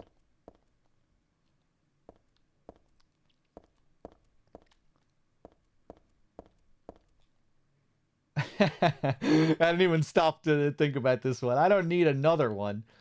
Why not? Go jewel wielding. This is a short katana, about 2 feet long. Pretty powerful and easy to handle. Why not take 2? Let's take a health item here.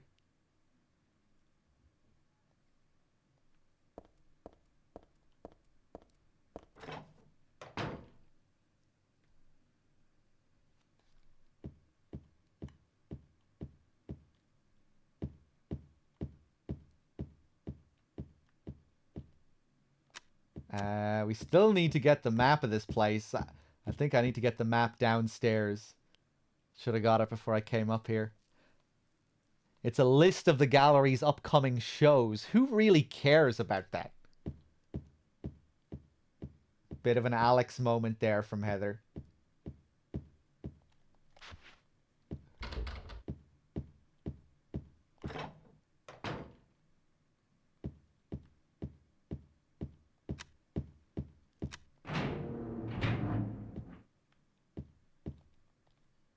KMN Auto Parts.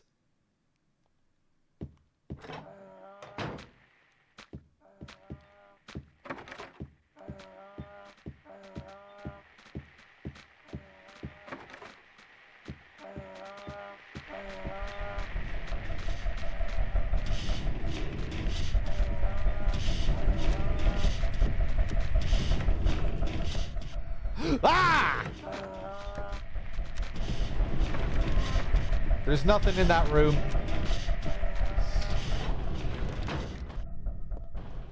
This game, one absolutely bullshit thing that this game pulls is just rooms with nothing that are full of monsters.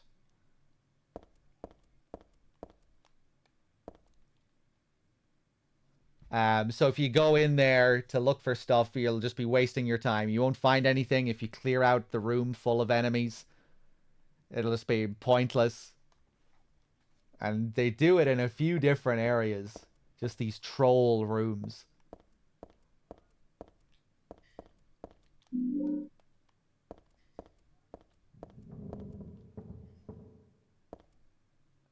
KMN Auto Parts. A poster for this company. And a jack. Hey, what's up, Storm? Oil and foil and stuff like that. I can't use any of it. There's nothing interesting on the poster. Implosion.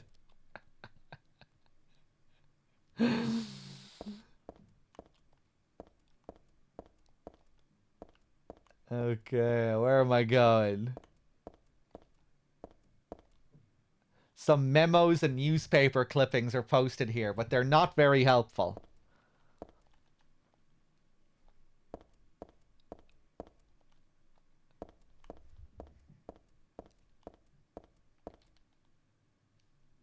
Let's see.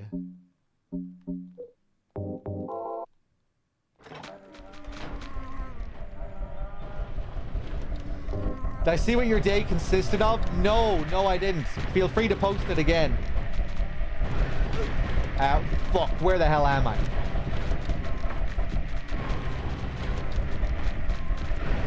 Oh, I'm getting slapped around here. Oh my god.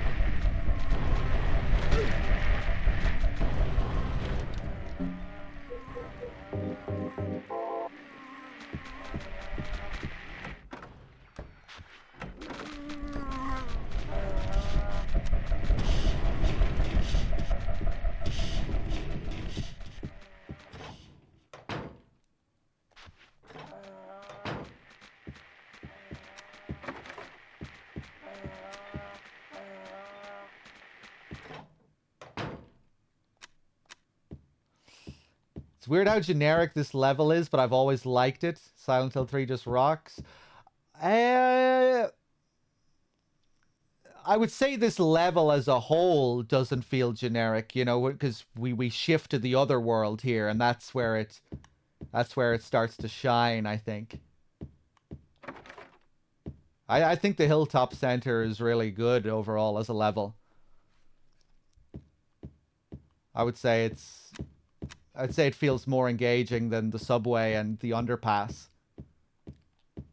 The underpass is probably the most uninteresting part of this game.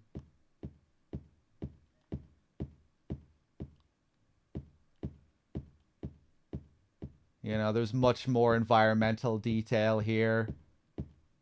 More interesting puzzles, and then we have the other world portion, which really adds a lot of flair.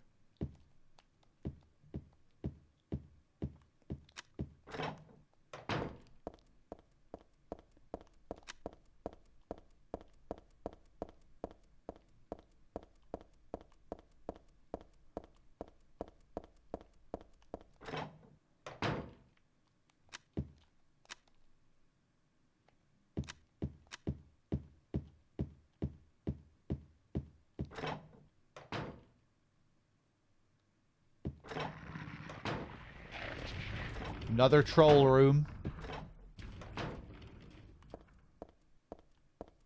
Now we're in Monica's dance studio.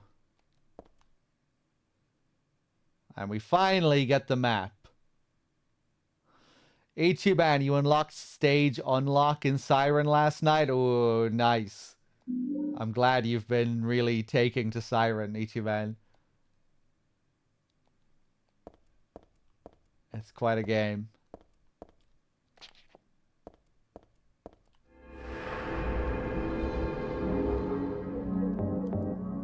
Dance hall office.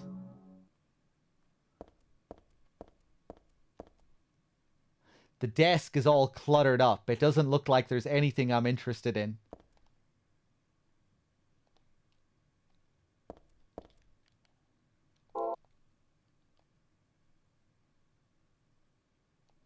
The drawers open just a smidge. It must be rusted or something. I can't pull it out any further.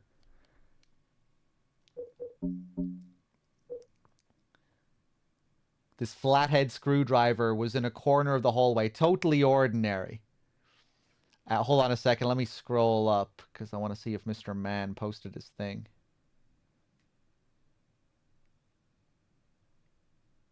Let me scroll up even further.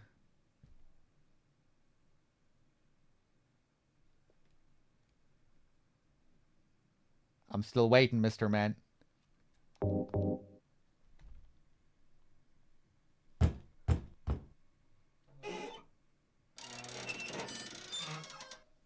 If you're not bothered, it's fine, Mr. Man. Maybe I can catch up on Discord. I'll check the Discord. I got a rope. There's nothing left in the drawer.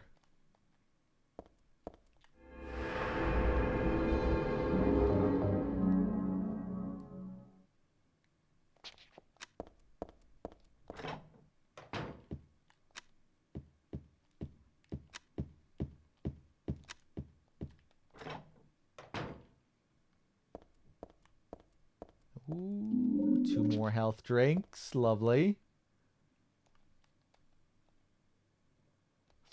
There are some magazines here, but nothing really important. One of them I've already read, and the other just doesn't interest me.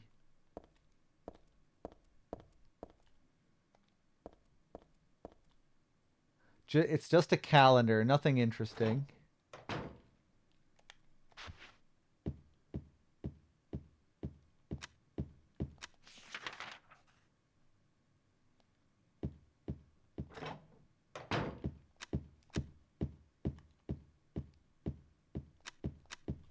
So now Heather can get to work here. The elevator doors are open a little. The space is too narrow to be of any use, though.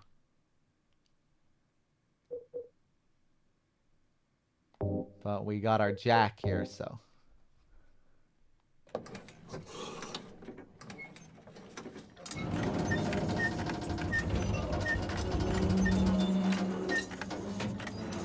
Good work, Heather. The door downstairs looks open, too. No way I can get down there like this. If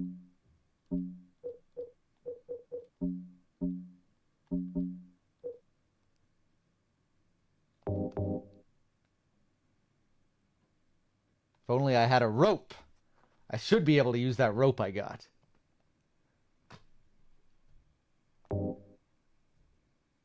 Now we can access the downstairs floor.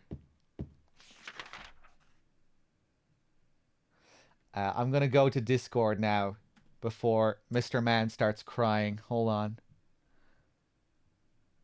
1 second, Mr. Man.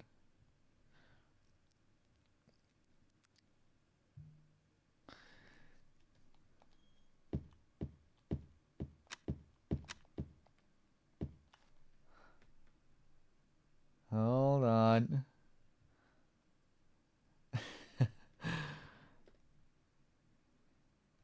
Oh, you even posted photographs too. Was just driving along, not a care in the world, and then bang, and hissing, smoke, and I'm assuming refige.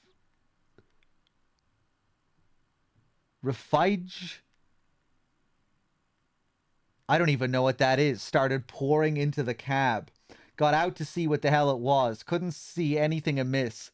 Opened the door and saw the chiller beginning to smolder. By the time I grabbed the extinguisher, it had already started a flame, but I managed to get it just in time. I don't even know what I'm looking at here. And people's ice creams? Wait, am I missing half of the story here?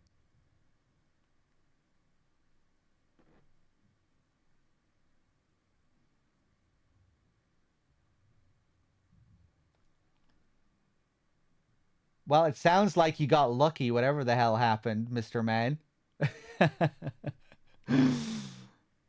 I forgot how to read. I'm sorry. That old familiar pattern is on a piece of paper stuck to the vending machine. Who the hell put it there? It's not like it's the latest fad or anything, right?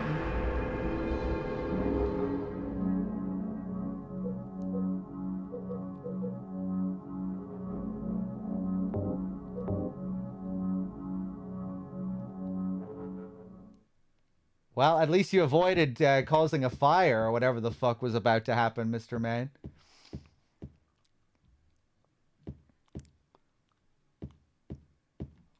Okay.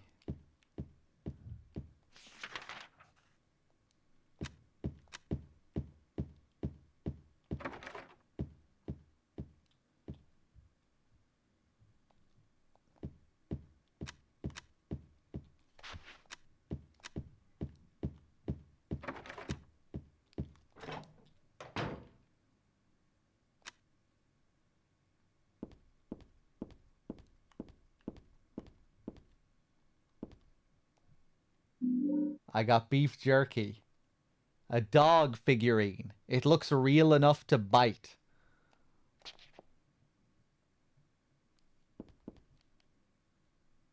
The beef jerky right beside it. Yeah, in this next area, the beef jerky can be useful for the slurpers. You can distract certain enemies with the beef jerky. It's particularly good for the slurpers. You can use it on dogs as well. Is this the reception area? There are catalogs scattered around.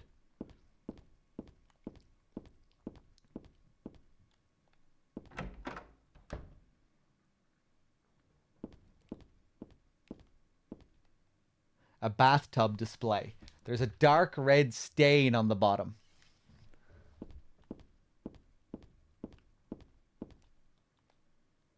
A display of towel bars. The towels hanging on them are disgustingly dirty. A refrigerant. Now I'm reading it correctly.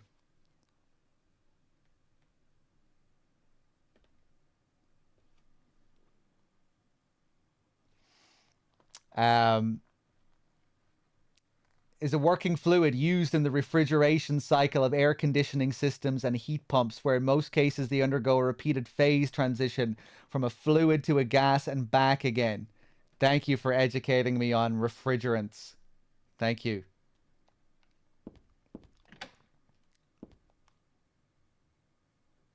It's a cracked flower vase. Is this supposed to be for sale too?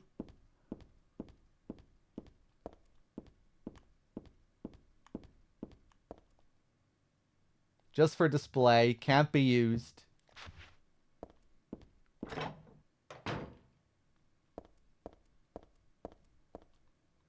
Not much interesting here. I guess I can just forget about it. Love the shot here. Dramatically closing in on the bath here.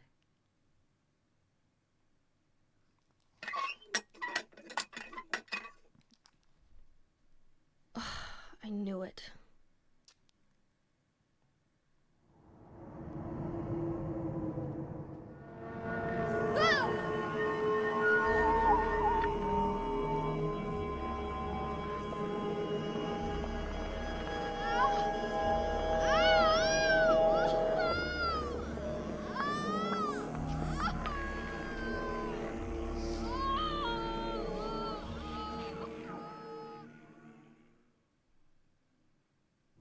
It's being invaded by the other world, by a world of someone's nightmarish delusions come to life.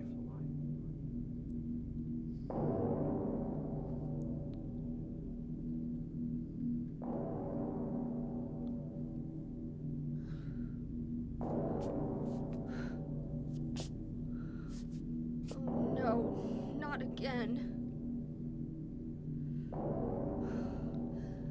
Did she do this too?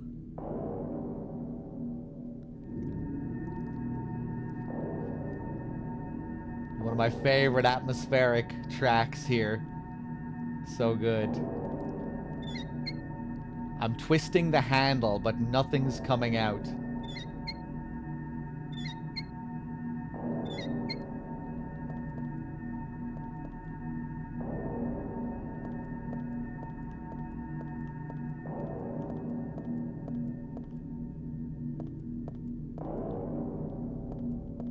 So we turn the handle and we shift to the other world.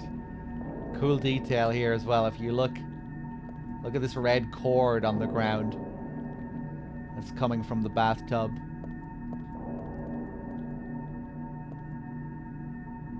And if we follow the cord, very easy to miss it. If we go out the door, we miss it, but if we stop and look to the left,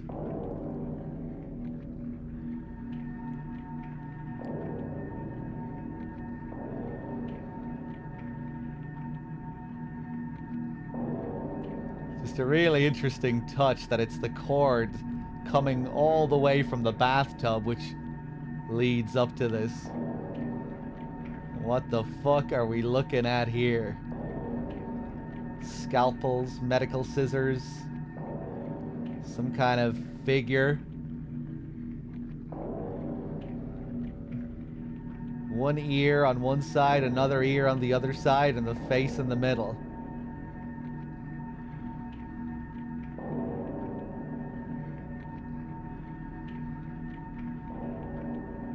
And 4 squares at the top, whatever they're supposed to be. Almost looks like there's text written on the wall in the background as well.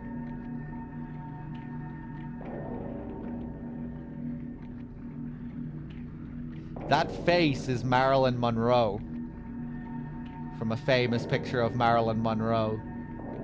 That laughing face.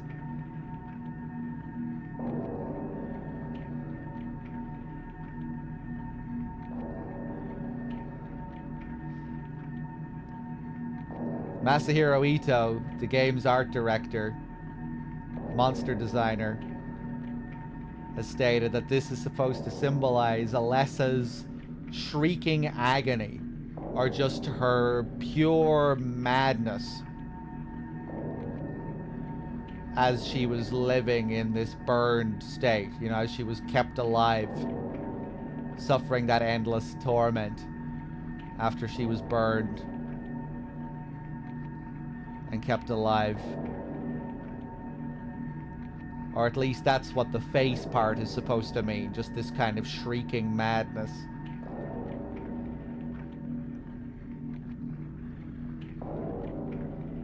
But yeah, it does kind of take you back to that Silent Hill 1 imagery of hospitalization and this burning person kept alive in a state of torment. The ears are kind of nasty looking too. The ears look like they're bleeding, don't they? Maybe tying into this face, if it's supposed to be like a shrieking, screaming face.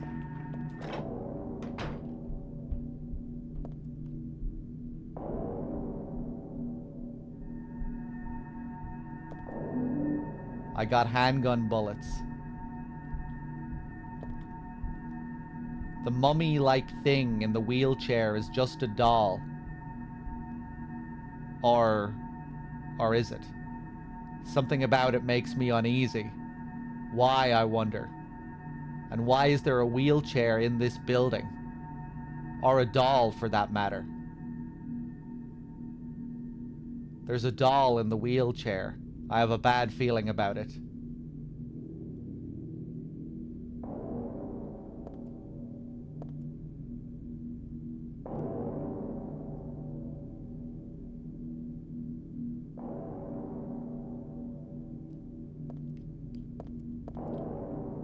And this is kind of interesting because we don't get any interaction here. Heather has nothing to say about this.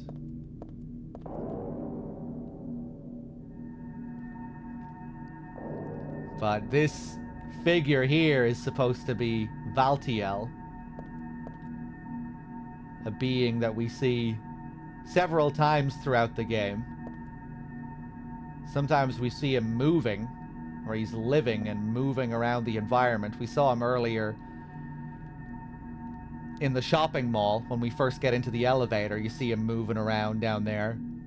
Pushing a gurney, maybe he is in that scene? I can't remember if he's pushing a gurney, but he's lurking around there. Here, he's just completely inanimate. Doesn't look like he's alive at all. This image of him here holding a child. And Valtiel is supposed to be an assistant of sorts to the god being birthed by Heather.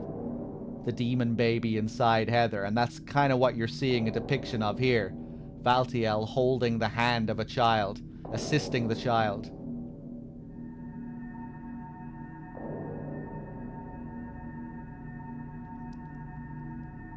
And I think his name is supposed to be in part inspired by the word valet.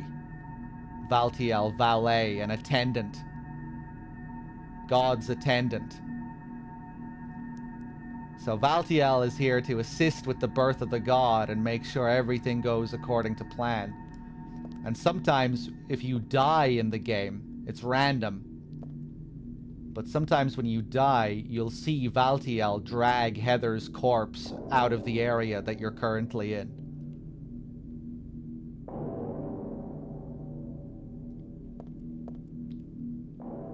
I think the suggestion is that he's going to try and still do something about this god.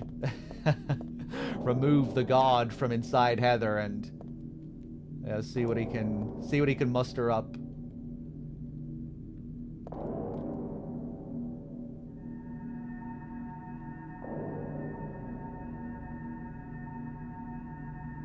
The doll in the wheelchair here as well.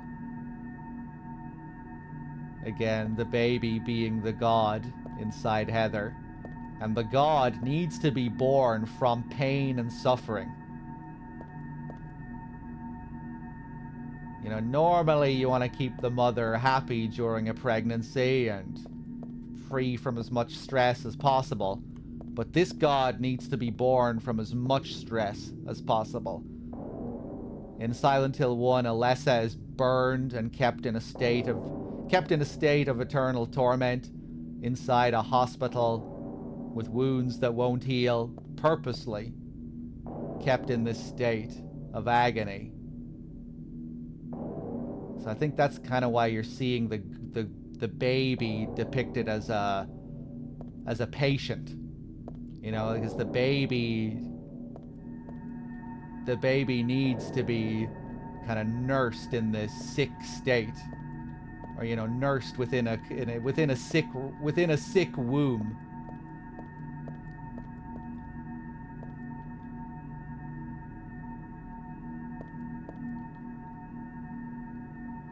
And that's why later on Claudia gets very pleased when Heather is feeling vengeful, when she has all this hate in her heart for Claudia.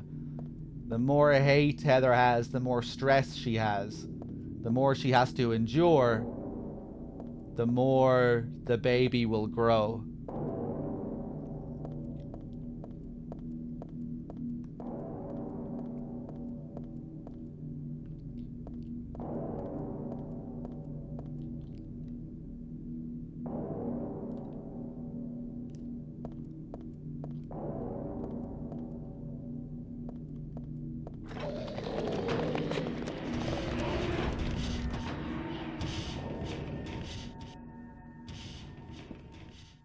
I don't know what kind of plant this is, but it's withering away.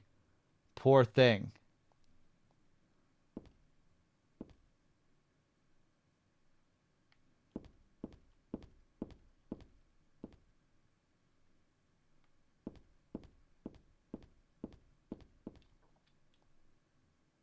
There's something here. Find the Holy One. Kill her.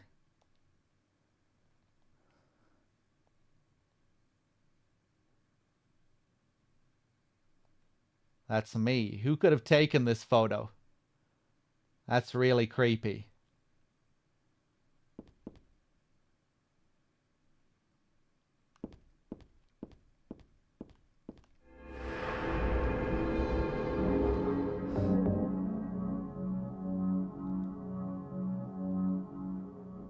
And we are now in the mental clinic.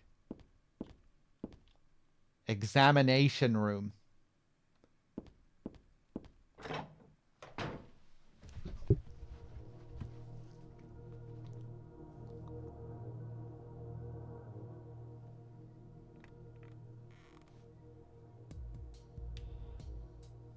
Heather. That's what you're called now, isn't it? And who are you? The name's Vincent. Don't forget it, okay? I'm on your side. So you say. But how do I know you're not with her? Her? You mean Claudia? Please don't lump me together with her. She was totally brainwashed by that crazy old hag. Well, I guess crazy old hag is a bit harsh. She is your mother, after all. My mother? What do you mean? You don't remember? Ah, so Harry didn't tell you anything. I guess he hid the truth to keep you on his side, eh? That figures. He's a pretty sneaky guy. Don't talk about my dad like that! Sorry. I apologize. Please, calm down. How do you know my father anyway? I know everything. I know about your past, too. Then tell me what's going on. You don't know even that? That's why I'm asking. If you know everything, then tell me how I can put an end to this. Not yet. Why not enjoy yourself a bit longer? Enjoy? I feel like I'm going crazy. Does this place get to you at all? Oh, it gets to me, all right. I find it most fascinating. Wait! I'm not finished talking! I knew you were on her side. How do you figure? There's something wrong with you, too.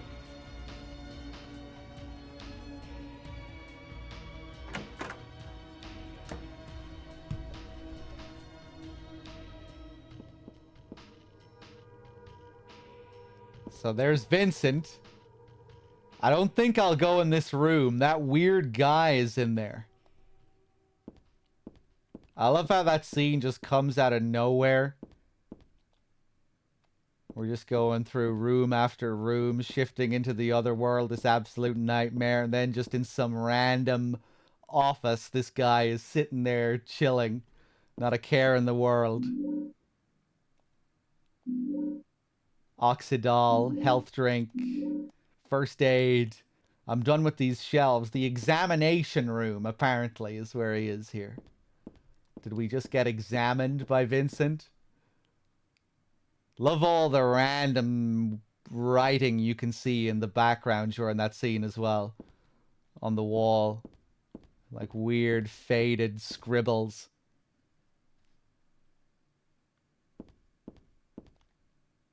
There's nothing worthwhile on the desk.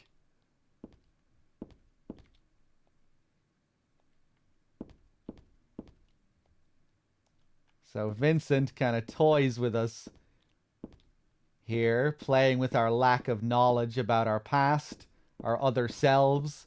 Vincent knows a lot more about who we are than we are, at least in some sense.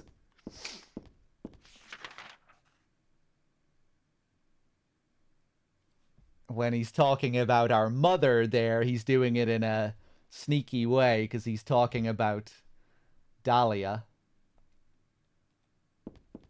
When she's talking about Claudia, she was totally brainwashed by that crazy old hag. So Claudia was a disciple of the cult when Dahlia was running things. Brainwashed by Dahlia, Claudia was, and now Claudia is the new Dahlia.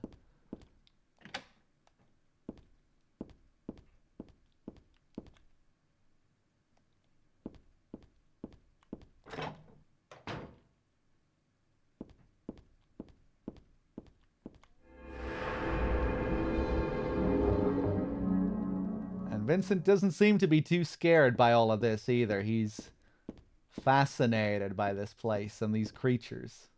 Office.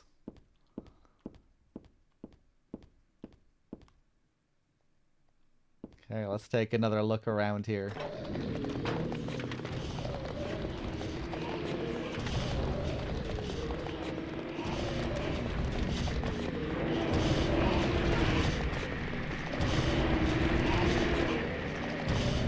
Oh my god. In a lot of ways, Silent Hill 1, or Silent Hill 3 is kind of like a retelling of the story of Silent Hill 1. It's like a more fleshed out version of Silent Hill 1. We have this cult trying to use someone to birth their god. This time we're actually playing as that character, unlike Silent Hill 1. We have Claudia, who's the stand-in for Dahlia, who seems to be the leader of the cult and the main person trying to drive this ritual to bring about the birth of the god. Vincent kind of feels like a stand-in for Kaufman, where he's working with the cult as well. He's described actually as a priest of the cult later on. But he seems to mainly be in it for his own power and wealth. It's kind of hard to know what he really believes in. But he seems to be mainly in it for himself. Very Kaufman-like.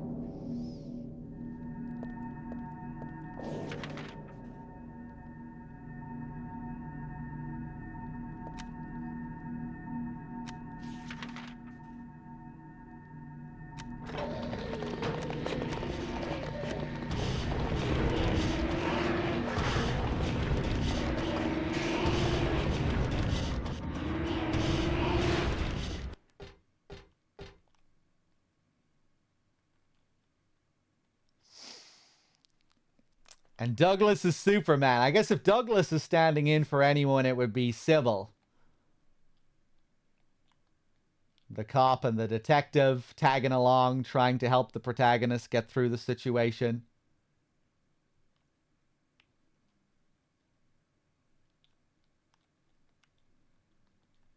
They're kind of at odds with each other now, but later on, they come together. And they work as a team to take them down.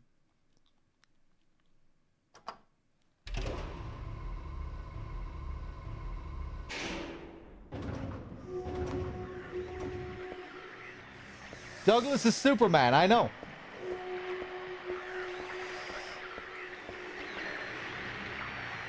He's also Scooby-Doo.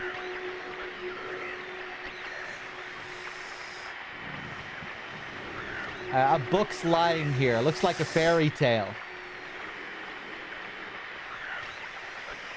Once upon a time, there was a monster living at the gates of a village. It was a very scary and a very bad monster. It would catch people and crunch them up with its big teeth. The villagers were afraid of the monster, and no one would dare approach the gates.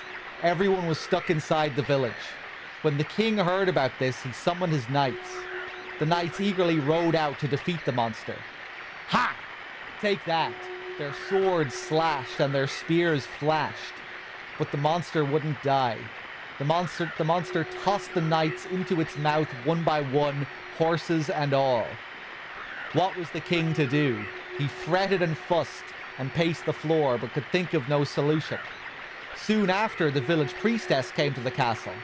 She was a very kind and good person. The king asked her to defeat the monster guarding the gates. The book is torn, the rest is missing. I remember reading this a long time ago. I think I borrowed it from someone. I don't remember how it ended though. Grr! Didn't I read the story through to the end?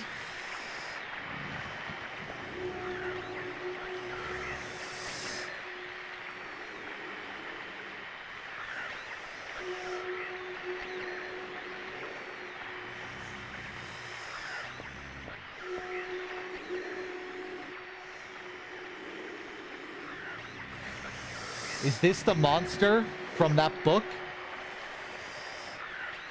If it is, and I don't watch myself, it'll gobble me up in no time. I can't tell where its mouth is, though. What the hell?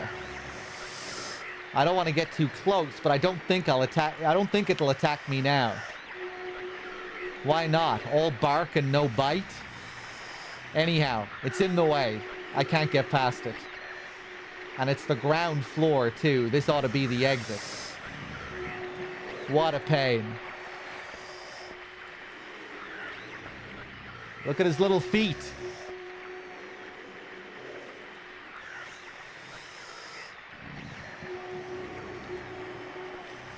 Oh, that breathing. This thing is called the Glutton. And it's quite an abomination. Great design. I love the weird little cage that it's in.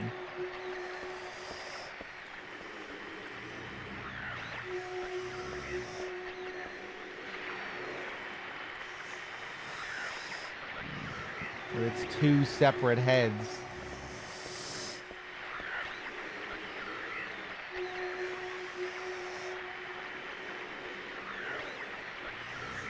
And it looks like they're fighting the same looking thing in the drawing. Look, it's in this cylindrical cage type thing, it looks like in the drawing.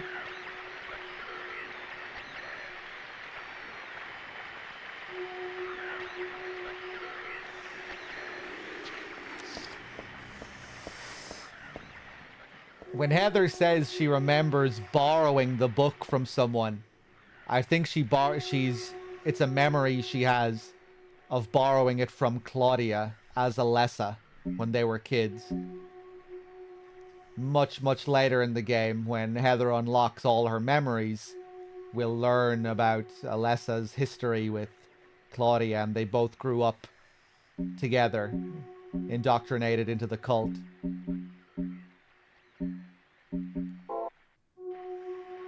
Claudia actually becomes quite a sympathetic character at the end of the game, unlike Dahlia. We get a bit more insight into who she is and her past, her history, her relationship with her father. Where we see that she's really just another victim of the cult's brainwashing.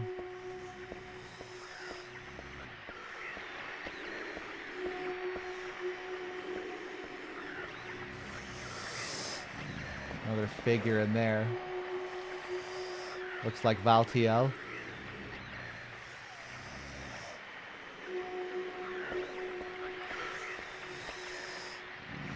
Ooh, several of them over here.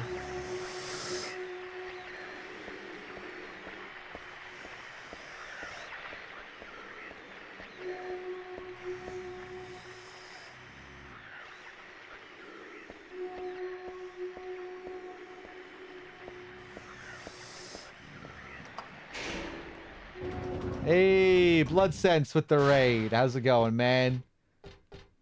Welcome, anyone coming in.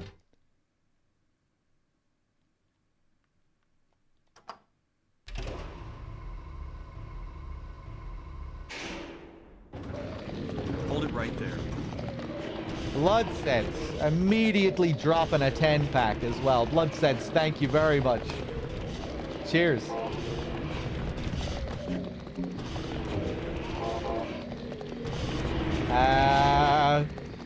Come on, let's drop some beef jerky here.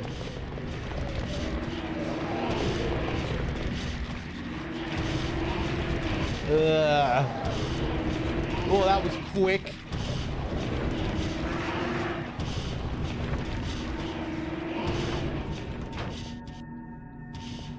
Oh, I'm back in this room. Cheers, Blood Sense. Hold on a second. This is floor 2. Yeah, this is where we just came from. Let's get back in that elevator. Nico, thank you for gifting us up to Blayman. There you go. No more ads, Blayman.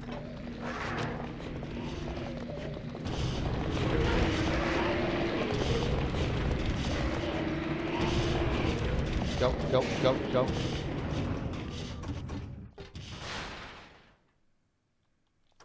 Three, 4.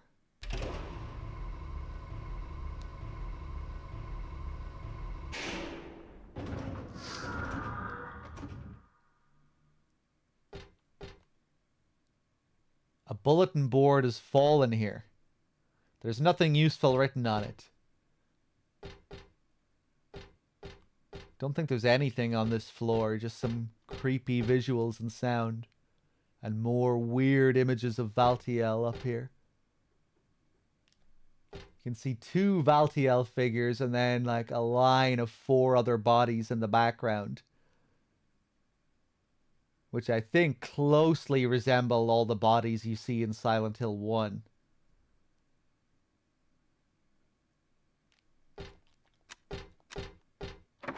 Locked.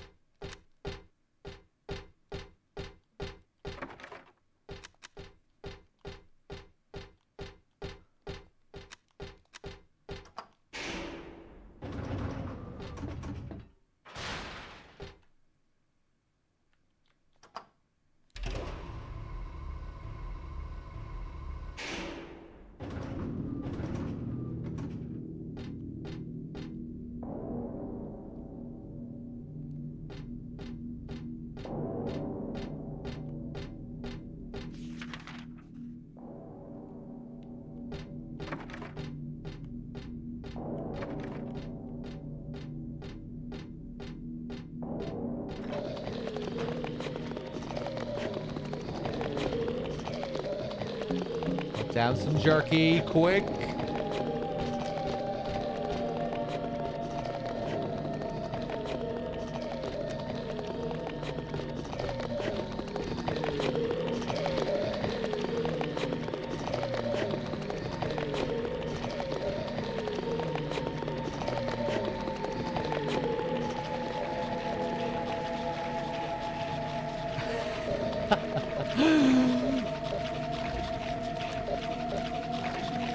Oh fuck, I thought I could go in there.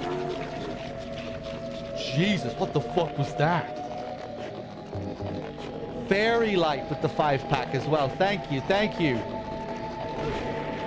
Hey, eat the jerky.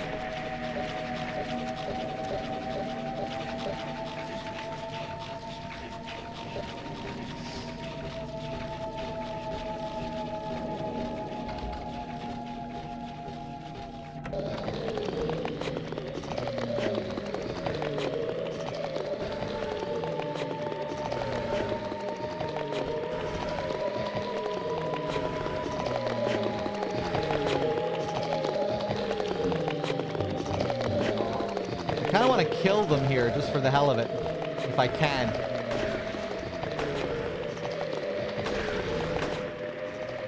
Ooh. Oh, he's still alive.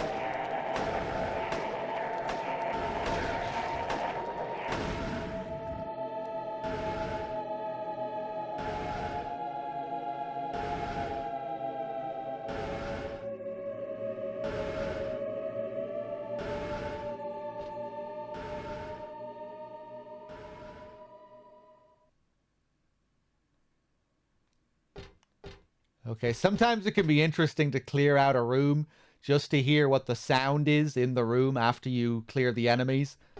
There'll be some unique sounds in certain areas that you'll only hear if you clear out the rooms, but here it just goes silent.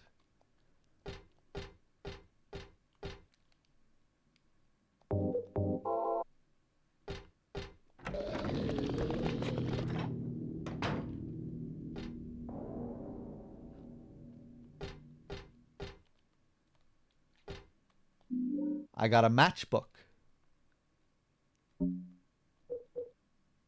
This was in some company's conference room. Looks like it was used to light someone's cigarette. No more cigarettes for me. I quit for good. Love these little details.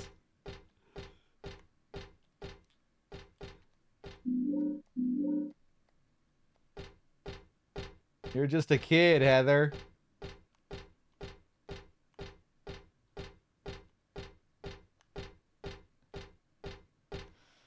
Said no teenager ever. I heard it all the time from my friends in school.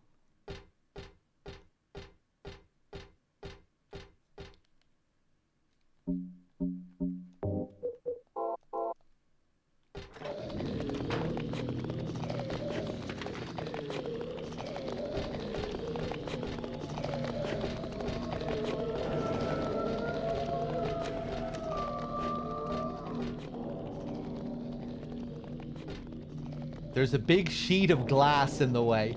It doesn't break when I hit it, so maybe it's not glass after all. I don't know why, but the world on the other side is calling me. Love this shot here.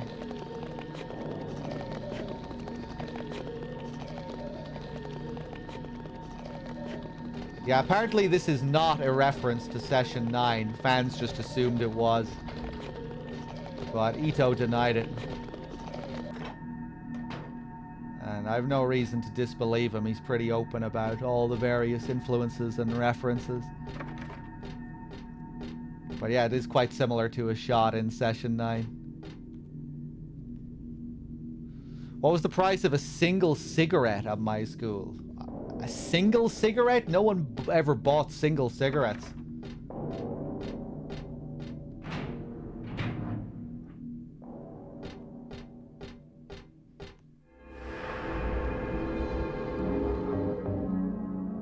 And we are back in the gallery.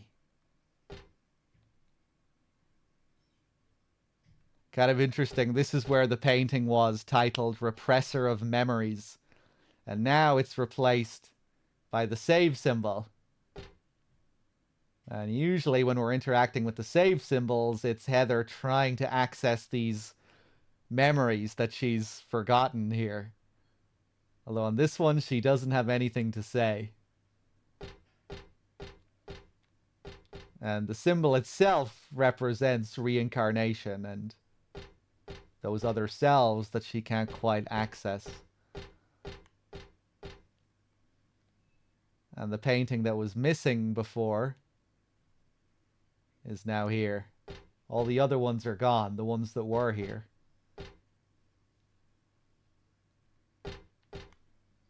The picture that was here is gone. Now there's just the caption.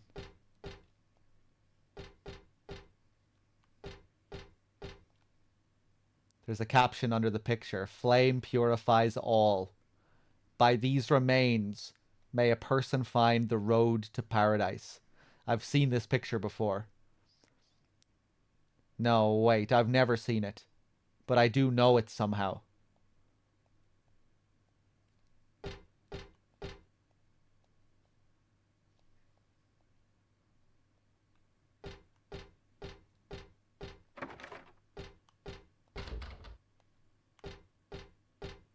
Hey, what's up, Mercian chap?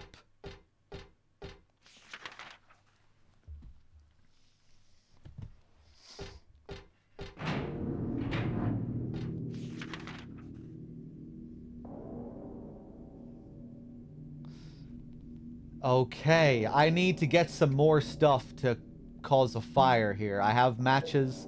I have Oxidol. You use this to disinfect cuts and stuff. It foams when you put it on.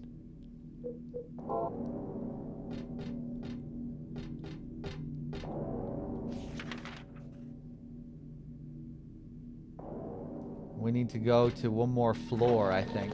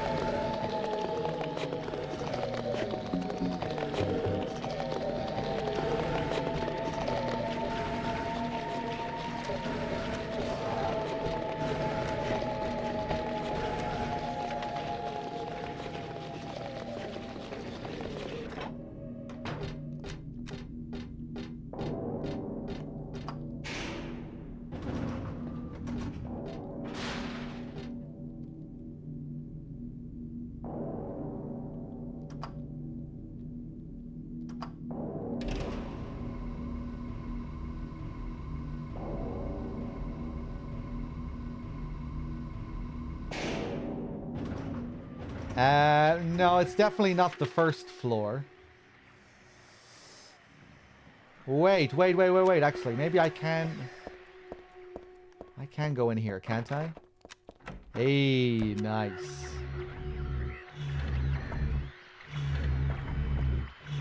Is this register broken? There's money scattered all over. The register and the cash aren't of much use to me right now.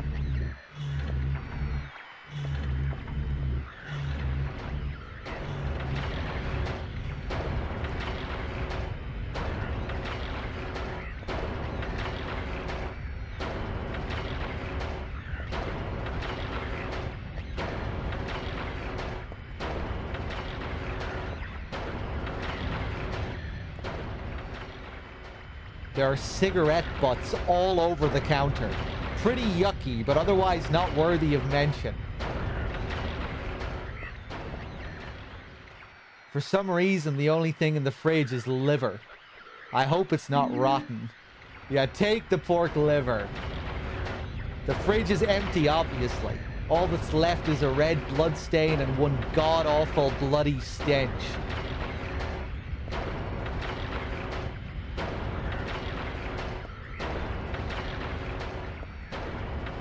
Okay, I'm just gonna grab those shells real quick.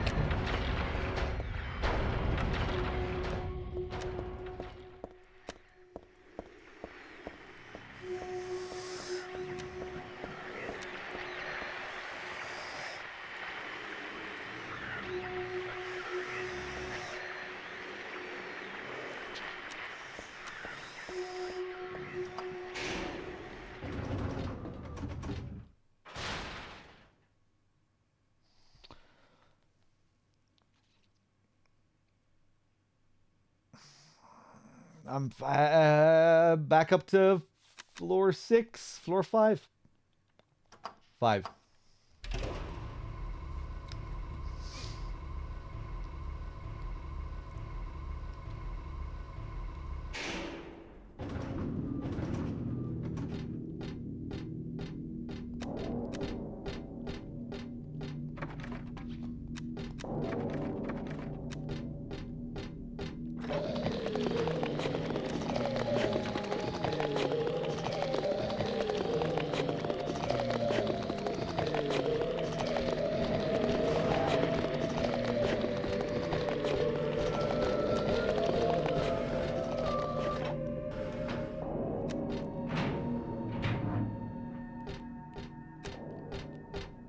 Okay, now we have everything we need. All the common items you need to start a fire. Oxidol, pork liver, and good old-fashioned matches. This was in the cafe's fridge. Gotta do something with it before it goes bad.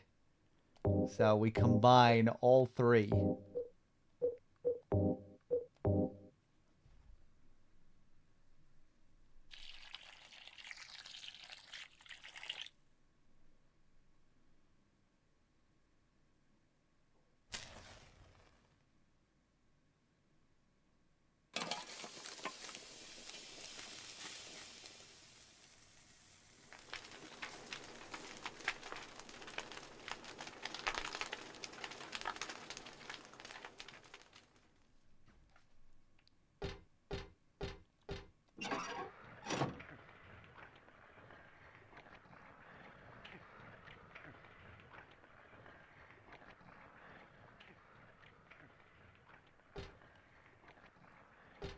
This was always one of the most memorable parts of Silent Hill 3 for me.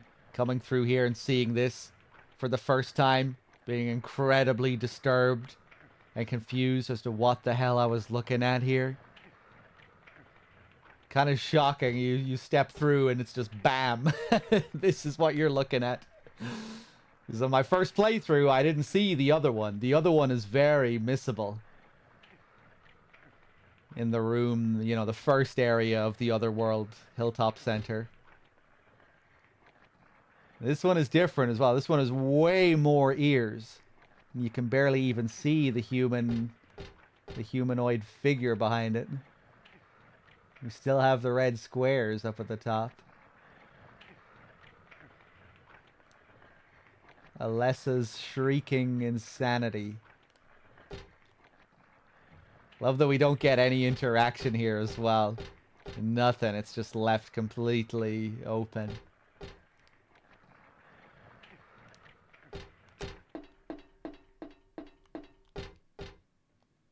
What might this be?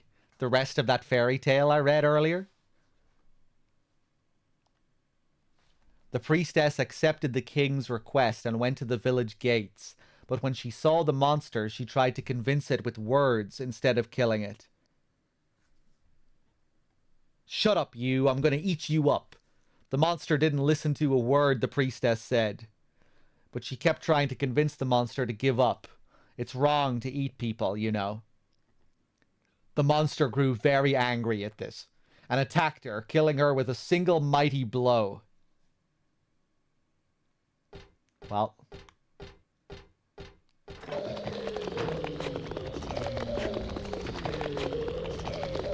Where are we now? 4th floor.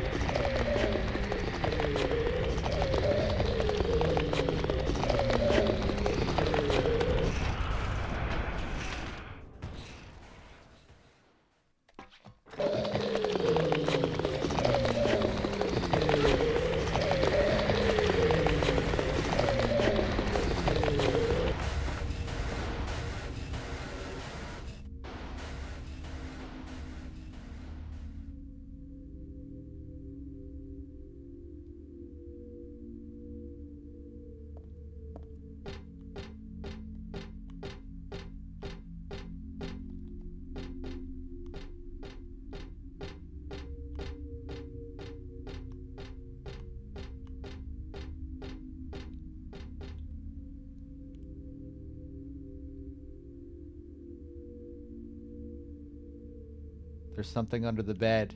We try and draw it out. Is it alive? Let's see if we can bait it. Ugh, nasty.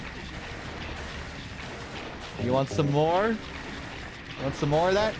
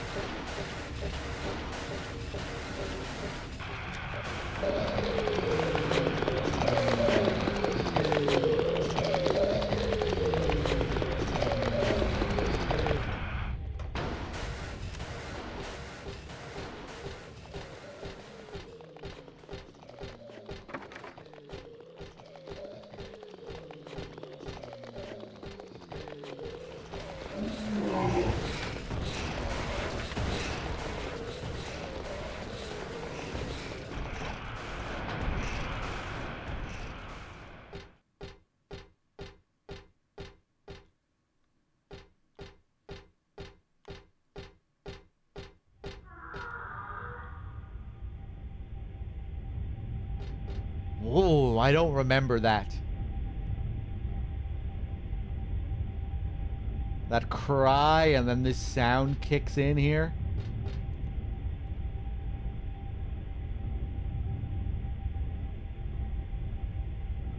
Cool.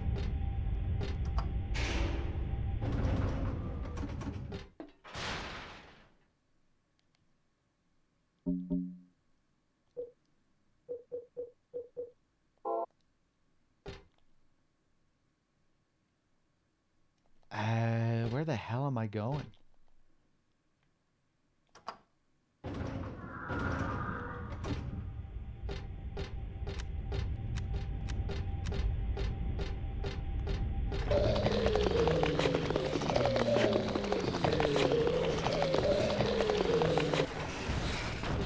I don't think we've seen everything here yet.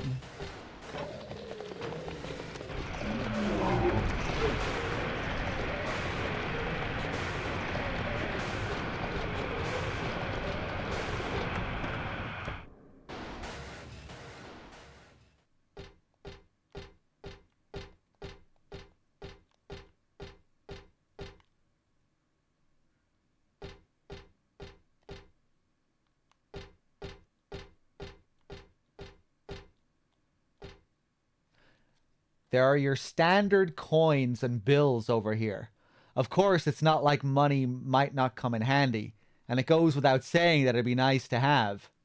But I think I'll pass on it anyway. No, forget about it. What about these coins over here? Silver coin. The lamp's shining on some old silver coins I know I've seen before. I got one earlier, so I shouldn't really take any more. I mean, I'm no thief. I might act like one now and then, though. I don't need any more coins. Silver coin. It's about the size of a quarter. I get the feeling it's really old. It looks like it.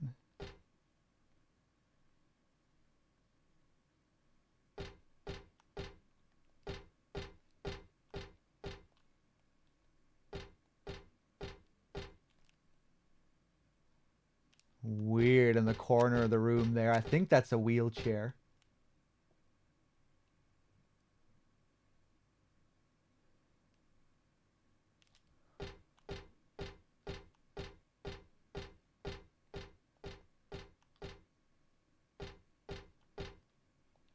There's something written on the wall.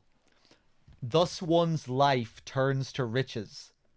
What was a bag of silver coins is now the number in a book. Yet fate hath no price. Ah, but do people know this?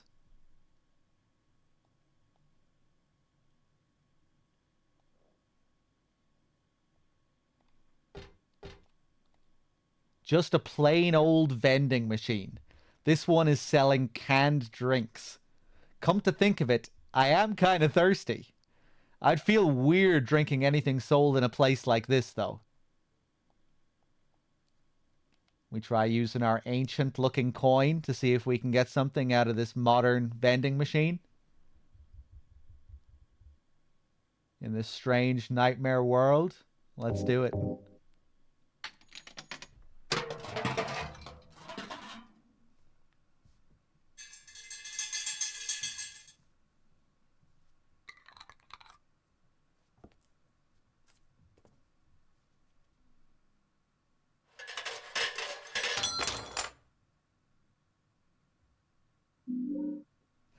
I got a life insurance key. Love that you can actually see the writing on the wall there, especially during that scene, just seeing the bit of text behind her. Even the writing on the key as well, on the model.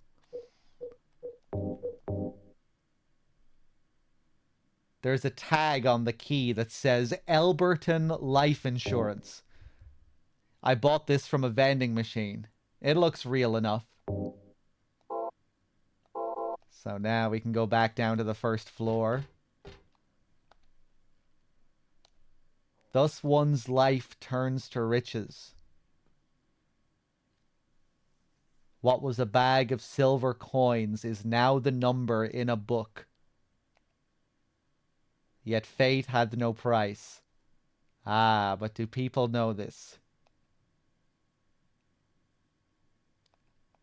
Suddenly seeming a little bit more relevant to what we just picked up, the life insurance key.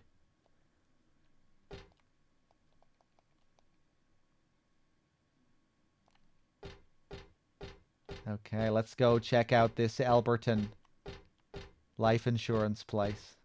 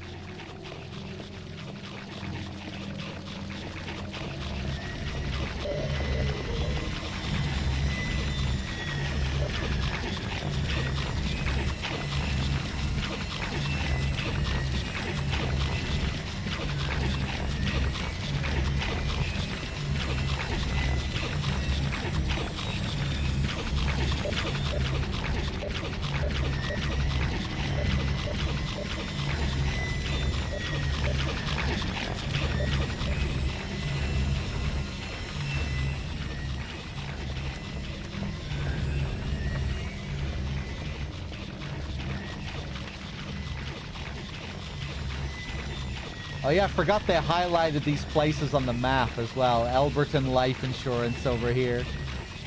Last Drop Cafe. The Mental Health Clinic. Echo Interiors and Floor Fashions.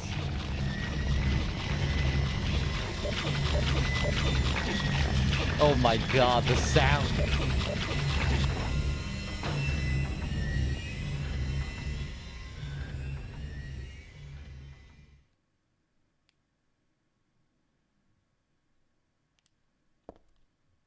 Now they're munching, they're eating. It's the same thing they do when I feed them the jerky, except they have something a little bit bigger than a slice of beef jerky there. We'll get to see what they're eating when we go back out.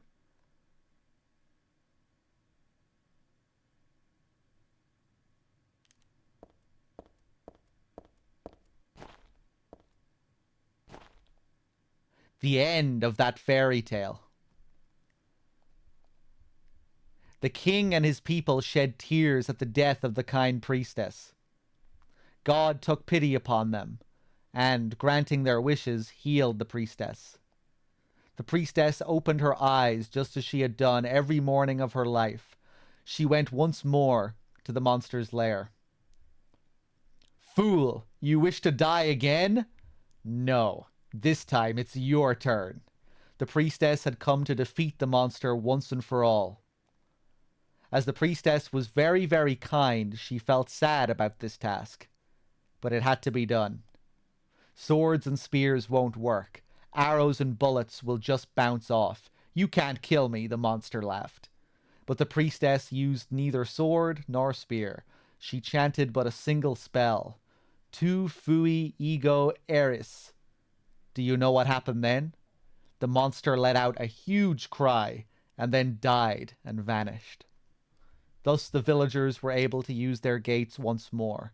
Everyone lavished their gratitude upon the priestess, and they all lived happily ever after.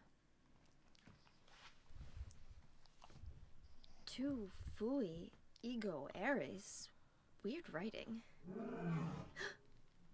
What was that?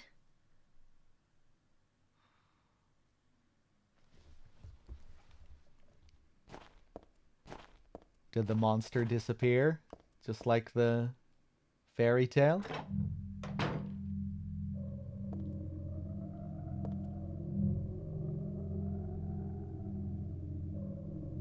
Maybe not the only monster that disappeared. And now we get to see what those two boys were munching on here. This slab of meat, whatever it is.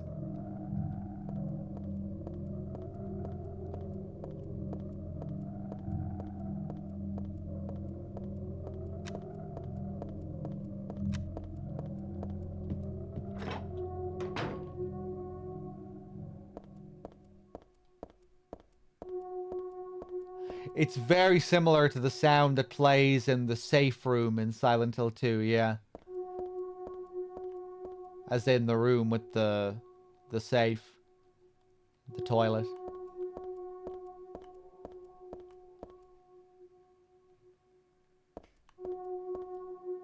It's gone.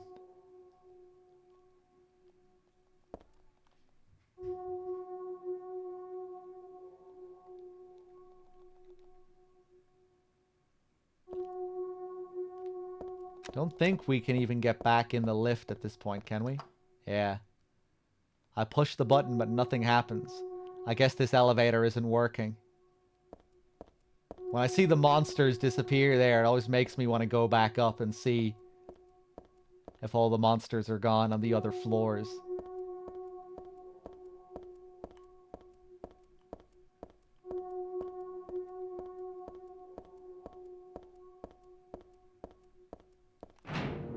Ooh. We got a weird fade to white here. Hilltop Center. I don't have a map of the area.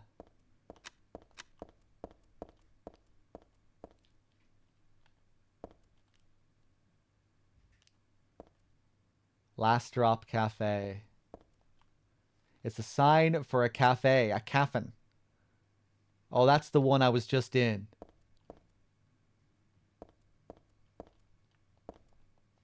cool. You can still see the advertisements for the places inside the Hilltop Center, the dance studio. What is this thing blocking the path? Am I still having that nightmare? So close to my home. My home. My dad. Is he okay? I'm sure he is. He must be. My apartment is the other way.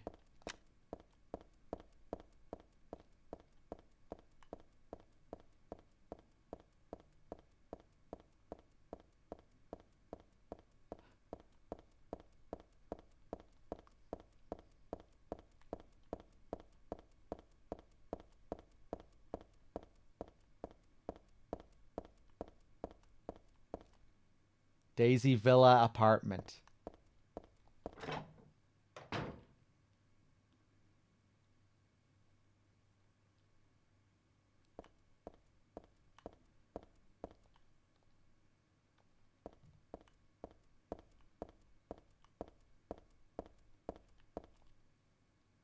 Just a dust chute, nothing to worry about. I don't know whose stuff this is, but I think I'll leave it alone. None of it is really can help me out right now. Bit of a typo here. I think there's another one around here somewhere. I think Blaustein must have been tired the day he was doing this area.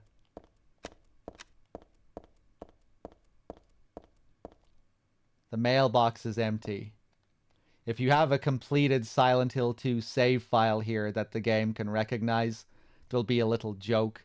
Heather will say, no letters from a dead wife or anything like that or something. The game recognizes your Silent Hill 2 save. What's this doing here? That really pisses me off. It's like having someone spit on your sacred place. Looking at that makes my head hurt. What does it mean?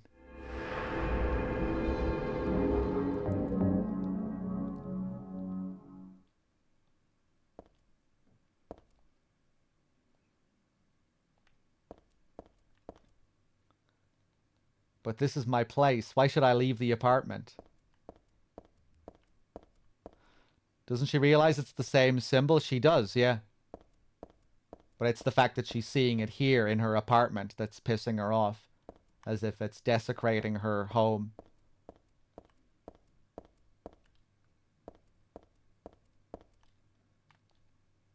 I don't need to use the elevator. My apartment is number 102 on the ground floor.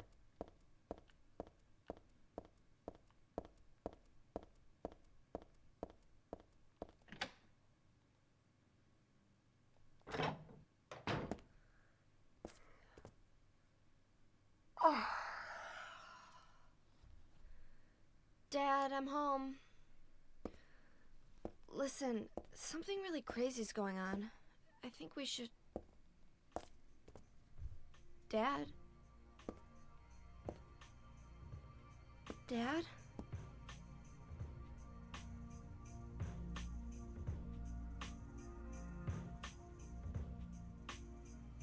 No! No!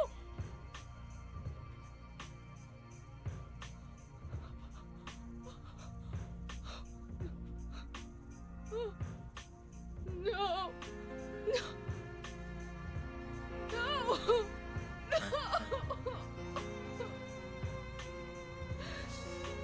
No!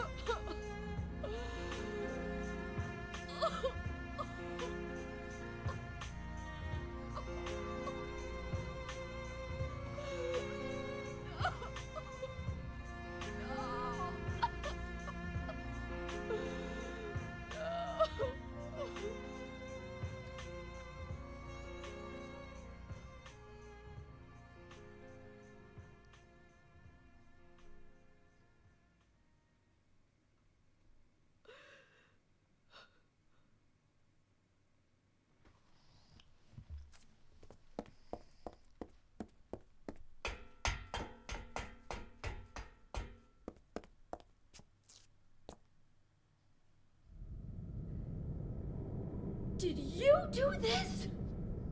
Your But why? Why?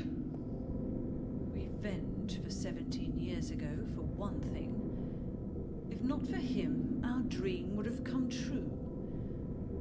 And then he took you away from us. I'll get you for this! There is another reason. To fill your heart with hatred. It must be this way. One day you'll understand why. No, I'll never understand! You must try to remember me, and your true self as well. You will birth a god, and build an eternal paradise.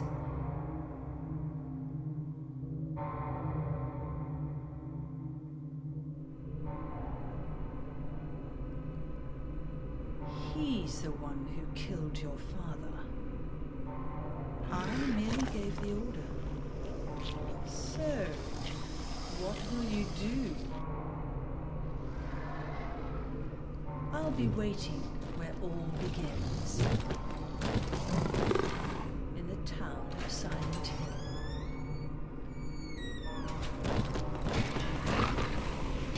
Here we go. Whoop!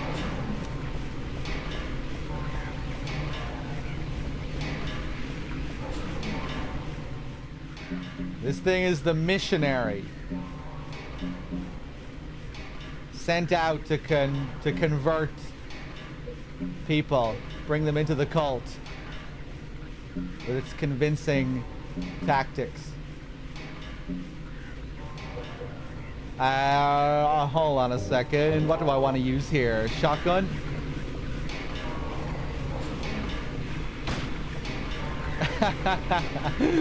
You convinced? Whoa. Nope.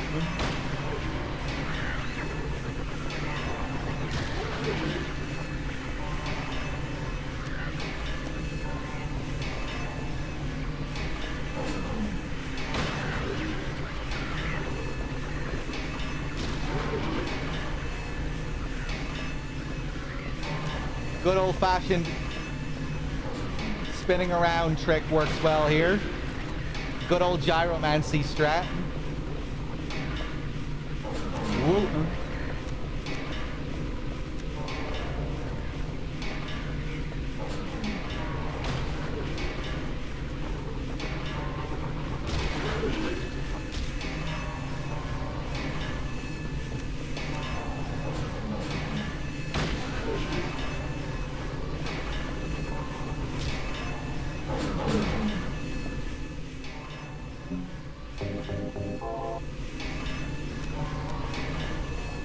Oh my god.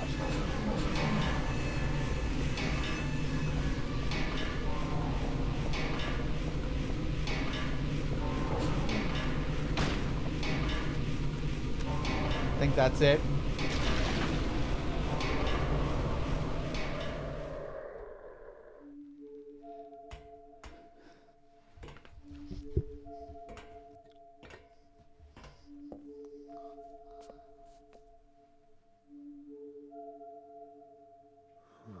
I don't know what to say.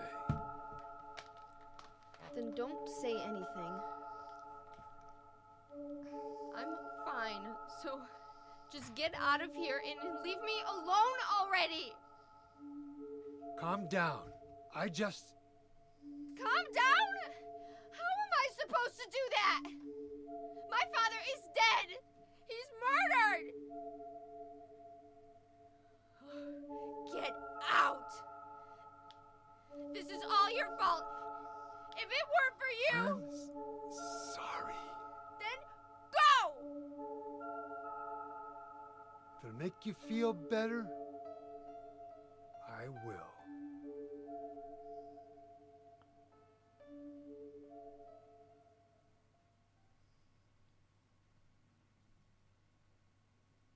Is he okay like this?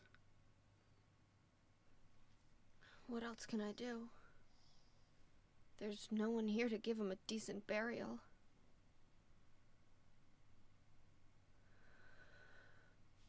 I'm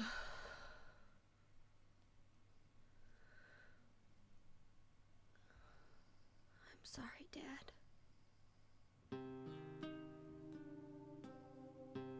What do you do now? I'm going to Silent Hill. What's in Silent Hill?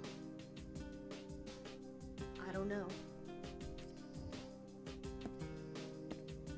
Do you think it's safe? Of course it isn't. I don't know what kind of hell is waiting for me there, but I've got no other choice. I don't care about God or paradise. If that's what she believes, then fine. But she won't get away with what she did.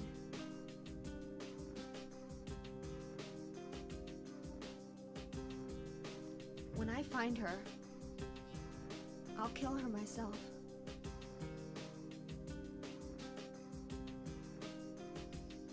Revenge doesn't solve anything. Maybe not, but that's what I'm going to do. How are you gonna get there? None of your business. I'll give you a ride. I don't need your help. Yeah, but it's too far to walk.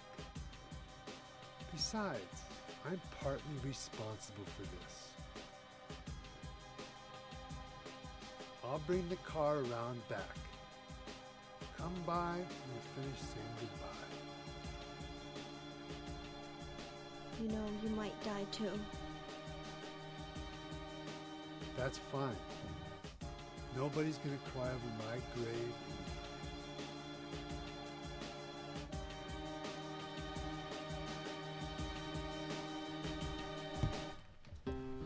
All right. Sorry if I've ruined this song for you, by the way. If you hear it and you just immediately start singing about balls in your head. I think I've kind of ruined it for myself, too.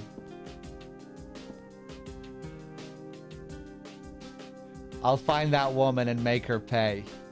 I promise I will. I wonder if my dad would be mad at me for thinking that way. I'll be back, Dad. I promise I'll come home soon. So now we get to explore the house a little bit before we head out. Dad's bookshelf. There's nothing unusual about it.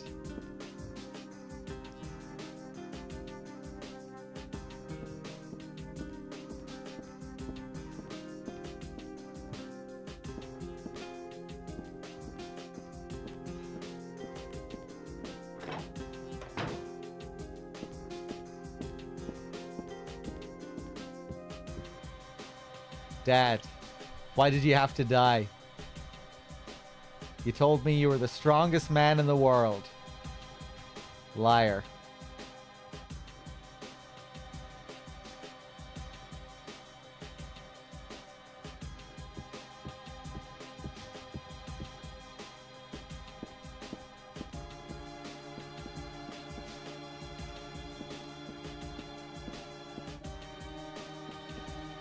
After Harry's death here as well, Heather is stained with his blood, that blood stain on her jacket. She only gets that after this scene here. Cool little detail here too. If we look at the child's picture, we can see Alessa, Cheryl, and Heather.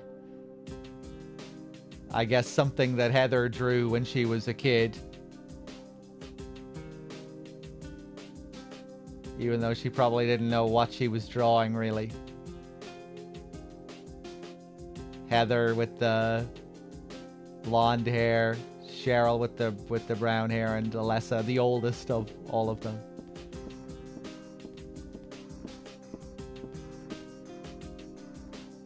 There's nothing to do in the kitchen. I'm not hungry at all. Who could eat something in a situation like this?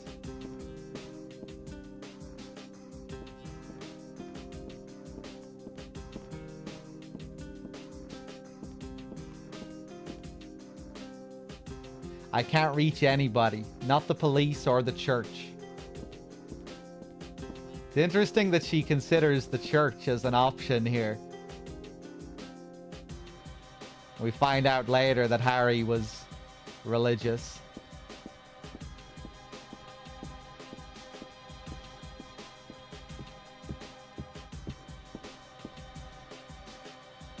There's no need to go back on the roof. That monster is dead now. Besides, Douglas is waiting outside.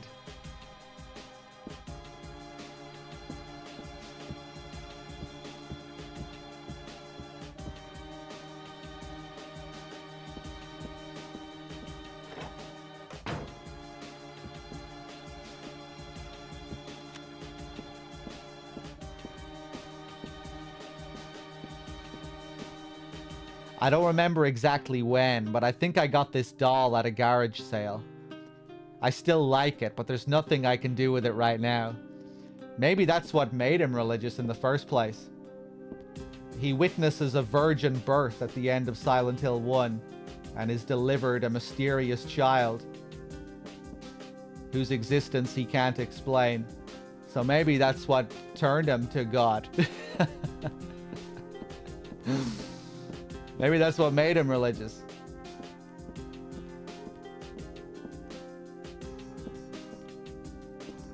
But yeah, he mentions praying to God in a notebook. In the notebook memo we read later, his message to Heather.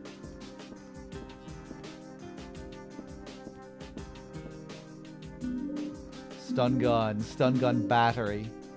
This is my dresser. I don't need to change. I'll leave it alone. I played the Silent Hill 2 Enhanced Edition a few days ago. I didn't play the final update of it, but yeah.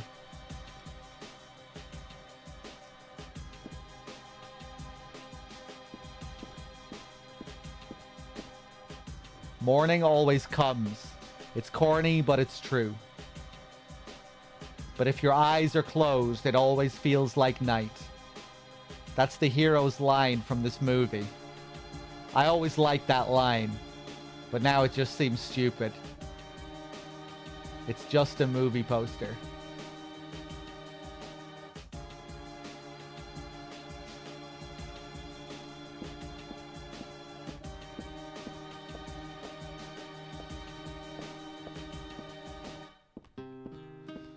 Final update. It's been updated many, many times.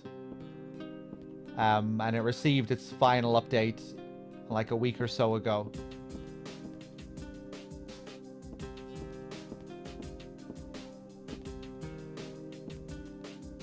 I think they're happy with how it is now. They don't think it needs any more updates. What is she talking about here? I still like it, but there's nothing I can do with it right now. I don't remember exactly when, but I think I got this doll at a garage sale. I'm exhausted, but I don't think I can sleep now. Besides, Douglas should be waiting for me outside.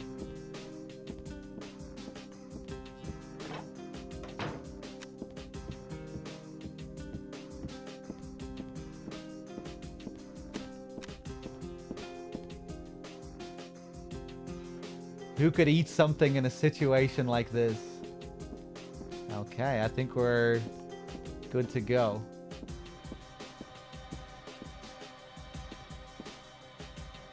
There are books on the table. Just his usual detective novels. My dad loved them.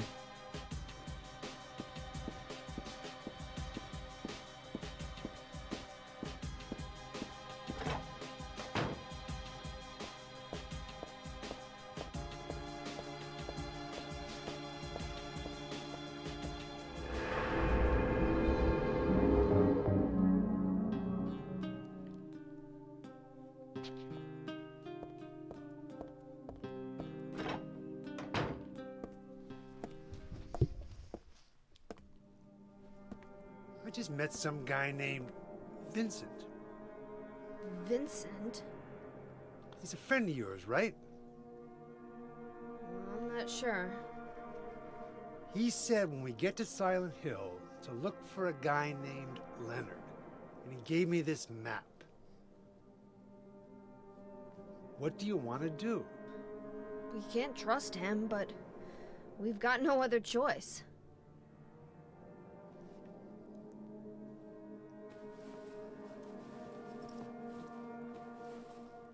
Here, take this too. What's this? Your father was holding it.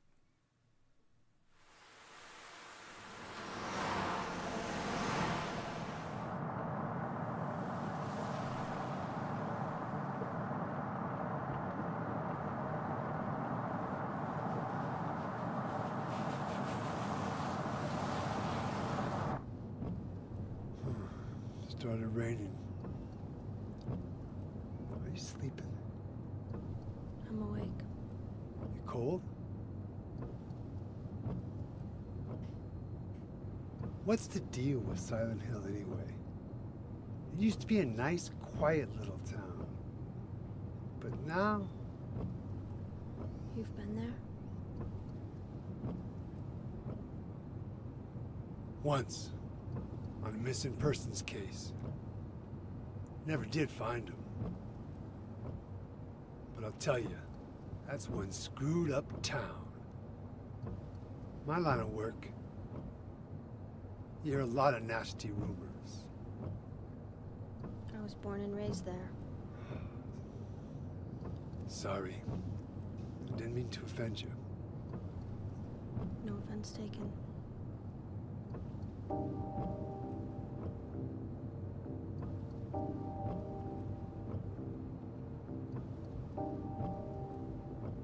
Anyway, I thought you grew up in Portland.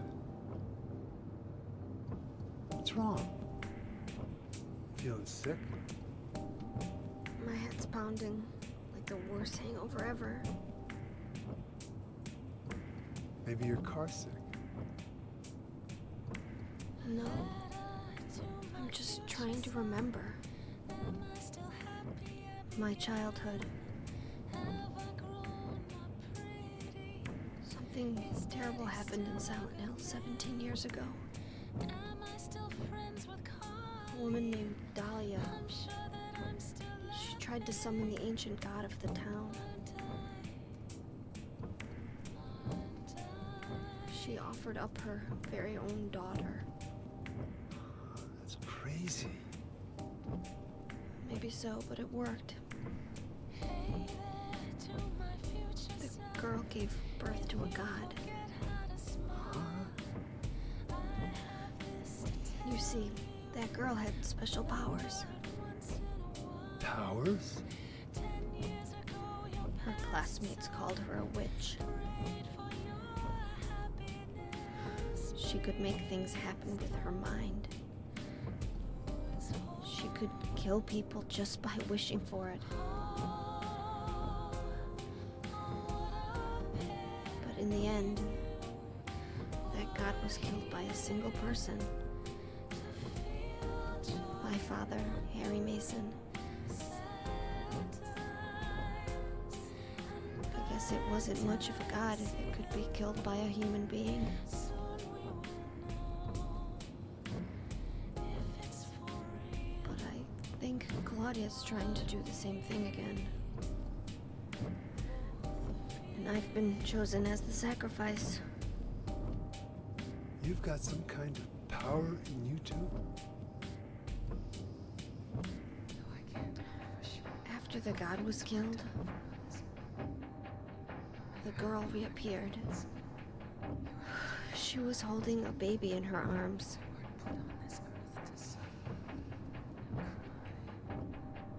Before she died, she gave the baby to my father.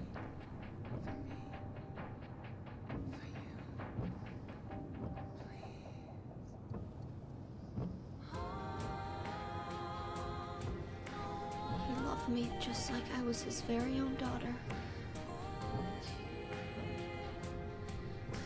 Even though he didn't know who or what I was.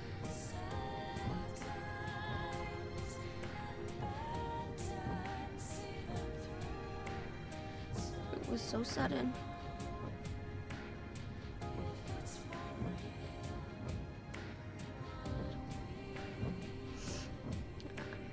I never had a chance